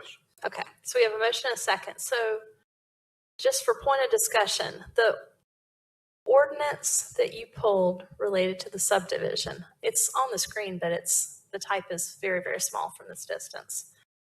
So, all right. Can you make it a little bigger? Because I don't have it printed in front of me. If the conditions on the subdivision are accepted by the applicant, they shall become binding on the development of the subdivision. So it would be proper for me to ask that question, correct, Mr. Powell? Okay. The staff will do that, and we can put it as part of the motion as well. All right, Ms. Garner, are all of the recommendations basically items 1 through 8? And it's not got a page number, but it's about page 5, maybe 4 or 5.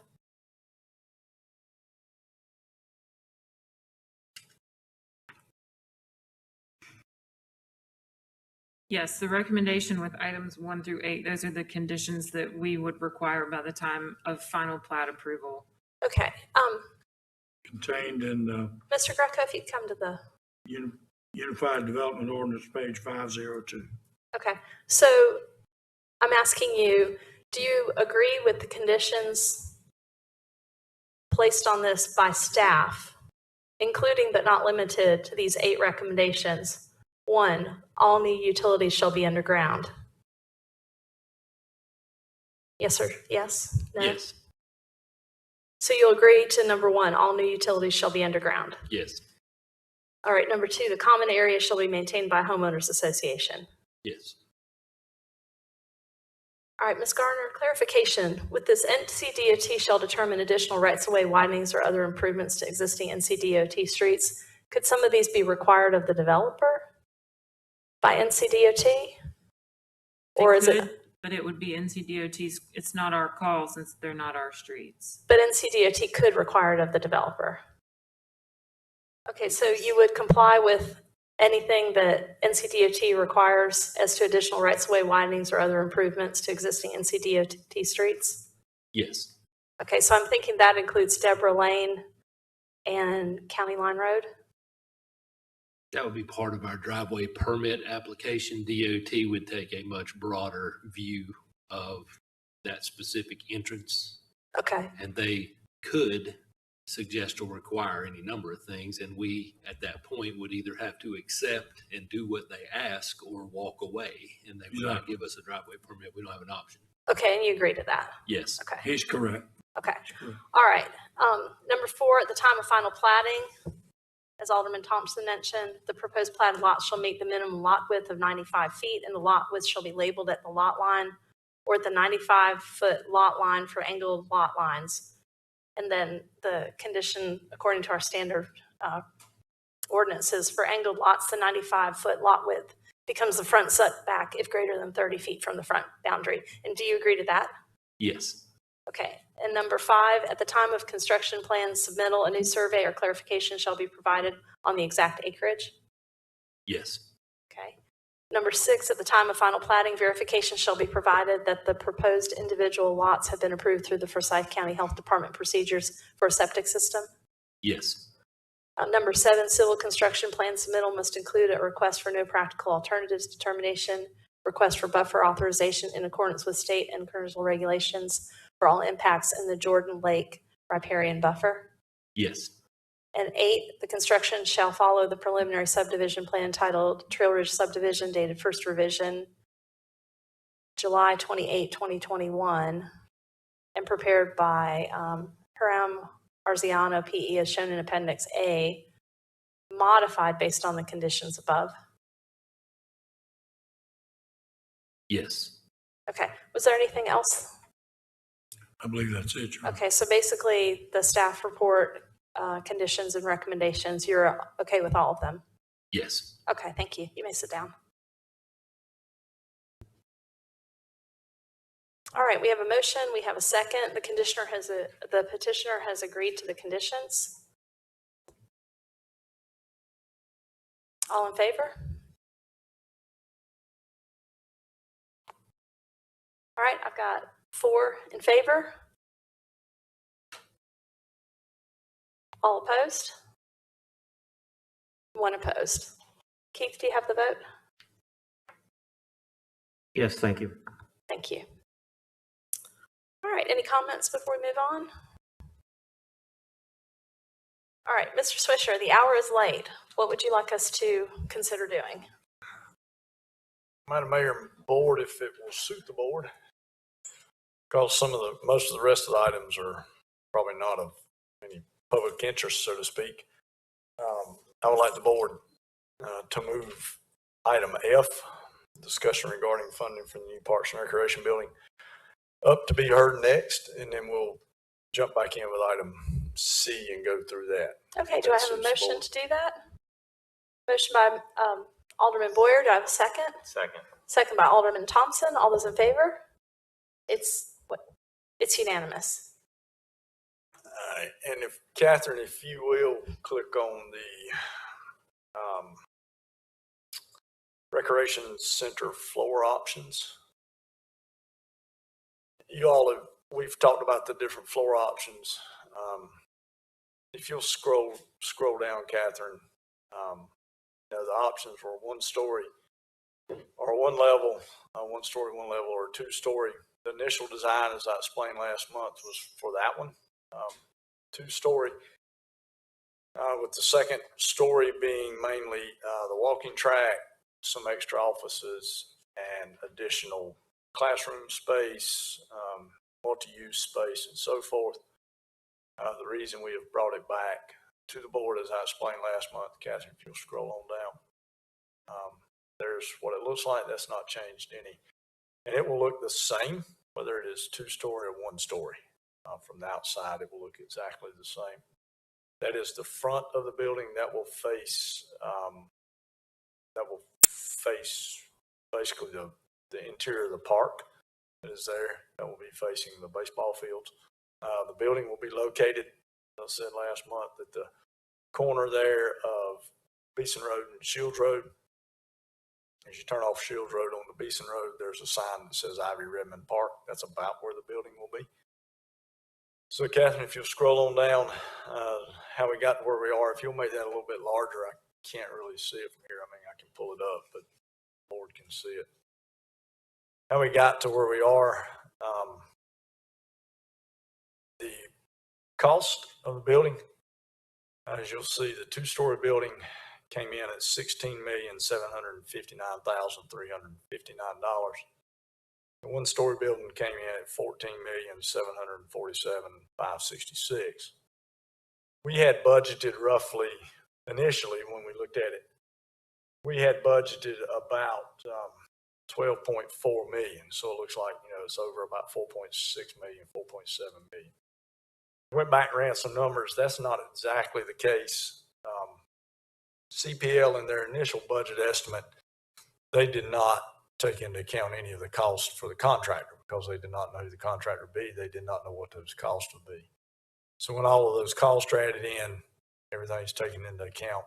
Building itself really only came, the building and grading came in about $1.6 million over as opposed to the 4.7. We've also, since then, we went back. You all remember we transferred over about $1.4 million where we sold the tower out on Groveland Street. And then we got some money back from a reimbursement.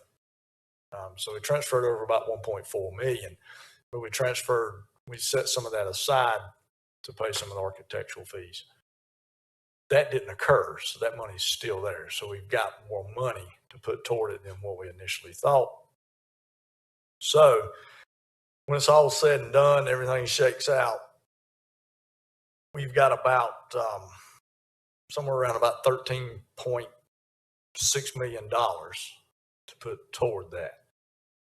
The building itself, as you can see, is about $16,760,000. There is about another $300,000. It's what we did when we went in on the estimate. The sewer was not calculated in on that because we're thinking we might be able to take some sewer money out of our sewer fund. And there is also $115,000 that was not figured in for maybe parking lot lighting or something. I can't remember exactly what it was. So it brings that total difference to where we are on the 2 story building to about $3.5 million roughly when you round up. So we're not at the 4.7 we were at last month. So that's a good thing. And also we discovered in the soft cost there of $1,066,000, we went back to CPL. That includes their fee. So we don't have that fee separately. We were thinking that $700,000 and $800,000 for them was still separate. It's not. It's included in that $1,066,000. So through all that, we've been able to get it to where the 2 story building is basically about $3.5 million more than what we thought. Talked a lot about flooding tonight. About $1 million of this is for grading, so the building won't get flooded. We don't want to be sitting down in a hole. Come back and tell you in 2 years we're getting flooded, so we're going to raise it up so it's not sitting down in a hole, because I can tell you it floods right down there where that building goes. And if we stick it in that hole without grading, we're going to get flooded, probably by one of the same creeks that was running tonight. So we're at about 3.5 million over. We have calculated, I spoke to you all last month about the ARPA money. You are allowed to use revenue loss pretty broadly. They give you some broad latitude on that. We've calculated revenue loss. We have about $3.2 million in revenue loss. We have spoken to the folks at the North Carolina League of Municipalities that handle this, really kind of in handling the ARPA funds, how they are spent, how they're allocated, good uses for it. They've indicated to us that spending the $3.2 million on part of the building would be an allowed expense. They didn't see any issue with that. So what I'm telling you is we can cover the overage for the most part with the stimulus funds. Now, question's been asked, can we use those stimulus funds for something else?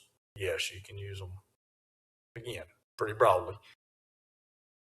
I would tell you that spending it, in my opinion, on a rec center to cover the cost overage to get the two-story building, that would include a walking track, larger meeting space, that benefits the public as a whole.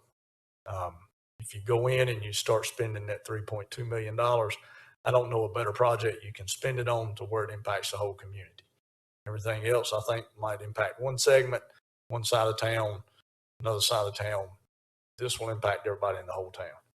You still will have roughly about $4.6 million in ARPA money, 3.9 million of that coming in next year, 700,000 of it left, or 600,000 of it left from what we've already received, that you can spend once we get the final rules on how to spend that. It's more directed spending. It's not as broad. We think, and I spoke to some folks today, they think the spending on that part of the ARPA money will also kind of broaden as time goes along. So that's where we're at. I've been asked, staff recommend the one-story versus a two.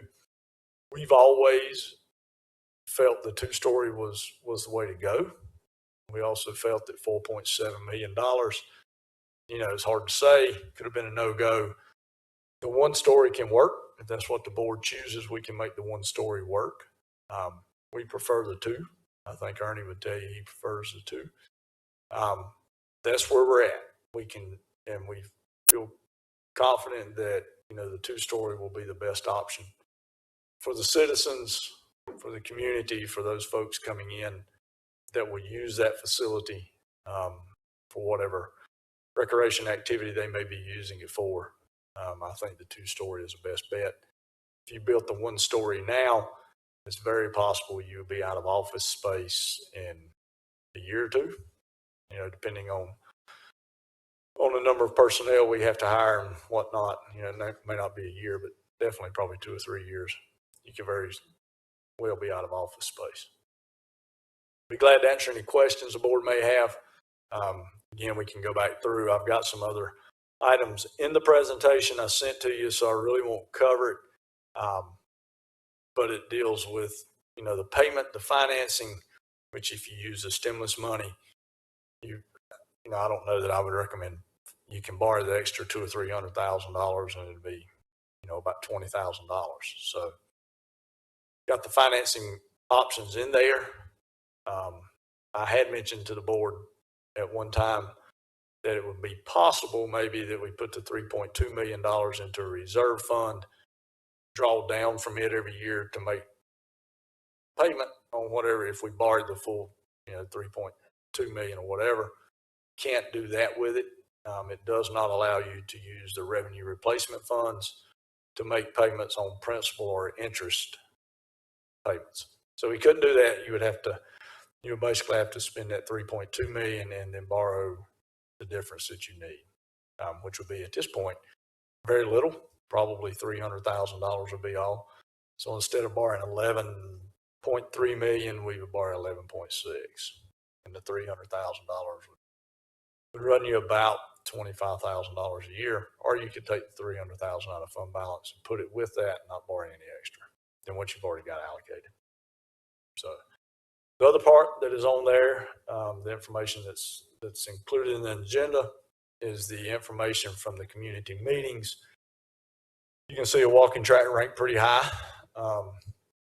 When they came in and ranked things, we took some of those out. Some of them were things folks ranked, were kind of a fad coming in, coming out. But of the ones that are pretty stable that we see staying, the walking track ranked pretty high. So it was something that was wanted by the community and, will be used by the community and those folks coming there for other activities as well. Be glad to answer any questions. Ernie's here. He can answer any as well. We do need to pretty much kind of decide so we can let the contractor know we're about 60 days into our quote now. I'm guessing it's at best probably a 90-day quote. So we would need to probably make that decision, let them know so that we can sign that and then move forward with the process. We've still got to go out to banks, get the bids, go through the LGC, all that good stuff. Probably put us starting hopefully in the spring with the grading and everything else. Curtis, I'd like to make a couple of comments, and I might have a question. I've always preferred the two-story. That's what we decided on. Everybody liked it. The walking track will benefit a segment of our population that hasn't had much emphasis put on in Ivy Redmond Park. People who are retired or older or recovering from surgery, need walking therapy, and on that end of town especially, can have a convenient place to go and walk. I know people say, well, you can walk outside. Well, you can't walk outside when it's 95 degrees and you're 70 years old. So I think that would be used by an age group that we really need to gear more of that park toward. Everything out there is geared toward the youth, which is, I know that's what it was built for. But instead of the grandmamas and granddaddies sitting around in the gym watching their kids play, let them have some fun. Let them have a place to go walk and be comfortable doing it and meet new friends. I met so many people just at the dog park out there. Older people who now have a place to take their dog. They can't get out and walk their dog. They're not able. So they take it to Ivy Redmond Park. They can sit on a bench out there and get some sunshine, and their dog can get some playtime, and it benefits both of them. I think this second floor, the last thing in the world you want is to run out of office space out there and then in a year put a trailer out there, like a school that's not built for the number of students. So I like the plan. I prefer the whole plan built. Thank you, Alderman Penix. Alderman Boyer? I'd like to make a couple of comments. One, the revenue loss that we incurred is because of the pandemic. I think that was certainly one of the purposes of the American Rescue Fund. The facility is not a membership facility, so it's open to the entire community to use. So we're not honoring one segment of the community and another. I think applying the 3.2 American Rescue Plan funds is appropriate for this, and the whole calculation. I'm glad we didn't approve or make a motion last month when we didn't have all the figures. I'm glad we waited a little bit longer, but I think that this plan and the calculations that we've heard tonight enables us to do the building that was identified through the community needs surveys. So I think it's a great opportunity to do the plan that we wanted to do. Thank you, Alderman Boyer. And I will Go ahead. say, Alderman Boyer, we feel as though the COVID, I mean, it's ARPA's COVID-related funds. We feel as though the cost of construction really went up. Right, that is due what to caused it to delay go in up. COVID. Yeah, So that was that sort is of a- given. Yeah, direct use of those funds, I think, Right. is appropriate, given that Right. probably had Yeah, I COVID meant not to say delayed that. it, Thank you. we'd have been where we were. Mayor Pro Tem Fulton. Thank you. You know, I'm all about this rec center. I've been working with the Parks and Recs for a while. You went over those numbers very quickly, saying, hey, we can do this, we can do that. Do you have any of that in writing where somebody can look at it, meaning me, right? Because what I'm looking at is a 2-story building at 16.8, but what I'm hearing, it's not going to cost that much. That's not correct. The Well, two-story that's what I'm building, trying to see. the two-story building is still 16.8. Okay. What I'm saying is we've got more money to put toward it than what we initially thought because architect fees weren't spent, all of that different stuff. So what I said is the overage is not what we initially thought. We initially thought it was 4.7 over. It's 4.7 over what we were initially looking to borrow, but it's the building itself didn't come in that much over. It's still 16.8. It's what we've got is we have 13.6 in our budget for it. So 13.6, you take out 16.8, we're only 3.2 short. And we can use the COVID money. Yeah, we can use the code, and then we've got 2 items. One of those being sewer, that's about 200,000, Okay. and the other one being 115,000 that we may incur that's not in that budget.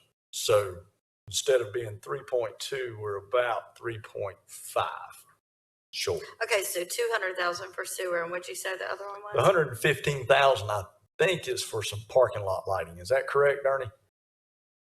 Yeah. Okay, So we're, just say 315,000. So 200 sewer. Okay, so if I go to additional payment required, you don't have any. I won't have it. And So let me what's our rephrase payment that. in the budget on that 13.6? If you use the 3.2 in stimulus funding, Yes, sir. instead of borrowing the 11.3, you'll borrow 11.6.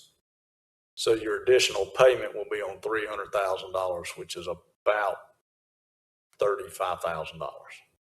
That's your additional payment. Okay. Thank you for bearing with me. It is, I witching understand. hour, right? Yeah, I got you. Okay. So I went to additional payment required. So we don't have the 4.7. No, you don't have any of that. You can Okay, skip okay. that whole spreadsheet. Okay, so That spreadsheet was put in last month. when we thought it was 4.7. And those were the different options if you borrowed all of the 4.7, if you used 3.2 of your stimulus money and financed 1.5, that's the different options. So now really all you're looking at extra having to borrow if you use all of your stimulus funds is $300,000. And the Or we payment, could take it out of general fund. or you is can what take it out of said. general fund. If you borrow it, your payment's about $30,000. Okay, thank you.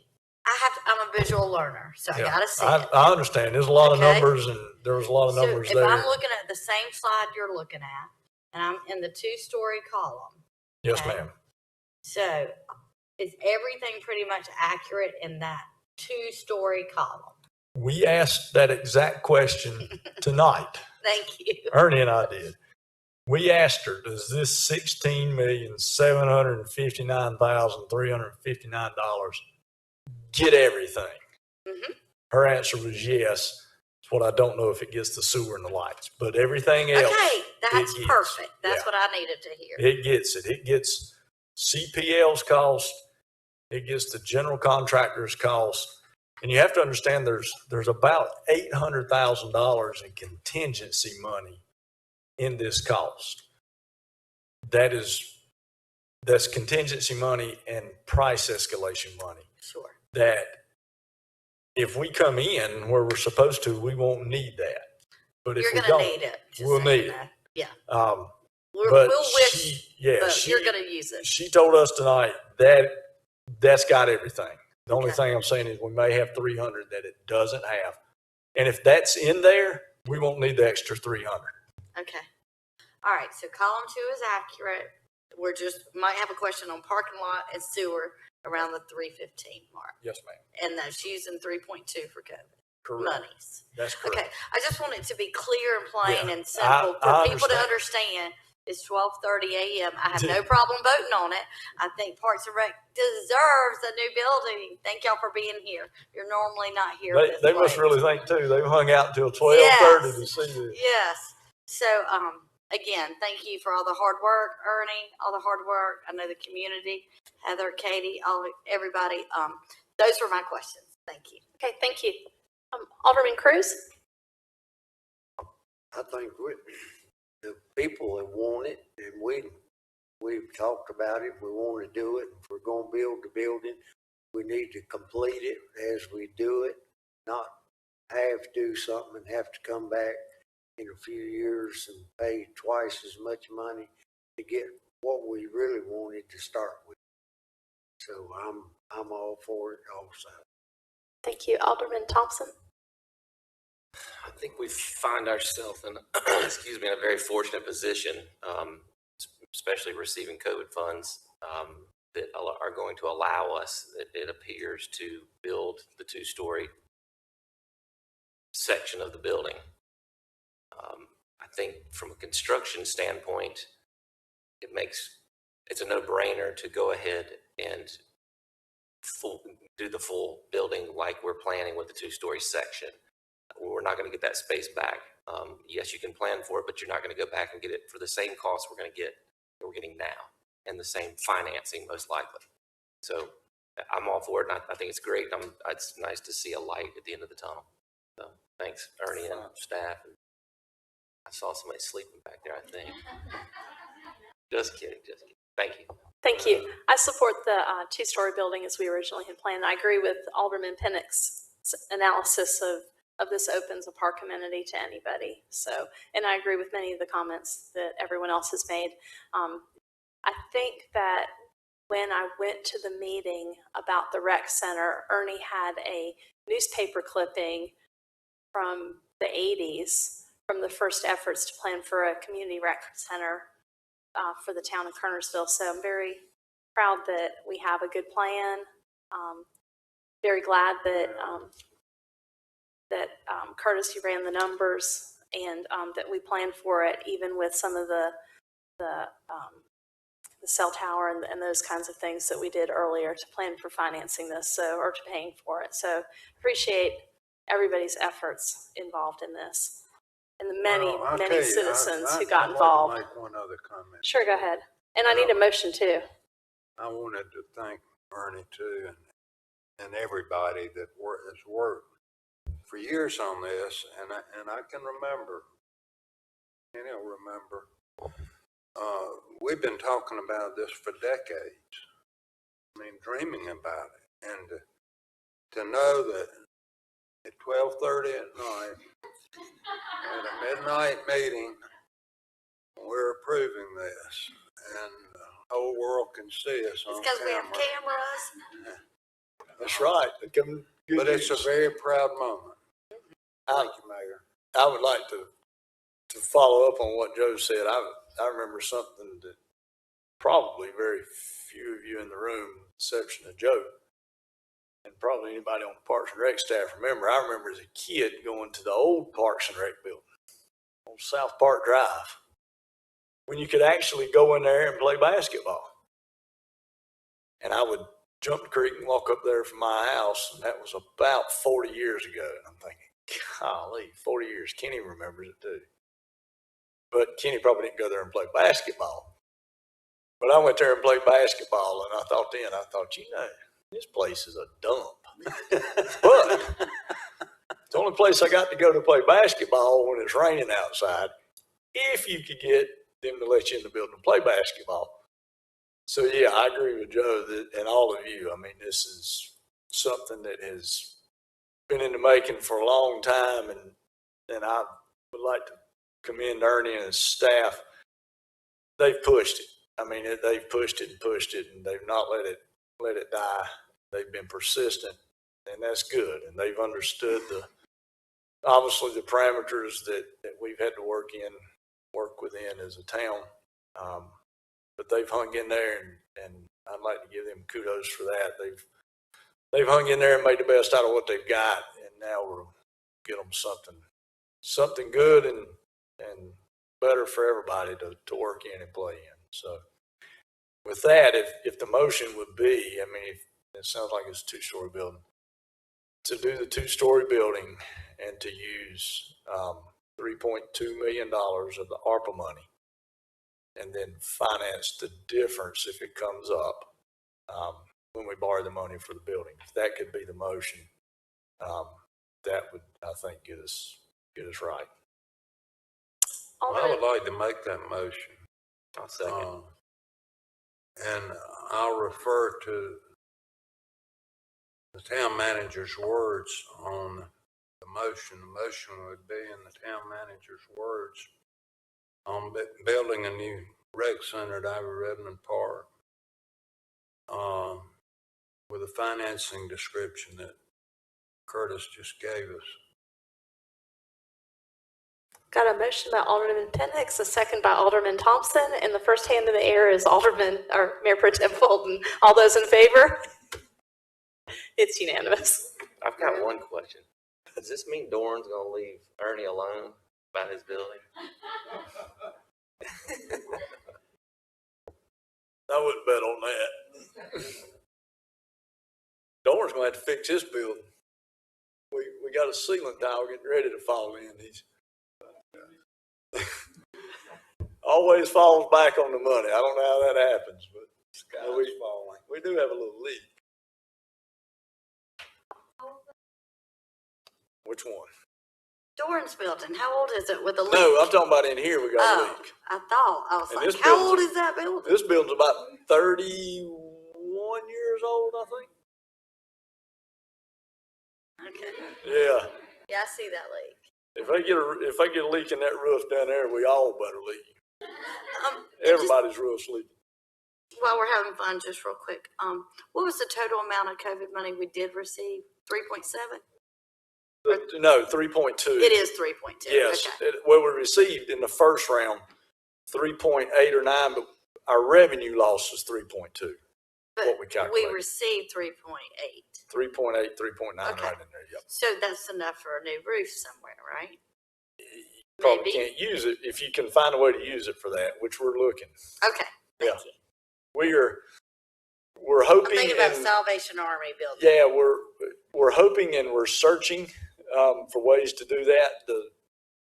The way we may be able to do it there is an entity that provides COVID-19 services. So we might be able to use some of that for facilities, and if we can, then certainly that's what we're looking at. And we're hoping that some of those restrictions become more clear. Yeah, I just didn't think we spent all that No, first we've amount not. that we got. That's No, why I was just we have not. clarifying that. We've got about 600 and a little over 600 left of the first amount. And then the second payment will come in next year in May. When you said we just got 600 left because we just spent 3.2, is what you're saying. correct. Okay. Yeah. But I thought, Ron, you've been shopping lately? No, All right, we've thank got you. it. We've got it all All right, left. just making but sure. Now that you just spent it, that's what we got. I got you. Okay. Moving on to item 2C, if we're ready. Correct. All right. Consideration of an ordinance to amend traffic schedule 4 of chapter 9 of the Code of Ordinances to add all T turnarounds to the schedule, no parking anytime. Mr. Swisher? Madam Mayor and Board, as I stated at the briefing, we have several T turnarounds in Kernersville. And when cars park in those T turnarounds, it makes it somewhere between difficult and impossible to get our garbage trucks turned around, and even more difficult and more impossible to get the trucks that plow the streets in the snow to get them turned around. So a lot of those do not get plowed, and sometimes we have to get out and manually empty the trash. So we're asking for the board to approve no parking in all T turnarounds. That'll save us the trouble of having to bring them back individually. This will cover any of them. Do I have a motion? I have a question Yes, before ma'am. we do that, please. Yep. So this will be, I understand the whole process behind it, but I'm just thinking Asbury, going down to the end of that. Is that considered a T turnaround? Asbury, no, It's just a dead end or not? That is a dead end. That's not a T turnaround. A T turnaround it looks like a T when you go straight.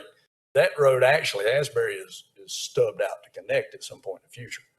Okay. But Well, I right just know now there's it's- always cars parked down Yeah, there. right now it's Okay. just a dead end. Okay, thank you. That's correct, isn't it, Dawn? Yeah. I didn't think the T looks like a T. You go down to it and it's there, and then you got two branches Just give me that a go off road nowhere. example. Kathy Lane. Okay, I got it. Thank you. Thank you, Mayor. Yep. Okay, That's a good question because there are a lot of dead ends that look a little bit like a T turnaround, but most of those are planned to somewhere in the future connect. I don't know that Asbury will. Don't know what happens to the land next to it, but right now it's not a T. Okay, I have a motion by Alderman Thompson. I'll second. I have a second by Alderman Boyer. All in favor? It's unanimous. All right, item D, consideration of a resolution authorizing an application for funding from the Governor's Highway Safety Program. Mr. Swisher? Madam Mayor and Board, you all actually approved one of these last month for the amount of $38,670.90. We received word from the program administrator that they sent us the wrong amount. So we got a little bit more money. We got $42,089. Our match went up some, but that match really doesn't matter because we've already got it in the budget. These folks are already on payroll.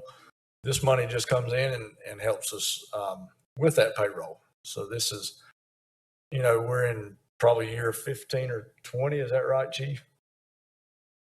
12 or 13 of the program, and been a great program. We've been a part of it, and so we'll get $42,000 in federal money for this program if the board so desires to approve it. And it was approved last month, and so So this just replaces last month's. that's correct, isn't it, Chief? Yeah, just replaces last month. Do we need to change the date then to this month? Because it's still saying 7th day of September. I don't think we have to. Do we? I mean, Do you no. want to or no? Yeah. Yeah, we'll just leave the date the same. It'll be fine. Okay. You want a motion, Mayor? That'd be fine. I'll make the motion. Okay, a motion to, The resolution authorizing an application for funding of the Governor's Highway Safety Program. approve it. To approve it, please. Okay. Got a motion by Mayor Pro Tem Fulton. I have a second by Alderman Penix. All in favor? It's unanimous. All right. Item E, consideration of a resolution to declare a notice of intent to reimburse for the purchase of general improvements. Madam Mayor and Board, this is a required step when we do improvements to buildings and so forth. These two items, one of these is for the roof repair for the garage, $170,000. The board approved that in budget amendment number 1. And then an increase to the police range building. That was in budget amendment 1. I covered that. It went up $79,000. So you've got those two. We're doing it with just those changes. Actually, the roof replacement was not included in the first intent to reimburse. So we're adding it into this one and then increasing the cost of the range building by the $79,000 that it increased.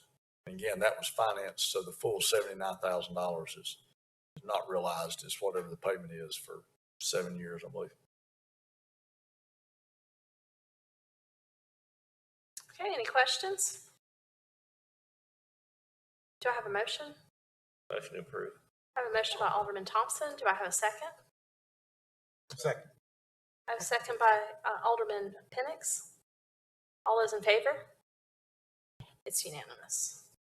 All right, we've already addressed item F, so we will go to discussion regarding directional signage on South Main. Doran?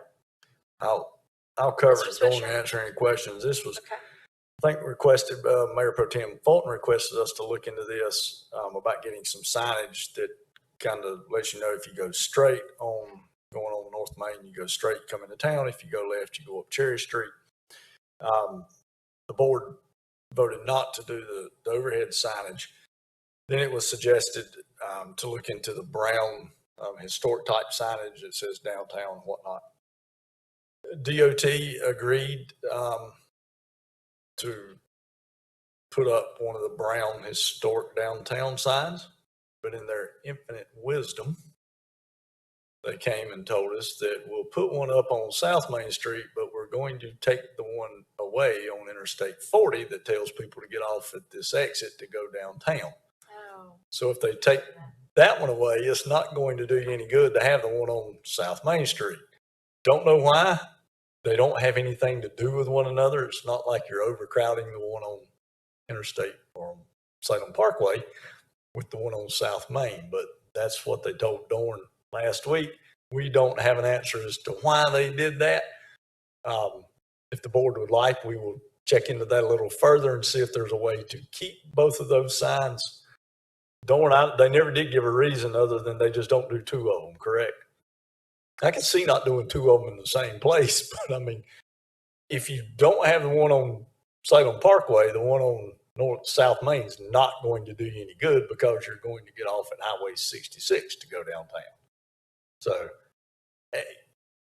beats me.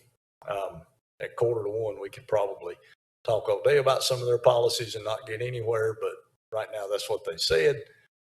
So if y'all don't want to do that sign, we can find out a little bit more about it and put it back on maybe next month if we get some more clarification or get them to bend on that a little bit. I have one question. What about writing the street name on the pavement, like Main Street, Cherry Street? I've seen that. I've seen that done. That's non-abrasive as well. With an arrow, we can ask them about that when we call them back, ask them if there's any way to get two signs. Who knows? They may consider that another sign. Are there missing street signs? We asked to look into that as well. Are there any missing street signs? Because it seems like there might be some South Main Street signs that are gone that got taken down with construction. Yeah. Okay. I think they're all there now. When it was first brought up, it was brought up several months ago. There was one missing as you turn left to go up into the roundabout. There was one missing there, whatever that, Old Winston Road or whatever that would be. Okay. But they're all there now, I think. All right. I think one of them had been knocked down and it's back up. Okay, so item G, you're going to research further. We will, if that's, unless the board says, yes, we want it up, want to lose one on Salem Parkway, we'll research it further. Okay. Okay, we'll move on then to H, discussion regarding two frozen employment positions in the KPD. You have a memo in your packet from Chief Summers to me. Long and short of it, I think we've had two frozen positions in the PD probably for 3 or 4 years. I don't know if you put in the budget, but it's been about 3 years, I think, that we've had two frozen positions. We've not filled them mainly because we couldn't get all of the positions we have in PD filled. We've told the board, hey, when we can get them filled, we get back up to full staffing with what we have. We would like to come back and ask for those positions to be unfrozen. That way, if we get those positions back and we can get them filled, we have more manpower then for when we lose another position or two. I mean, it's an ongoing cycle of losing folks, hiring folks. So we're asking the board to unfreeze those positions. We're about fully staffed now. I think we've got applicants that we can fill everything now, correct?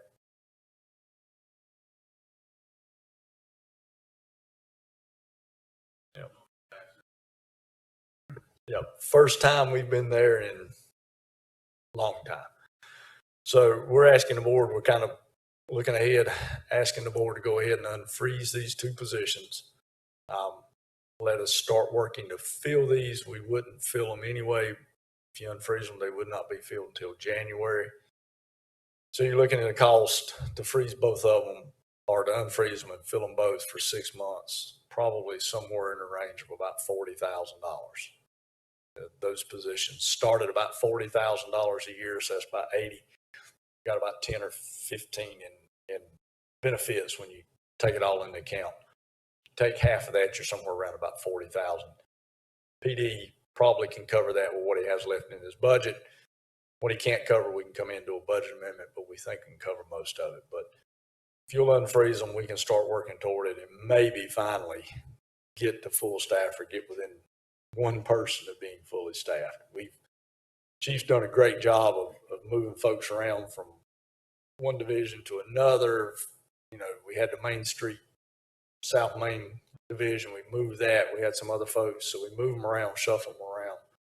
But if we can do this, this will get us close to fully staffed, closest we've been in a long time. So I'll be glad to answer any questions. Chief certainly can probably answer them better than I can. Got the memo, but be glad to answer anything you might have. All right. Do I have a motion? Motion to approve. Second. Motion by Mayor Pro Tem Fulton, second by Alderman Thompson. All in favor? It's unanimous. All right, the consent agenda. Approval of minutes for September 1 briefing is item A. B is approval of minutes for September 1 closed session. C is approval of minutes for September 7 regular meeting. And D is consideration of an update to the term expiration date of a town appointment to the Forsyth County Historic Properties Commission. Is there anyone who'd like to see any of these items removed from the agenda? In the audience? On the board? All right, do I have a vote on the consent agenda? Motion to approve. I have a motion to approve by Alderman Thompson, second by Alderman Boyer. All those in favor? It's unanimous. Keith, did you get that? Okay. Yes. All right, nothing was removed from the consent agenda. I see no one present at the meeting who would like to be a speaker from the floor, so we will move on to the town manager's report. Mr. Swisher. Madam Mayor and Board, the only thing I have, we added it to the agenda, is a temporary road closure for Shields Road for the state cross-country meet on November the 6th. We usually close that road from Tredegar all the way to Union Cross I think it's from 7 a.m. to 6 p.m. We've done this now for about 12 years. It just helps with the flow of traffic. We didn't close it for the last big meet we had out there. It was on a Friday. We didn't close it because it was Friday mainly, but this is Saturday. There's usually not a lot of traffic. The difference between this meet and other meets is we have a crossover. We have teams coming in the morning. They're there, they leave. So we're getting teams out, trying to get teams in, getting spectators out, trying to get spectators in. So it just helps the flow of traffic tremendously to have that road closed. So, never been a problem in the past. We'll put it on Facebook next door to let those folks know. We have usually one or two folks from Tredegar that get upset, but now they've figured out they can go through the business park, go where they need to. So, it helps a lot. Be glad to answer any questions the board might have about it. And the meet, those of you that want to come out, we won't have another meeting before then, but the meet is November the 6th on Saturday. Like I say, it runs all day, probably from 10 o'clock to 4:30, 5 o'clock. They're having it just like it's always been in the past, except for last year with COVID. So let me know if you want to come out. It'd be great to have you out to watch them. How many schools will be there?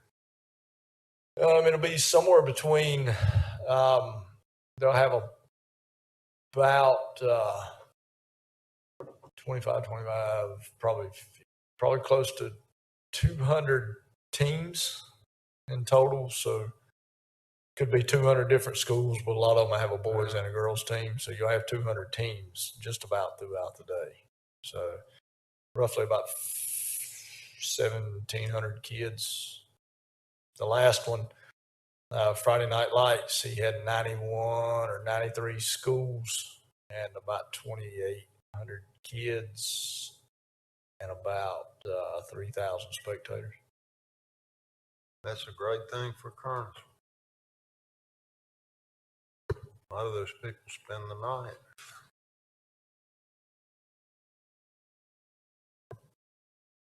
Okay, do I have a motion? Motion to approve. Got a motion by Mayor Pro Tem Fulton, second. Second. Second by Alderman Boyer. All those in favor? It's unanimous. All right. Mr. Powell, do you have anything to present this evening? Nothing further tonight. Thank you. All right. Alderman Thompson. Sure. I would like to thank our IT guys for their attentiveness tonight and their close-up shots that I hear so much about. I can't wait to see those. I also want to wish everyone good luck in the election. Thank you. Alderman Cruz? Thank you. Mayor Pro Tem Fulton? No, just Adam and Matthias and your whole team. I love the cameras, getting great feedback. So thank you. And thank you all for hanging out. It's a late night, early morning. Thank you, Mayor. Thank you. Alderman Boyer? I've got about 3 items. No, just kidding. Nothing tonight. Alderman Penix? No, ma'am. Thank you. Thank you all for a great meeting. Do I have a motion, or is there any further business before us? The board, you've got one of these on your desk. This Yes. is the items from the latest census, at least the population count. That's as recent as Friday.